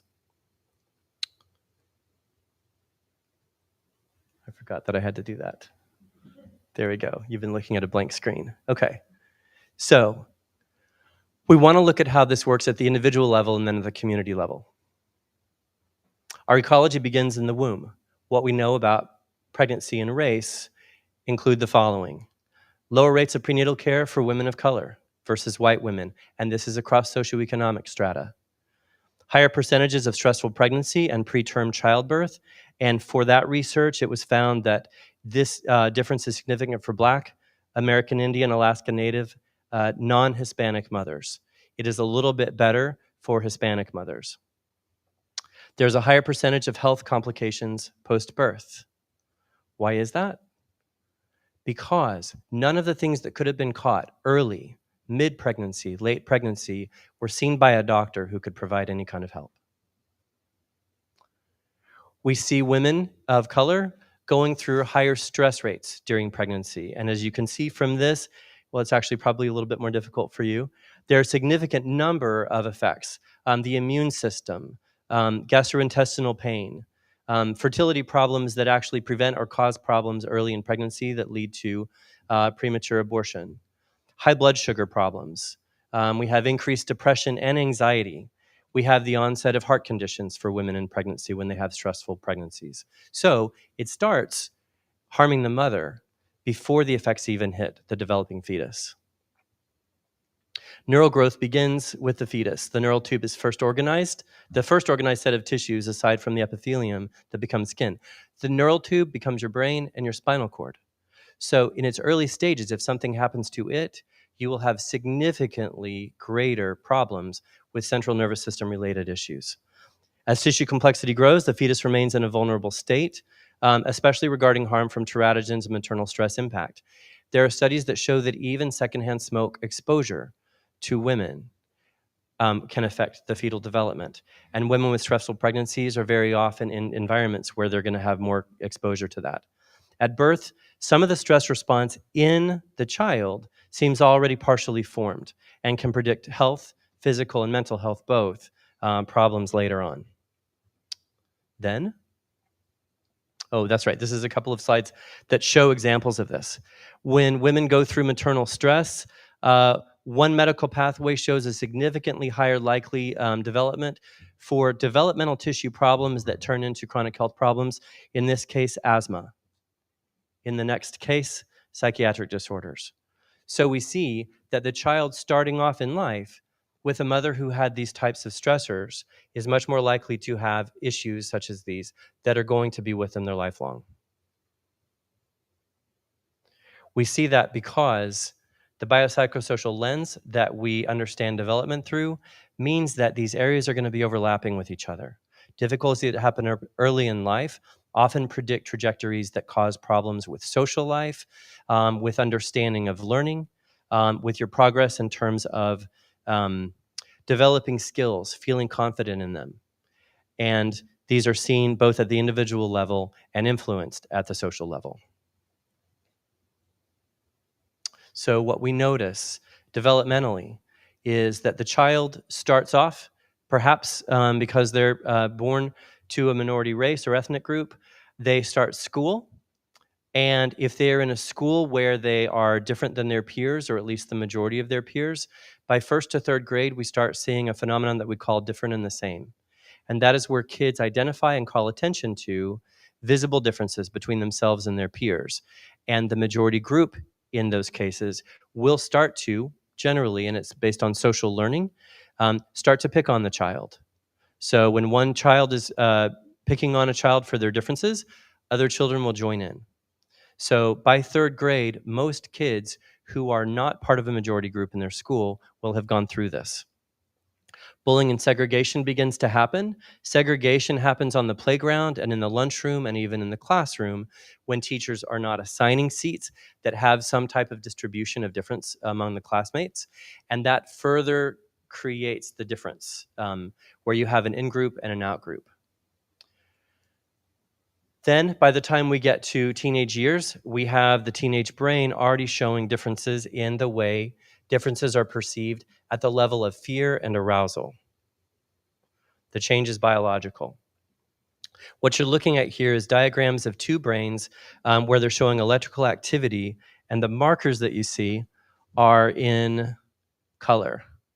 You see an orange triangle there, which is showing a region of activity, and then you're showing 3 areas of activity in the first brain slide. What you're looking at is individuals, their brains are being monitored when they are seeing pictures of African American faces and European American faces. Across the board, and this is true, this study took kids that were teenagers that were from European American backgrounds and African American backgrounds, regardless of their own racial status. This phenomenon held true, which is that when they were shown pictures of European American faces, they had very little arousal in the amygdala, which is our fear center in our brain. It tells us to be prepared to fight, flee, fawn, or freeze. And for both sets of teens, or both sets of youth, when they were shown European American faces, over time, so this is starting at age 4 and going to age 18, there was very little arousal. Only one region lights up, and there's very little difference over time. When they were shown African American faces, at 4, no difference whatsoever. By the age of 10 to 12, they're starting to show significant differences when in level of arousal when they're shown African American faces versus European American faces. So this tells us that while fear of someone from African American background does not happen when we are young, it is socialized in us by the time we reach our teenage years. And this is persistent. And like I said, it happens to both groups. It happens to African American youth. It happens to European American youth when they're studied together. So when we see this enacted, this is what we see related to experiences of racism. Learning occurs based on the environmental response to our behaviors. Schemas are formed from this, meaning schemas are how we predict what's going to happen. And over time, behavioral and stress response patterns, self-use, and coping skills become more predictable. Health and mental health outcomes diverge from a healthy pathway, and messages and treatment become internalized, meaning the treatment of others or our treatment of others. So in this case, what you have happening is a youth experiences an episode of racism. That teaches them something about themselves, the way they are seen differently. They internalize a view and they internalize an understanding of the other. This develops into a biological reaction, changing their cognition, their emotional state, and then their responsive behavior over time. In the end, for the child experiencing racism, they start to believe that this is simply the way things are in the world around them. And that belief system, becoming internalized, can actually affect the way they respond in the future to episodes of racism against themselves and racism against others. So the person who engages in racism is affected as well. So they go through this, and they actually have the same process at the beginning. There's a self-appraisal, there is a social awareness. They engage in the act of racism, and for most of the time, and this was theorized in the 50s by Albert Bandura, but it's been proven again and again through naturalistic studies, behavioral observation studies in communities, that the person who commits the racist act is usually not sanctioned in any way. And in fact, more people will go towards them because what they've done is exhibit a behavior of power. So, to both the majority and the minority person in that episode, there is a change in the way they think about both members of that interaction. Over time, the environment affirms the racist behavior and provides little consequence, meaning they go down the road unchanged. So these types of behaviors become more and more a part of their repertoire. The outcomes, is that where I am? Yes, okay. The outcome is that both are harmed. What we find is that across communities, and this is in a sense, both parts of town. When we have segregated towns, I am from Oklahoma City. I've lived there most of my life. And similar to Tulsa, similar to many other communities in Oklahoma, there are sections of town that have been segregated since the founding of the city and remain so, especially socioeconomically, but also along race lines. So we find that communities with higher levels of racial prejudice have worse health outcomes. And this is for both groups. This is for majority groups and for minority groups. And there is a predicted idea about this. Make sure that I'm not missing one of my own discussion points. There we go. Okay. While the projected outcomes worsen over time for youth experiencing racism, including lower self-esteem, self-belief and ability and opportunity, and physical and psychological health, as we've discussed, there are repercussions for the youth embedded in and acting out racist perceptions. It's hypothesized that individual health suffers from chronic fear and anger center arousal. Remember, I told you about the amygdala. It's the part of our brain that becomes awake when we think that we may be in a dangerous situation. So those exhibiting racism have more arousal and hyperarousal of the limbic system and the amygdala than, and this affects their heart health, their mood, their problem solving, and some studies show it actually affects their longevity, so how long they're going to live their life. We know that they're affected by political rhetoric, news, activities around them in their communities, and that these individuals are in communities generally with lower diversity, at times themselves in areas with fewer socioeconomic resources and more regular presence of racialized messaging. So, yes. So would that like support the premise that racism is in itself a sickness? It is shown in these health outcomes.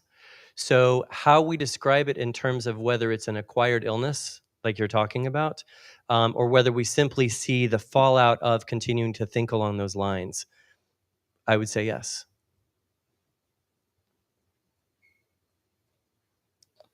And over time, this system creates opportunity-free zones. According to research compiled by EdBuild, which is a national research group, in 2019, local taxes based on wealthier, whiter communities poured $23 billion more into their school systems, averaging between $1,600 and $2,200 more per student than schools serving a majority of children of color. Additionally, national data compiled by the Federal Reserve Board of Governors in 2023 shows that communities of color are far less able to access sources of future financial growth than their white counterparts, making intergenerational wealth far less achievable. This leaves the communities in which people of color live less able to attract business and investment, which are base level creators of jobs, the engine for future growth and opportunity seen in majority white communities. Compound this with the pre-existing conditions of financial struggle and lack of resources in the community, and many who live in these areas remain outside the realm of well-being at the individual and at the community level. So the next question, where does it come from? And I think we all know. I think that by the end of this conference, we're well versed in history, culture, from before the founding of our country, and carrying through post-Civil War backlash against emancipation and Reconstruction. Barriers began being erected to prevent education, voting rights, and economic prosperity in communities of color. When communities of color like Greenwood in Tulsa began to thrive and prosper during the years of segregation, they were attacked and destroyed. Not just destroying lives and the buildings, but present and future wealth opportunity for those areas. They came back, and through civil rights changes and some new ways of avenue into other communities, the economy of that system changed again, and lack of investment from the broader community around it led to a second decline.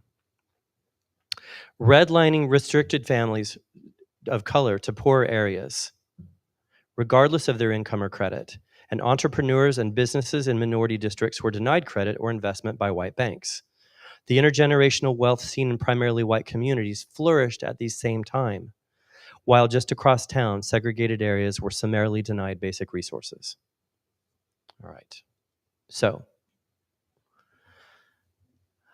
for many children of color, the very ecological ingredients needed for them to have a strong positive trajectory, so a future for themselves that includes good things, resources, social support, is denied them. It impacts their own and their community's well-being because those components are missing from the start. And I'm still on, so, all right. So what's the individual impact? When we look at it individually, we see a lack of ecological resources, a problem with educational trajectory, a problem with community life trajectory, meaning we can't find our place, have support, feel like we're important and we belong. We have a problem with health, mental health, and well-being over time that only worsens. And ultimately, we have a problem with longevity, how long we're actually able to live our lives. The group impacts, so this is well-being for the communities. We see the likelihood of being in resource deserts.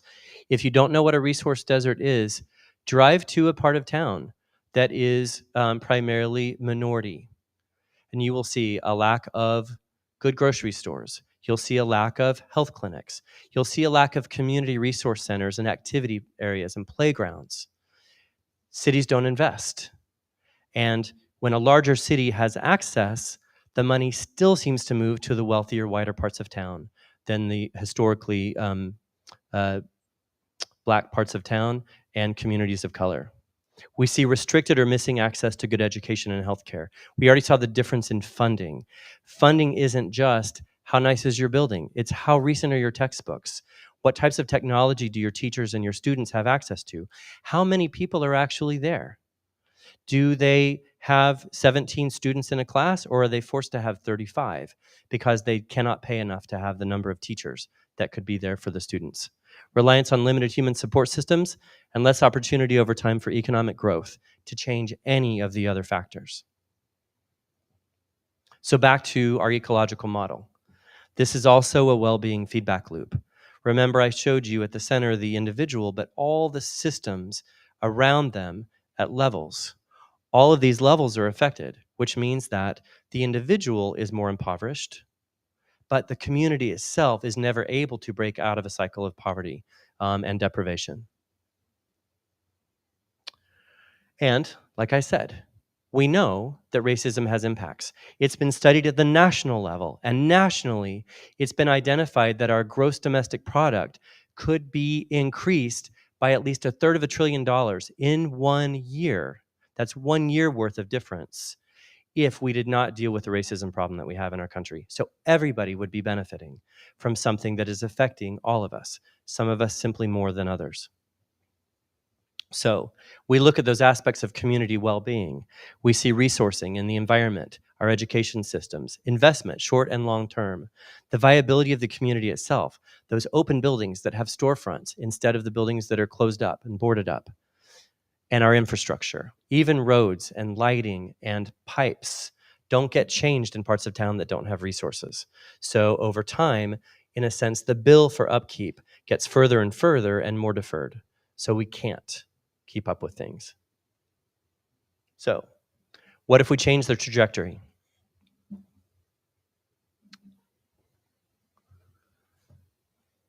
Let's just follow the data.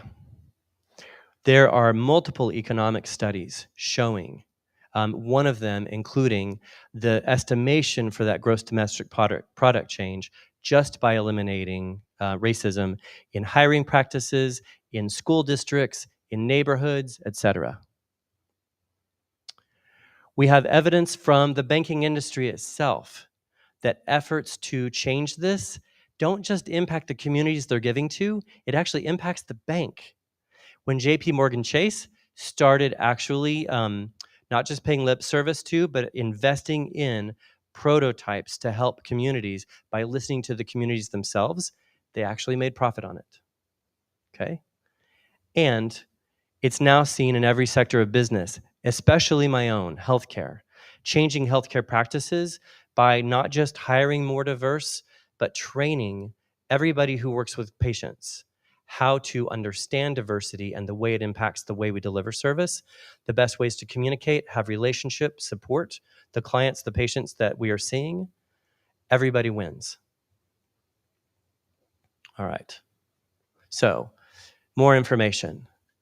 There are common models here. If you know the Baltimore area, you probably know the term the black butterfly, and it's an area of Baltimore that is studied for decades over the density of black wealth and business, the problems that have come to that area, the difficulties they've dealt with, including lives lost, business lost, economic loss, economic gain over time. And what's been found are projects that work like this one. The Black Butterfly Network that was launched in 2021 actually put together 230 businesses with over 300 organizations to brainstorm. How can we do business and community better in our areas?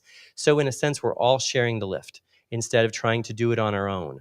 I can't do it myself, but if I have a team of 10 people around me and we're all taking a piece of a problem, we can get much further along. So the Black Butterfly Network that is launched has already seen a significant improvement in particular areas of that region of Baltimore. Then we also have information about places that are closer to us. Restore OKC in the Oklahoma City area has been working for about a decade, and they have They've taken buildings in Northeast Oklahoma City, the predominantly racially segregated part of Oklahoma City. They've helped businesses individually. They have bought buildings and renovated them. They've worked with the community on community gardening. You can see the statistics on how much food they've given away. They help directly by going into people's homes and providing direct improvement to their homes. So fixing pipes, fixing walls, doing renovations, restoring and replacing appliances that they've got. And they've had a significant positive impact in Northeast Oklahoma City.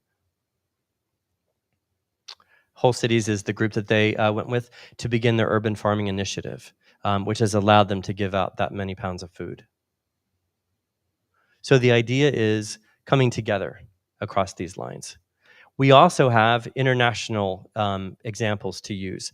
And I'm going to, if I can get the website to work for you all, I'm going to tell you a little bit about my friend Brevis Wolfgram. I actually got to meet him this summer, and we spent about a week together, and we've had 3 or 4 visits since then, including an interview on my podcast that I have for the Respect Diversity Foundation. Brevis Wolfgram is Maori. So a little bit about the Maori people in New Zealand. New Zealand is a country that, according to historical records, had no one on it until about the year 1200. The year 1200 is when a group, predominantly from Southeast Asia, they believe that the area that they came from is now known as Taiwan, made their way into the Pacific. They went down. They eventually started establishing lives on other islands, including what is now Hawaii. But this group of people lived with the land, learning how it's actually beautiful but pretty rough terrain. The soil is maybe about an inch thick almost everywhere, and you have to work with a volcanic island set. But they thrived in New Zealand from 1200 until about 1840. Anybody know what happened in 1840? That's correct, the arrival of the British. Based on the Crown's goal for James Cook to find and colonize all the islands in the healthiest growing regions of the world. The idea was to become a new economy and also to help the British spread out when they wanted to. So in 1840, the British, actually they had arrived a little bit earlier, but in 1840, the British government locally created what was called the Treaty of Waitangi. The Maori people called it Te Tiriti. This treaty was written by the Maori people in a land agreement and an understanding of how they would have a relationship with each other over time. The English version of that document, however, was the only one that was used in courts when there was a dispute. And of course, the courts were not Maori courts, they were British courts. So very similar to the idea of who gets to write the language and who gets to choose the arbiter. When there were disputes of a British colonist who was allowed to rent land, and then one day he simply doesn't let the Maori owner of this land back on his own property, you go to a court, the government always sided with the colonialist, always sided with the British person that was sitting on the land as the occupant, because the Maori people had believed prior that we share land and we work together. So if you're on it, I'm not going to disturb you and make you move from it. Well, they used that against the Maori people to basically take all of the land on all of the islands in the chain that make up New Zealand, which they call Aotearoa. So he's born and raised in this community during the middle of protests similar to some that we've seen here, related to land that was stolen, rights that were taken away, economic success that was stripped away from them through the courts and also through simple killing and land grabs. The Maori people, up until the 1980s, lived very similarly to Black Americans and American Indians in the United States, based on the rights that they had and the problems they dealt with just trying to have a sustainable life and achieve their well-being. Brevis Wolfgram, growing up in this and seeing the protests that eventually started changing government in New Zealand, including Maori representation in government. They're working on a broader representation and a broader amount of power, but at this point, they do have Maori representation in the government in all the areas that showcase the country. The phrase that Brevis Wolfgram creates and uses for everything is enduring gains and Maori prosperity. He has built a set of 5 companies that work directly with the government and also independently to create pathways for companies that are white-owned that are now majority culture owned to have government contracts in New Zealand requiring them to have Maori language understanding of the Treaty of Waitangi or Te Tiriti and how it impacted the Maori people, and culturally sufficient knowledge to work in meaningful, respectful ways with people from the Maori culture. Additionally, the government now, through his work, requires Maori representation at all levels of the corporation itself, including what we know as the C-suite, the executive level. So what he's doing is he's actually making it possible for people in communities all over New Zealand to not leave their community to go find work, to go find money, to go find access to a better life. They go from the marae, which is their community, to a business that is just down the road, and they're now representing the Maori people and helping make sure that company does right by the land and by the people that they belong to. So he's changing things for the Maori people. So what does this mean? Well-being at the individual level and well-being at the community level are important, and they're interconnected, and we know now they're related to how we're treated by the groups around us. It's beneficial, and it's achievable if we're working in the right direction for each other. What we need to be listening to each other.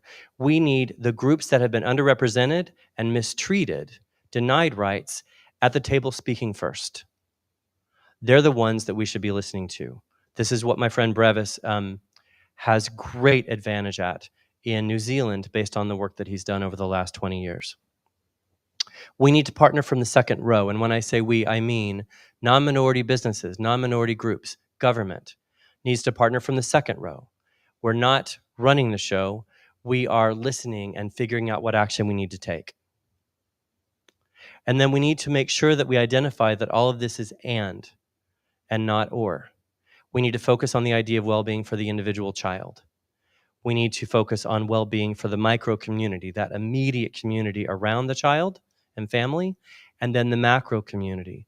So what's good for a 10-year-old boy living in Northeast Oklahoma City who is dealing with all the problems that I described based on simply the fact that he's Black needs to be seen as not just him, but everybody around him, from his family to his neighborhood to the city, and really to the entire state and country.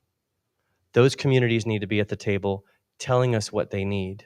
And we need to be listening and advocating for the change that are going to help them have well-being at the individual and the community level. Thank you.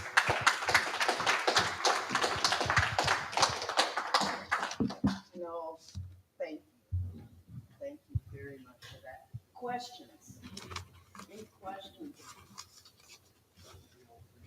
Sure. Thanks.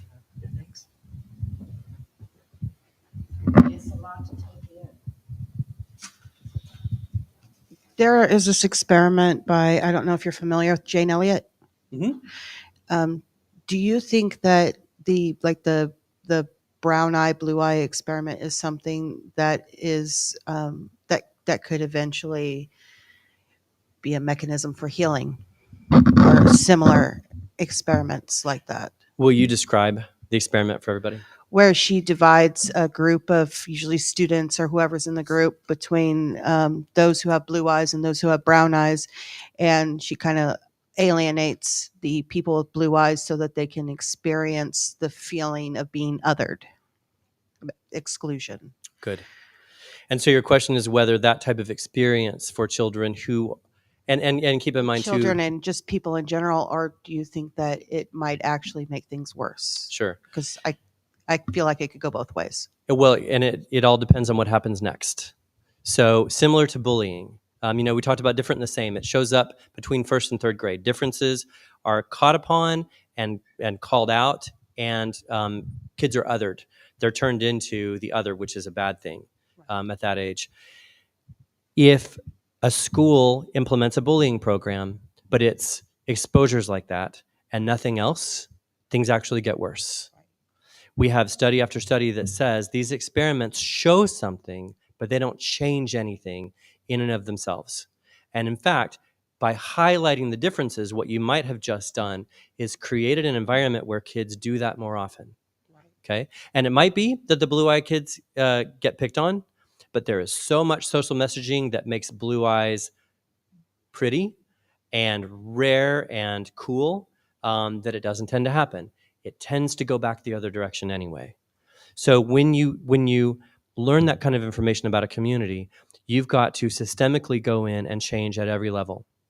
You've got to change the way teachers monitor social interactions with kids. You've got to change your expectations and the consequences for engaging in racist behavior or exclusionary behavior. And when you start to do that, kids get the idea. This positive pro-social behavior is allowed. This race-based or some other type of othering-based behavior is not allowed. And it goes down. And it's maintained over time through really good communication and monitoring. People have to know that that's an important part of the culture, because what you're doing is creating the cultural expectations. I hope that answered your question. I have to think about it. Yeah, it's not a yes or no. Does it help or does it hurt? I mean, It all matters what happens did after. originally kind of say, oh, well, I think it is beneficial for somebody to just experience how it feels. But then I'm like, we're still perpetuating that that sickness. At by the doing very that. least, nothing happens over time. The effect that it has on us diminishes until it really doesn't change. I believe Bob Marley said that the cure for racism was love and music.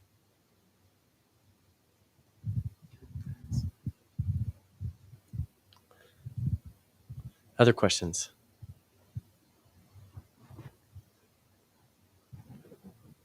Okay. Sure. Sure. I'm thinking about, the laws passed in the state. No, what is it? Thank you. No diversity. Okay. We don't Obesity talk laws. about Sure. equity. We don't, all of these are like the new evils.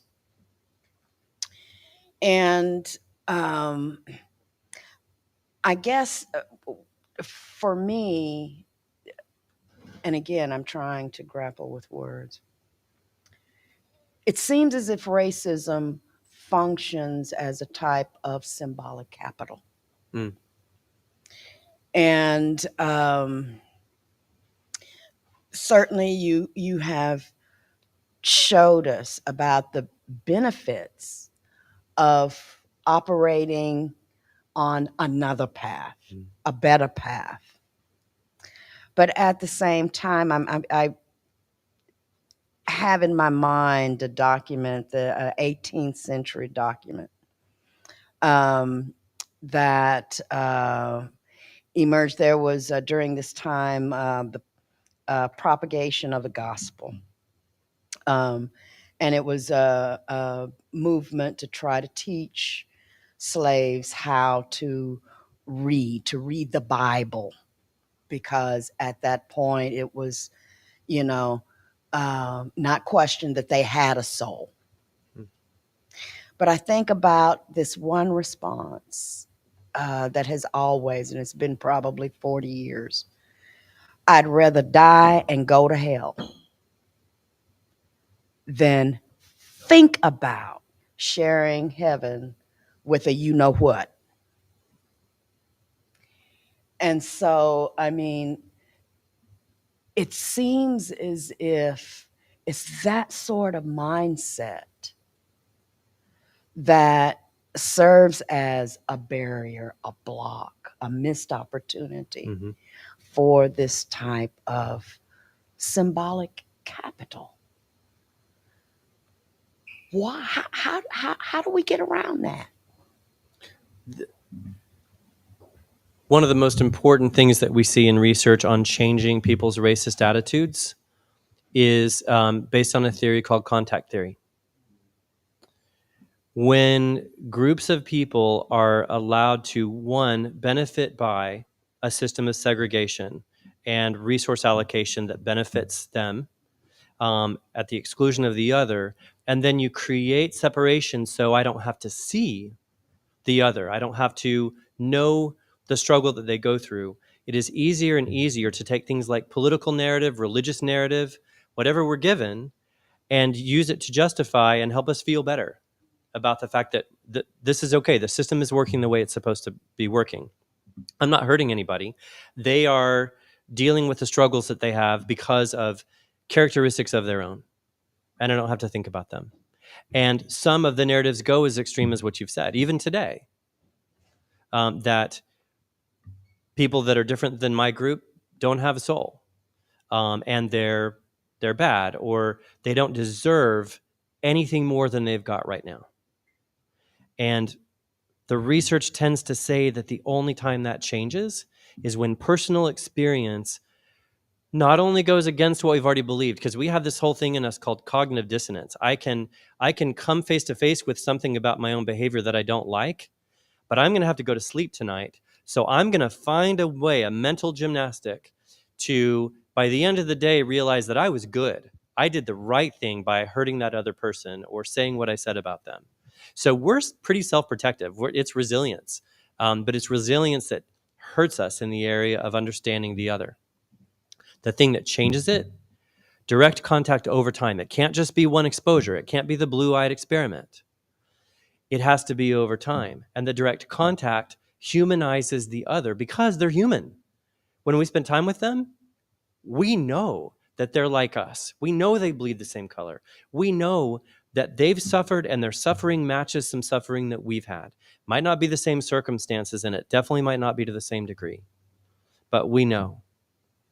And one of the best things that we can do, and it's why I believe in what the Respect Diversity Foundation does, is it creates contact over time. It's not just a single talk. It's not just a single event. The goal is repeated contact with the other who is different than us to help us see that. And then their story is my story.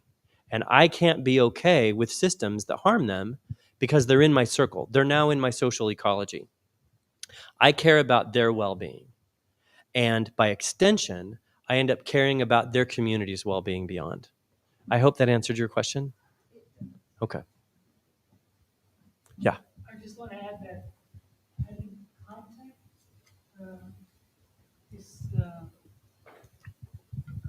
is not enough. Actually, you have to work with the other group towards a goal together. That's when you're less prejudiced against the other group, as long as like both groups, like mutually like working to achieve the same goal. So, okay, like here in the US, okay, so if the goal is to achieve equality, so we have to have like different groups working together. But, just like having contact can still potentially create discrimination. Like, if like you just categorize people by saying you are A and I'm B, that's good enough to basically like have a conflict, because people then like see themselves as like different from the other category, like she was saying. So I'm blue-eyed, they're brown-eyed, and I'll do anything to like be better than the other group when I'm being categorized. But if we work together, that's different. Just to throw something I saw in my mind, I'm thinking about a situation kind of like, like being an honorary white. If we were to go back to, let's say, in South Africa back in the day, as an American going over there, well, I could be an honorary white. So you're okay. You're not like the rest of those people. Mm-hmm. Yeah. So is that what you're kind of talking about? Well, yeah, I was trying to like say two things. I was trying to like add to Dr. Jacobs' like explanation of like when prejudice disappears. So he said like if you have contact with the other group, but I was trying to say that yes, that helps, but it is not enough. The two groups have to work together to accomplish a goal. Then that's when Group A and Group B do not have prejudice against each other.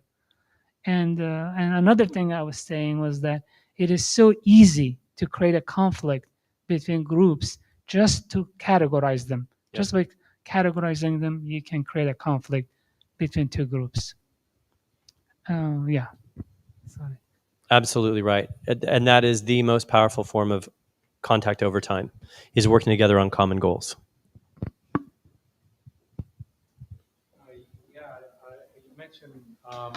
Just the divisiveness and the dehumanizing. I just have to reference the last 2 weeks what we've been hearing about Palestinians on the newspaper, and I think that needs to be called out, and we're living it. We're seeing it right now. Thank you for the presentation. I did write down the O'Brien reference, so I appreciated that. I liked the reference to Greenwood, so-called Black Wall Street. It was community. It was a vibrant community. It wasn't just Wall Street. It wasn't just financiers. That's residents of the other discussion, the other presentation earlier, but there were workers, there were businesses, there were entrepreneurs, there's a whole community, a self-contained community. And it's interesting that, here early in the history of the state that these Black communities had that. And I'd like to know, what is it specifically about that, and can we rekindle it? But I guess the question I have, I was struck with when you mentioned about the lack of consequences leaves us unchanged. I mean, it actually emboldens, when you don't have those consequences. So that's, how do we change that? How do we have these consequences once again, matter? And this goes all the way back to the discussion Chelsea did this morning about voting and democracy and things that we have. So that theme is common. So thank you very much for that.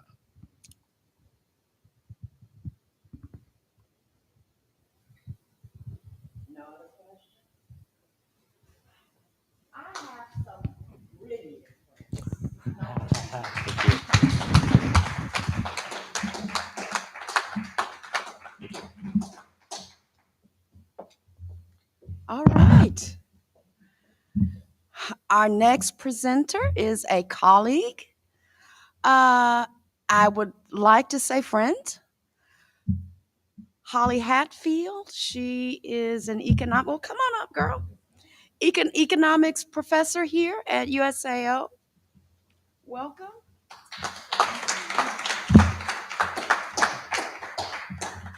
All right.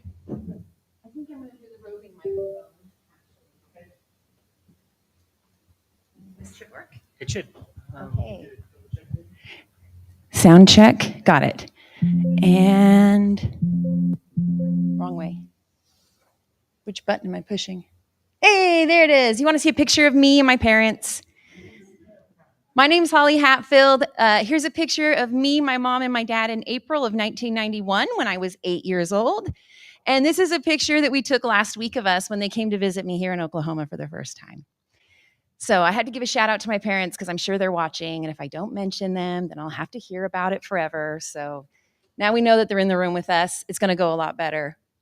Okay, I'm an economist, and that does mean that I do a lot of mathy things, and I do a lot of calculating and estimating how things happen in the economy. But my focus is actually not specifically on these things in terms of my expertise. So my expertise is on how small groups of people solve problems without using market transactions. How, for example, does a group of guys come together and form a bowling league where they provide emotional support to one another to get through the hard times in their lives or the good times in their lives, right?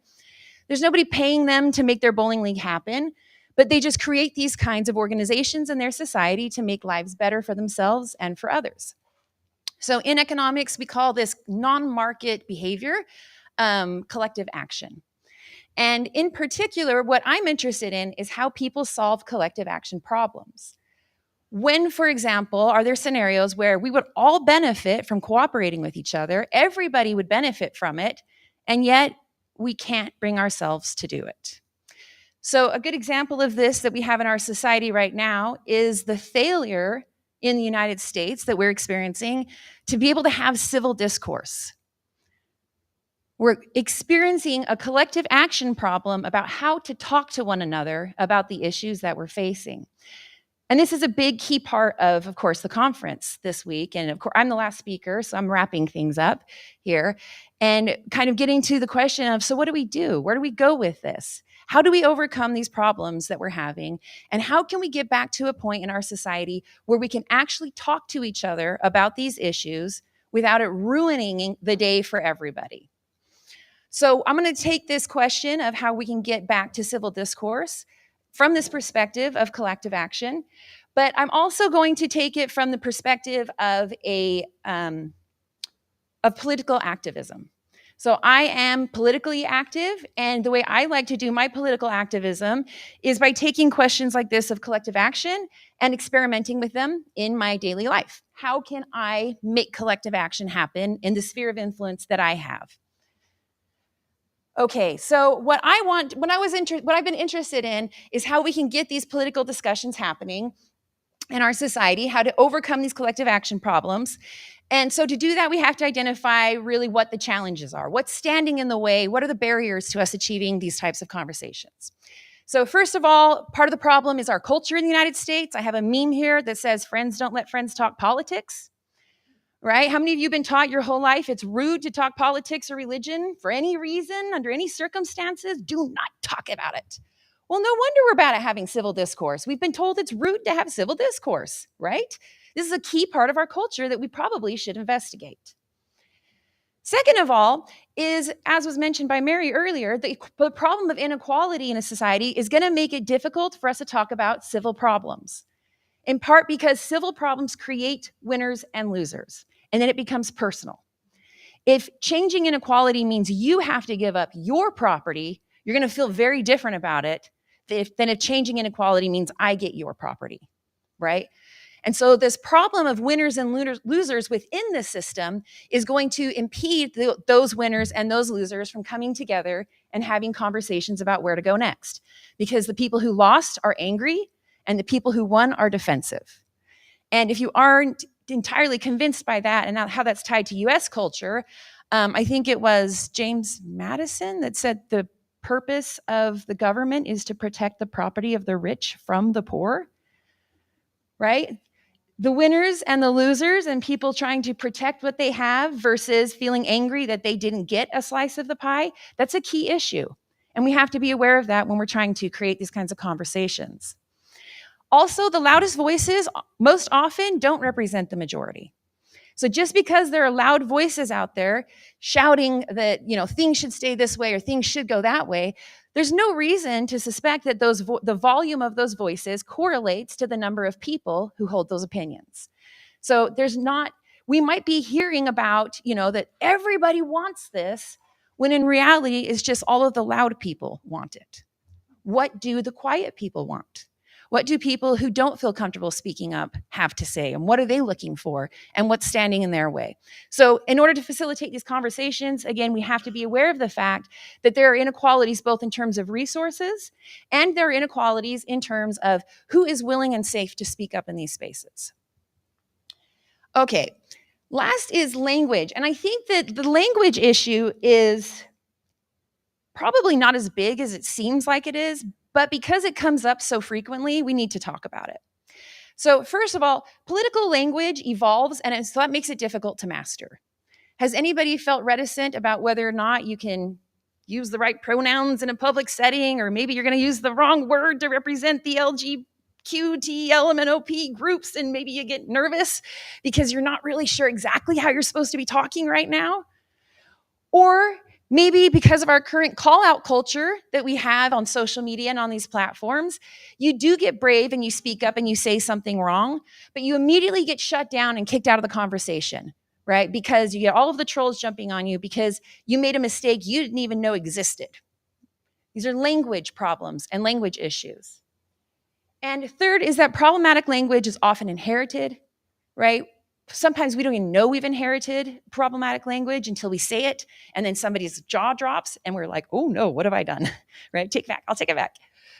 So in general, we got to figure out how to have discussions despite the fact that all of these impediments exist, that all of these challenges exist for us. And we can't just stick with, we don't talk about these things anymore, or we never have talked about these things, because not talking about them is destroying our democracy. Okay, so we have to have political conversations. It doesn't matter if it's hard.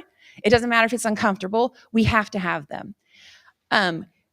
This is why we have the very first amendment to our Constitution was about us being able to talk about our political system without political retribution, or at least governmental retribution. We must have informed voters if we want our democracy to work. And we have to take into consideration that not all information is of equal value. So we need to be talking to people who have different ideas than us, people who come from different backgrounds than us, so that we are being exposed to a variety of ideas when we're going to choose how we elect our leaders and how we participate ourselves in our leadership. Third, democracy requires leader citizens. If we can't be leaders, if I can't be a leader, then I'm automatically out of the race for being, a full participant in my democracy. And so again, we have to have these conversations because we have to be training the leaders of tomorrow to be prepared to be talking about and handling these issues. And finally, my most favorite one is that new solutions can be found through dialogue. Often when we talk about conversations and dialogue, we talk in the language of compromise, right? Well, we're going to have to find a middle ground and we're going to have to compromise. But that's zero-sum thinking. Often just by having the conversation, new possibilities emerge and we don't have to make compromises. Everybody can win if we're willing to have good conversations. And when we have good conversations, they tend to be creative. They tend to create new things for us, new opportunities for us. Oh, wrong way. Okay, so I have a picture of Thanksgiving dinner here. We've all been to Thanksgiving and had somebody ruin it for us by saying the one thing that everybody else in the room wished they wouldn't say. And then it's awkward. And then we don't know how to respond. And then we don't know if we want to invite Uncle, Joe back over to Thanksgiving again next year because it might get awkward. So what I want to do with the rest of my time here is talk about how to lead civil political discourse and some of the experimentation that I've been doing with this in my own life. So we'll talk mostly about the importance of conversations and then about structuring conversations. And then the last two parts about conversations and healing and social healing and sustainability, we can maybe open it up to a little more discussion. Okay, so conversations, I've already kind of made a case that they're important for a lot of reasons, but I want to tell you a story about a conversation I had with my best friend Natalie in 2016. President Trump got elected. My family at home, we'd had like a whole party planned for the election, and we watched the Stephen Colbert show, and I don't know if y'all remember, halfway through, he's like, "This isn't funny," and he just walked off stage because Trump had won and everybody was so disappointed. And within a day or two, I was going to my best friend Natalie's house, and I went to her house every 2 weeks to hang out with her. And she and I have been friends for over a decade at this point. We met when we were both managers of a restaurant together, and we just developed a friendship through the hell that is managing restaurants in the United States. And I went to her house a few days after Trump got elected, and I kind of stormed in the door, and she was across the hallway from me, and I was like, "Natalie, can you believe it? These idiots elected this guy." And Natalie looked at me, and her jaw hit the floor, and she said, "You think I'm an idiot?" Oh, no, we hadn't talked politics. We'd never talked politics in our decade-long friendship. And I found out in that moment, she knows I'm an economist, that I'm all about social issues. She knows the type of stuff that I'm into, that I like to travel to Africa and try and help communities get water projects. She knows I'm a bleeding heart hippie. How come I didn't know that she loved Trump? So we sat there really awkwardly for a couple of seconds, and we tried to carry on the conversation, but we couldn't because we both desperately hated each other in that moment. I was like, "I need to get away from you." And she's like, "You need to get out of my house. Like, my children live here." And so I was like, what I'm going to do is I'm going to go home. We're not going to talk to each other. I'll come back in 2 weeks from now like we normally do, and we'll see how it is. And so we spent 2 weeks kind of thinking about how we were going to handle this, And I thought about it, and I thought about it, and I was like, dang it, Natalie, man, I know of her friends. I know her family. I go to her family functions. My family helps her when her car breaks down. Her high school friends come and help me pick up my kids from school when I'm running late. Like, we're really a part of each other's tribes. And I love her, and I respect her, and I admire how she raises her family, and I admire her friends. Am I going to let this election ruin a decade-long friendship? And 2 weeks came by, and I was like, I really hope she'll take me back because I can't let her go. I love her too much. Like, she's too awesome. So I went to her house, and I was like, Natalie, I hope you can take me back and be my friend, even though I don't vote like you do. And she was like, I'm so glad you said that because I was so scared we wouldn't be friends. And we sat down, and it took us about 4 months of meeting every 2 weeks, but we would sit down and we would talk about the issues. So she'd pull up something on Twitter and be like, can you believe this? And I'd be like, I don't know what that is. And, we'd trace it back and be like, where did this come from? Or I'd come in and say, oh, well, at school we're talking about this, this, and that, and it's so stupid. And she's like, yeah, I'll bet all the guys on the ivory tower are talking about that. Like, none of them ever worked a job outside of academia. They don't know. Right? So we were kind of getting this exposure to one another. We realized we'd both been pushed into these echo chambers through our social media. And because we weren't talking politics to each other, we didn't even realize it was happening. So as she and I began talking through these issues, both of us began using social media a lot less, right? And we suddenly had kind of more of an open opinion when our friends were saying things of like, wait a minute, don't call Trumpers idiots. That's rude. I have a friend who loves Donald Trump, and she's actually quite smart. And here's where, things went with me and her. The number one conclusion that we got to from this is a difference in our beliefs about how the world works. Natalie believes, based on evidence, that it is impossible to save everybody. Therefore, we should focus on local community, the people that we know in our neighborhoods, and what happens in Africa isn't my problem. She's not wrong. That's sound logic. We have never saved everybody. So she's basing this on actual empirical fact. We've never done that before. She is correct. And if you can't save people on the other side of the planet, it does make more sense to just focus local. However, I believe that we can save everybody. We just haven't done it yet. And we've made a lot of progress. And we've come a long way compared to where we used to be. And so I think we should try. And because I think we should try, and she thinks we should focus locally, we arrive at completely different conclusions about how we should run the world.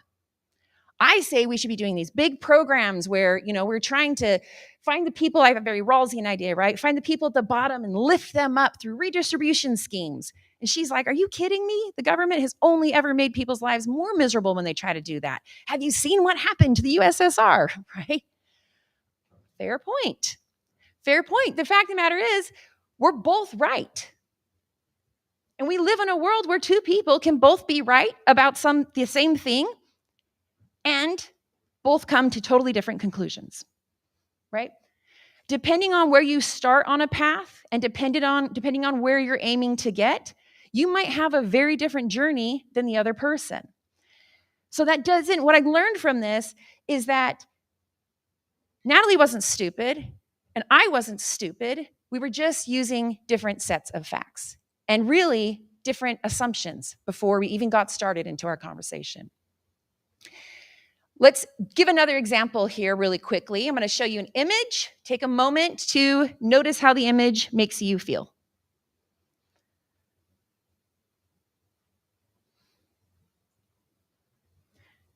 So this is a picture of Representative Alexandria Ocasio-Cortez. She's a Democrat from New York in the House of Representatives.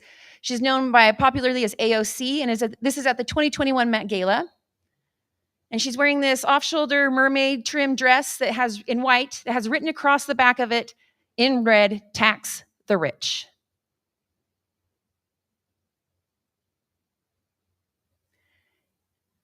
Most people from and in the United States have a strong reaction to this. They have a strong reaction either in the sense of being like, "You go, girl," or they have a strong reaction in the sense of, "Who do you think you are sending that message at that event in that way?" I want to take a minute, though, and just focus on the message, not the messenger.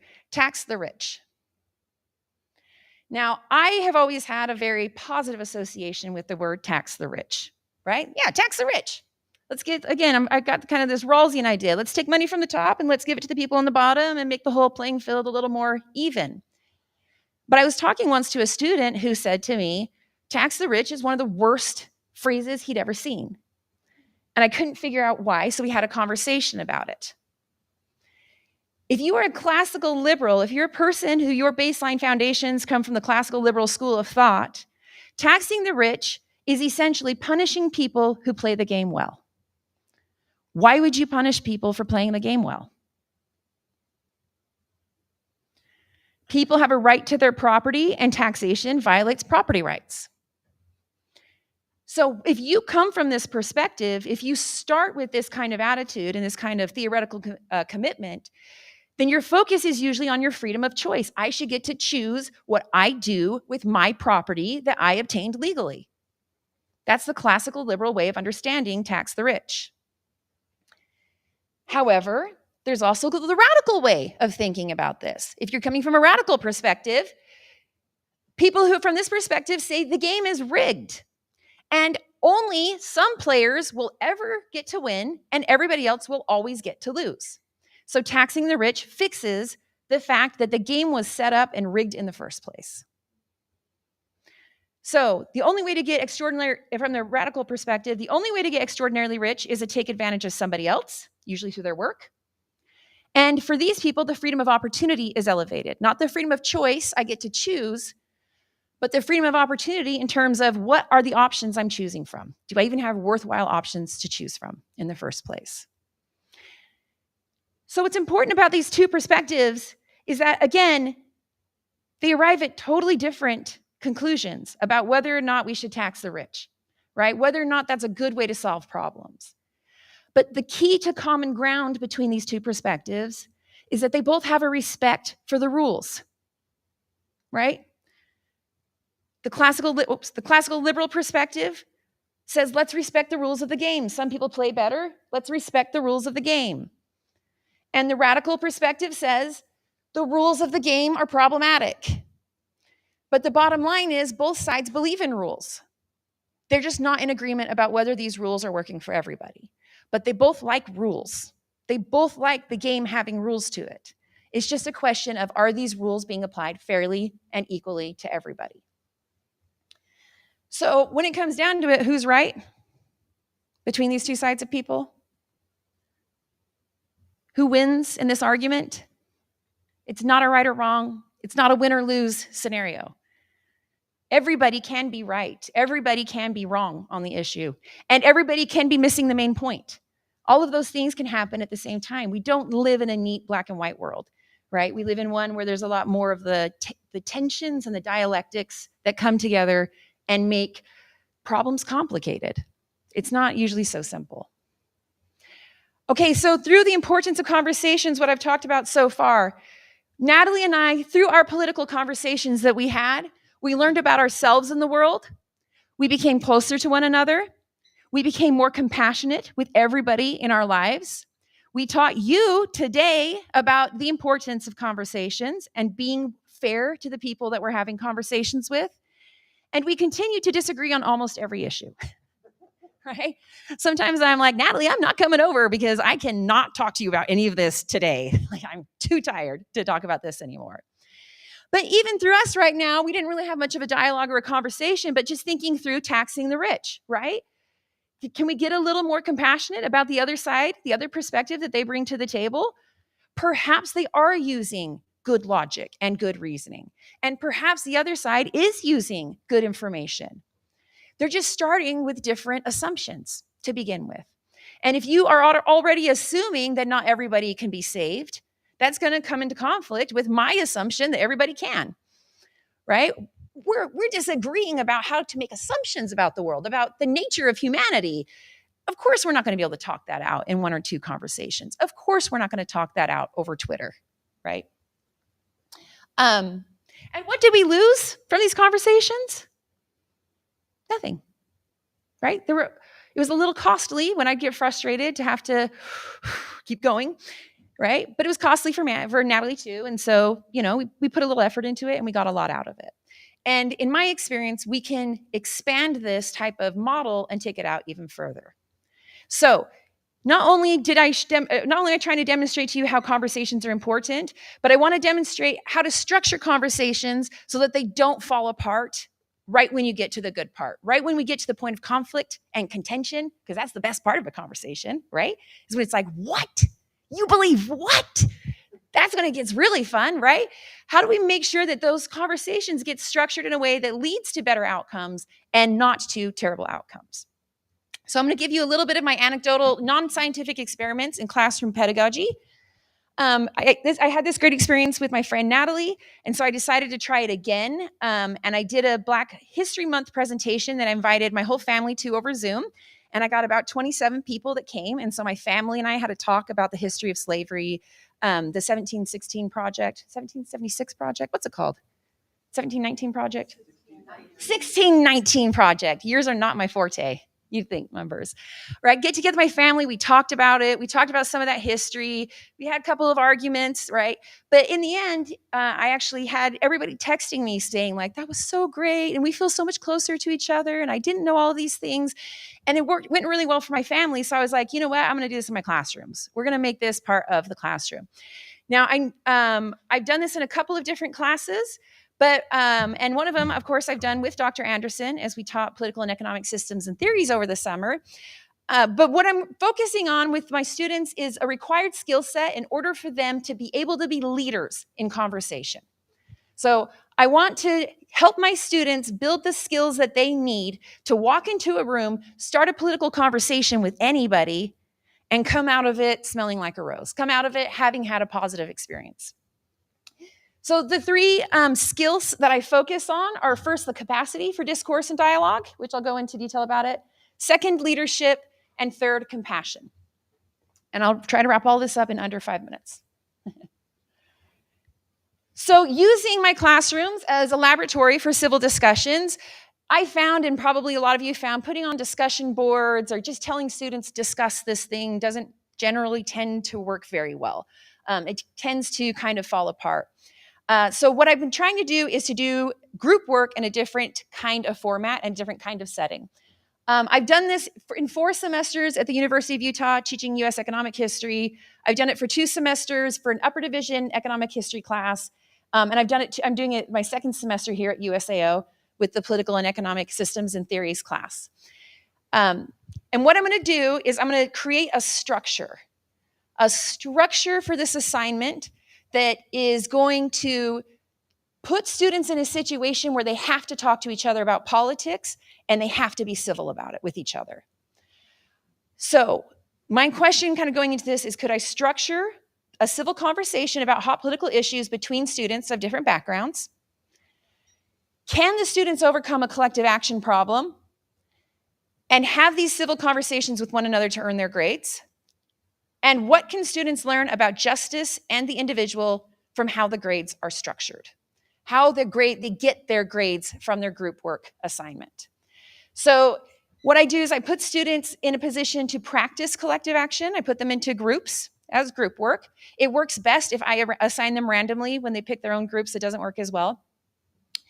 And then they have to, in their groups, have political conversations. So the work that I actually assign them to do is to have a conversation about current politics. So I'll say something like, okay, was the election stolen? Talk amongst yourselves, right? But I don't just throw them out to the wolves like that. We structure it a little bit. We get to know each other. We get to know our different perspectives. Give them some time to get to know the issues a little bit. Present the different sides of the issues a little bit for them. And when they come together to talk about these current political issues, I found when I first started doing it, they were still kind of awkward. They had a hard time doing it. And so I said, instead of you just, talking about it and reporting it to me, I want you to record your conversation. I want you to talk to each other about politics, and I want you to record your conversation and submit that to me as a podcast episode. So now they not only have to talk politics with each other, they have to create a recording of it. Okay. So can the students fill the air for 20 to 30 minutes talking to one another about political issues without a teacher in the room? I'm not supervising them. They got to do it without me. And what can I do to help them structure this group project so that they maximize the quality of their air time and have a positive experience? I've gone through several iterations of this. I've added and taken out a couple of things as the time goes on. But really what it comes down to is giving students the opportunity to just try to have a conversation and just try to be nice to each other. And it works remarkably. In fact, it works so well that now instead of just having students talk to themselves, I'll come back to this. Instead of just having the students talk to themselves, the first step of the assignment is they have to go and find somebody in their life and teach them what we're learning in class, and then come back from the podcast, come back from that, and in their podcast, talk to each other about how it went to teach somebody out in the public about the political issues we're learning about. Okay, so now what I've done is I've set my poor undergrad students out into the wilderness, all by themselves, to go talk politics with anybody they want. I have students that walk up to random people at golf courses and say, hey, what do you think about what's happening in Russia and Ukraine? And I have people who sit down with their grandparents and say, tell me all about your life. Tell me about the Cold War. What was it really like? Was it really scary? But they go out and they talk to their people in their community about these political histories, these political stories. Then they come back as students and talk about how their experiences went.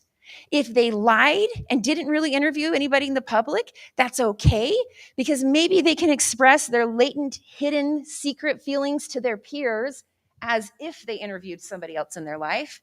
So that gives them an escape route for being like, I don't think this is good, but my uncle does, right? And then their peers can be like, really? Wow, I haven't heard that before, but let's look at all the evidence, right? The conversation is recorded and submitted to an authority figure. And so they have to be polite with each other to get their grade. How do you think it goes? How does it go with these students? One of the biggest things that they love about it, and I have about, I'd say 89% approval on these assignments, these podcast assignments. One of the things that they love about it is that they never get to be in structured conversations with people. Most of our conversations that young people are in today are completely unstructured. When is this conversation going to end? What is our shared objective in this conversation? If conflict arises, how are we going to respond to it? To a lot of our young people, conversation means shouting out to the wilderness of the internet and hoping that hearts come back your way. And that's the definition of a conversation for a lot of people. Instead, I've told them you're going to sit for 30 minutes. You're going to prepare by talking to somebody in your life. You're going to prepare by having read your homework and coming to class. You know these peers, these colleagues of yours. You're just going to talk through what we learned in class together. By the way, they can't cheat with ChatGPT if I have them record a conversation, right? There's no writing involved in this. It's all just conversation being recorded. And they record their conversations on their phones. What I found is that giving them structure has Goldilocks features. You can overstructure it. You can understructure it. We want structure to be somewhere right in the middle. And the way that I basically get the Goldilocks level of this structure put together is, I'm not going to show you the video I would have otherwise. Oh, look, yes, you can skip through all kinds of things. Is I focus on the way that, I'm not going to go into this. I focus on the way that beavers build their dams. So using an example from nature, beavers don't go and scoop up a whole bunch of water and put it into a pile and like hope it's perfect and then go scoop up more water and put it in a pile. That's not what they're doing. And beavers don't go to the fish and say, hey, come sit in this pond I created with my dam. They don't do any of that.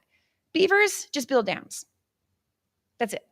They bite wood, they stack it on top of mud, and they go and do that some more. They bite some more wood, they stack it on top of some mud. But in the process of them building this structure, it pools water. The pooled water creates new ecosystems. New animals can move into the ecosystem that didn't exist there before. And beaver dams create fire breaks for any time that there are wildfires because they have so much moisture and they cool the temperatures down so much. Animals can go and hide in the spaces that beaver dams create while wildfires just go right over the top of them. And then they can come out and be safe again. So what I try to do is I'm not trying to structure these assignments where I'm like, then you're going to talk about this. Then you're going to talk about that. You have 5 minutes and 5 points that go into this issue and this issue. We don't want to overstructure these types of assignments and conversations for people. But the key point of the structure is making sure that everybody feels like they can say what they're going to say and they're going to be heard. They don't have to be agreed with, but they're going to be heard. So in general, with students, I help them just discuss what constitutes a civil conversation. I try to model that for them. I try to start class off by modeling, for example, how to hear somebody say something I don't like and how I respond to that. Well, that's interesting. I haven't heard that before. Tell me more about it. Right? Like let's go right back. Let's go deeper into this if that's where we're going to. But in the end, just kind of to wrap it all up, I didn't get into a lot of the details. I could always go into more details. In the end, the idea is to send students out into the world to talk to people about politics, bring their experiences back in, process it with their peers, process it with me. And as an academic, if I have 40 students that are in groups of 5, I only have to grade 8 podcasts. So it's fast for grading. I set up a survey for them to report on each other, on how the group work went. But the bottom line is that I have minimal grading because they're teaching each other. They're teaching each other through these conversations. And in them doing that, I don't have to grade everybody, every single assignment one by one. I can let them take that on and then just give them grades as a group. And that gives me more time and more freedom and more space to focus on other parts of teaching. Okay, so that's all I'll start with from here. Any questions at this point? I'll give this.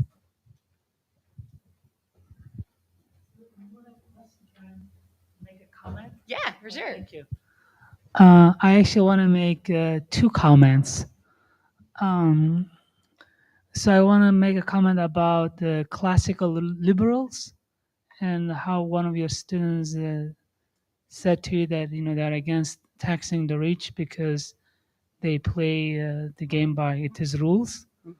So when you say something like that, then whoever is saying it, they ignore historical facts. So one historical fact is that when the slavery has ended, the U.S. government created Freedmen Bureau, and one of the purposes, of the bureau was to basically help these new free people how to stand on their feet, right? Mm-hmm. And one of the promises that the government made to them was that they were going to be given 40 acres of land and a mule, right? So Civil War ended at 1868, right? Mm-hmm. And did the government do that? No, they never gave them 40 acres of land. But what they did instead in 1862, they passed an act called Homestead Act and told people that if you move to the west, you're going to get 51 acres of land, I think, right? It was 51 acres of land. But okay, my math, with acres is not that good, but I kind of put that in a better perspective for you. That's as large as, I think it was 60 acres of land. That's as large as 51 football fields. So let's say you lived in Virginia and you're willing to move to Oregon, and the government is going to give you 51 football fields of land, and you don't have to pay for it. So you don't really, everybody, now, when you buy land, you pay for it. But a lot of people, a lot of people's grandfathers, got that land for free, right? And they did move, but they did move to the west, whoever wanted to get that land. And some people who also wanted to do that, like African Americans, applied for it. They were not given. Chinese people who are living here, Chinese American, are not giving. Mexican who used to live in Arizona, New Mexico, or Oregon, because all of that used to be, Mexico land, they were not given that land either. So when we say we are going to try to save people, so we cannot save everybody, but from the beginning the game is rigged, right? Because everybody wants to get a piece of that Homestead Act land, but not everybody can get it. So fast forward 1947, the U.S. government passes another act, Housing Act, and so if basically everybody who wants to become a home ownership could apply for that, housing grants, and the government will give you loans that you don't have to pay for, or maybe did it very easy, to pay those loans back. So when white Americans applied for that loan, they got it, but when black people and Latino people applied for it, they couldn't get it. And so now when you go like walk around, drive around, you see like a beautiful house with like green lawns. You say, oh, these people are so successful, right? Like they like worked so hard. They are distant people. And then when you drive, you go to like another place in town when they live like in apartment complex, like round down project. You say, oh, these people, they don't work very hard. They are, very lazy. But but that's not the reality, because the people who got that beautiful house, they got help from the government. And the people who live on those like rundown apartment buildings, they never got any help from the government. So that's why I don't sorry, I don't agree No, with I think classical liberal theory. that's one of the biggest arguments against classical liberalism, is that it's very ahistorical. And so it tends to look at right now as if the present is in a vacuum, right? It just, things are just what they are. We don't have history. And so we can just start from where we're at and everything will work out. So that's definitely one of the main critiques of classical liberalism. And I love how you went into so much detail about it, because so much of that is relevant to being in Oklahoma right now too, where we're at. Yes. Okay, since taxation and numbers and all that are my field, I do want to set the record straight. We're not all playing by the same rules. Therein lies the problem. That's the founding assumption that is just wrong. I mean, rich people can buy politicians and buy legislation, and they lobby. I mean, there are like 67 lobbyists in Washington for every single congressperson. So, I mean, do they have a voice? Oh man, they do. But do I have a voice? Not at all. The other thing is, they really actively cheat. Not only do they get all of the laws made and all the loopholes put in to advantage them, but then they hide money in these foreign accounts. And it is billions, trillions of dollars that they never pay taxes on at all. And to say that they should be able to keep what they earn, that would just ignore the fact they live in this country.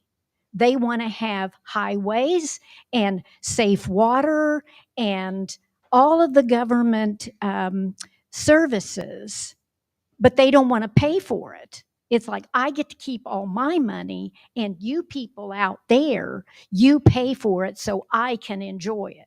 So therein lies the problem for me. Do you find having conversations with people, though, that they try to bring up those arguments? Actually, the group I'm around most of the time are artsy people and literary people. So no, we're not talking about that. Well, I mean, I'm kind of encouraging, I think, that we do try to have these conversations more. And having them doesn't have to look like, I have kind of on one of my slides here, we don't have to try to have our first conversation be like, let's heal racism. Like, that's not going to happen in the first conversation, right? It's going to take more than one conversation to do these types of things.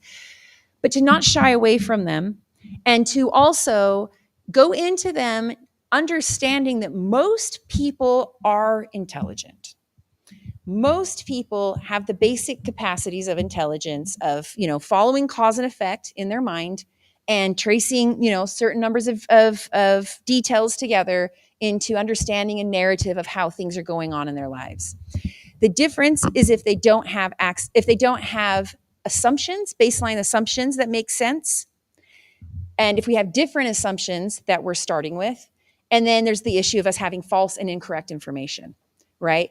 But to try and correct the information without addressing or getting to these baseline assumptions is usually a waste of time, right? If you're trying to talk to somebody about how corrupt the system is, but they are completely convinced it's not corrupt, then that conversation is not going to go a lot of places. It's more important to find the common ground of something's wrong here, right? Can we all tell something's wrong here? Yeah, okay. If we can all agree something's wrong here, now we can get to the details. But we've got to get to that agreement first that something is wrong here. And I have found that it's really effective with students to have them talk to one another and talk to people in their lives to try and open that up. I completely agree with the need for civil discussion. I also think that it's important to acknowledge that the ability to have these discourses civilly does also come from a point of privilege, Mhm. because I think that a lot of it is very dependent on your risk and how it affects you. Mhm. Whereas, like, we can sit in this room and we could discuss anything really, and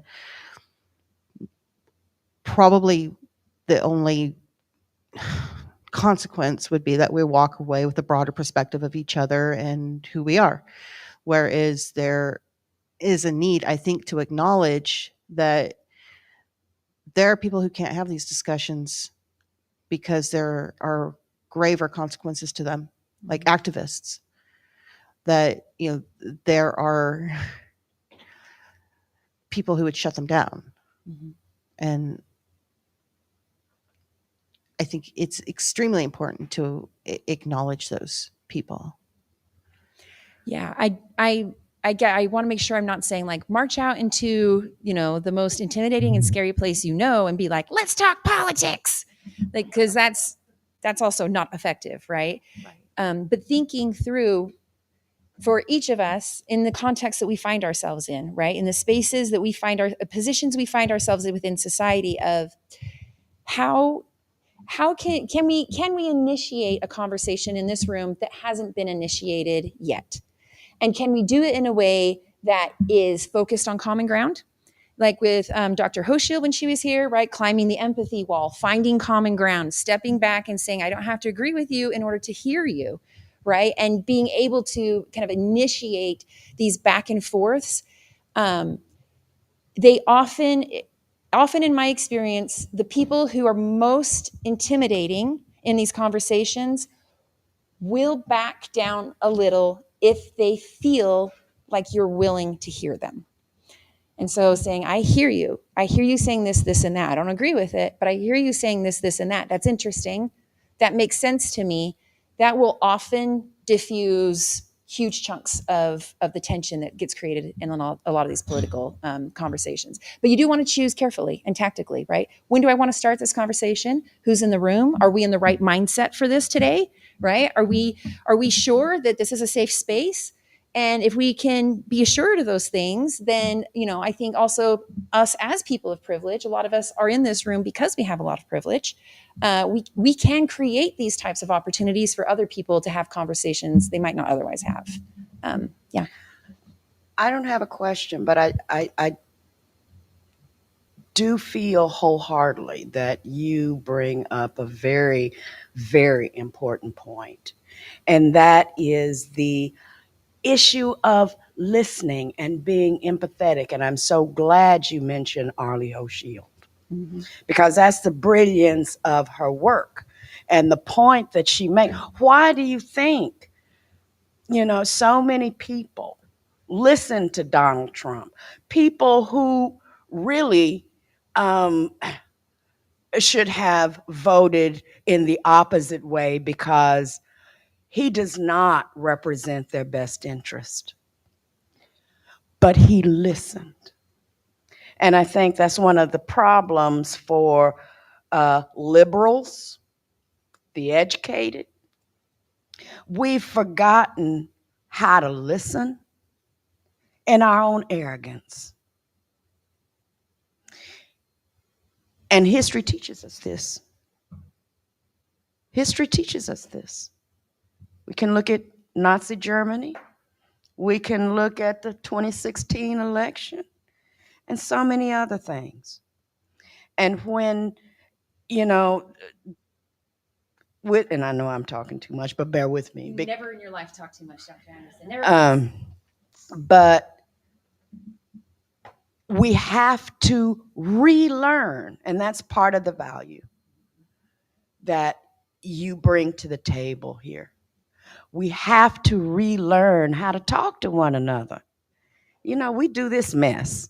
Or, you know, someone, well, it's on Twitter. I'm like, okay, what the heck is, you know, I mean, yeah, I'm, you know, call me a dinosaur.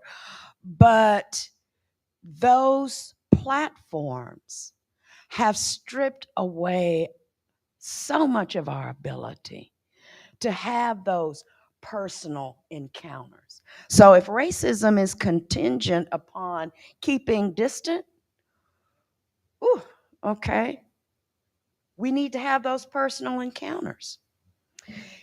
If we encounter students in the classroom who their main social outlet is to get on the computer or the cell phone or whatever it is, then that sort of lesson to us old folks is like, what?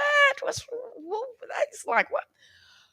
But those are the current needs in our society because we've forgotten how to talk to one another. And we are so arrogant as educated people that we won't acknowledge it. So my grandmother used to say this, and then I'll shut up. And I think I said it the beginning day. When you have a lot of people who are hollering, and it may not make any sense to you, you may not agree with what they're saying, they may not even really know why they're hollering, but you better pay attention because what impacts them eventually will come around and might bite you in the, I won't say what she said, but on that backside. And it already has. So. Holly, any more questions, anybody?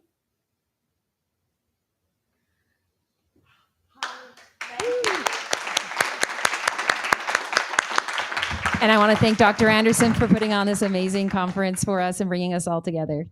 The thanks goes to you. I mean, what we have done, and we, not me, we, because I couldn't have done any of this without you. I want to say, I'm looking at Bill, without your money, honey, without the support of very dear friends, and especially through the trying times that I've had. We need to perpetuate this because it's been amazing to me. It's just like today, we're talking about equality, yada, yada, but within your own individual ways. The themes, we're saying the same thing. Storytelling. Arlie Hosher, for storytelling. We're too alienated from each other. What harm does that do? It is, we have to learn from history because we don't have to reinvent the wheel. But we need to spread. We've put a pebble in the pond. We need to keep throwing that pebble into the pond. So please, don't let the conversations die today. Because I think if we do, I think all of us will be bitten in the ass. So, thank you. I did say.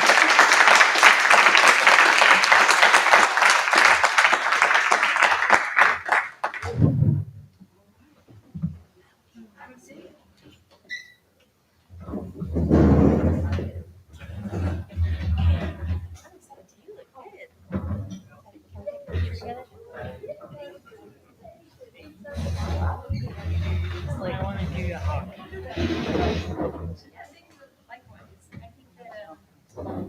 Inequality is the defining feature here on the side of all time. So I figured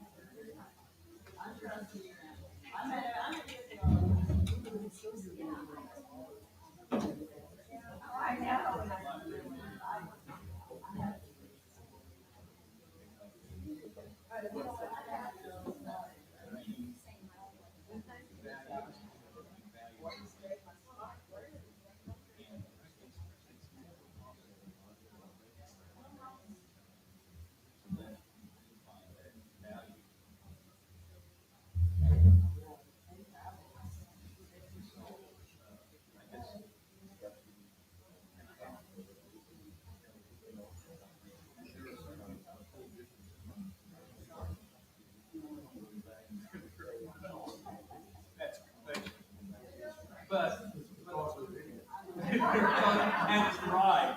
And they are.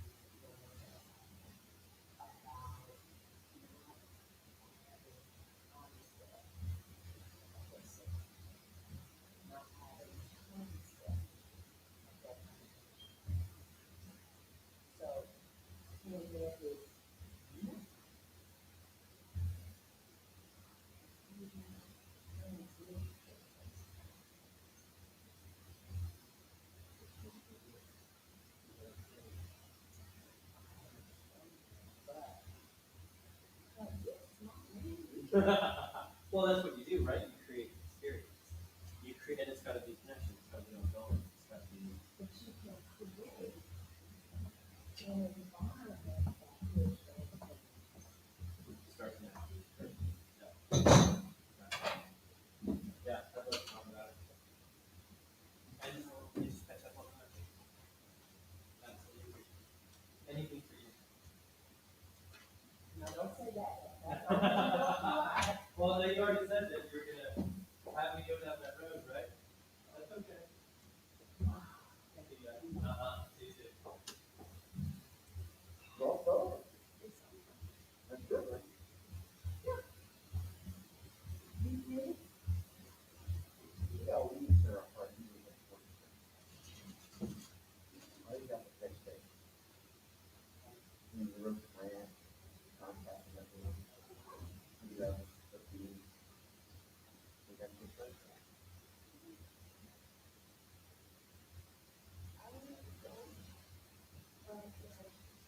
Well, it's just, I mean, I'm proud of the collective. You know, the collective. Want to make sure I have my phone. Deal with no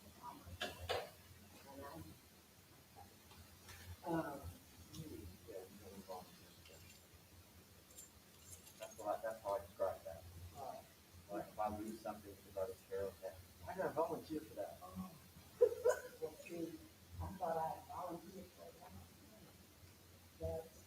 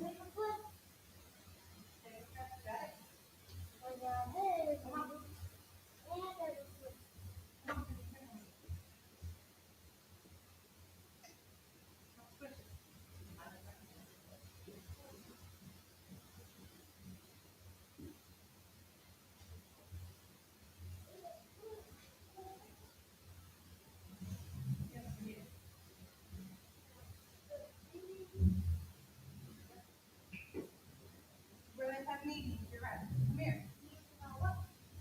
Everything in the world, about 10%. You never know what they're going to be using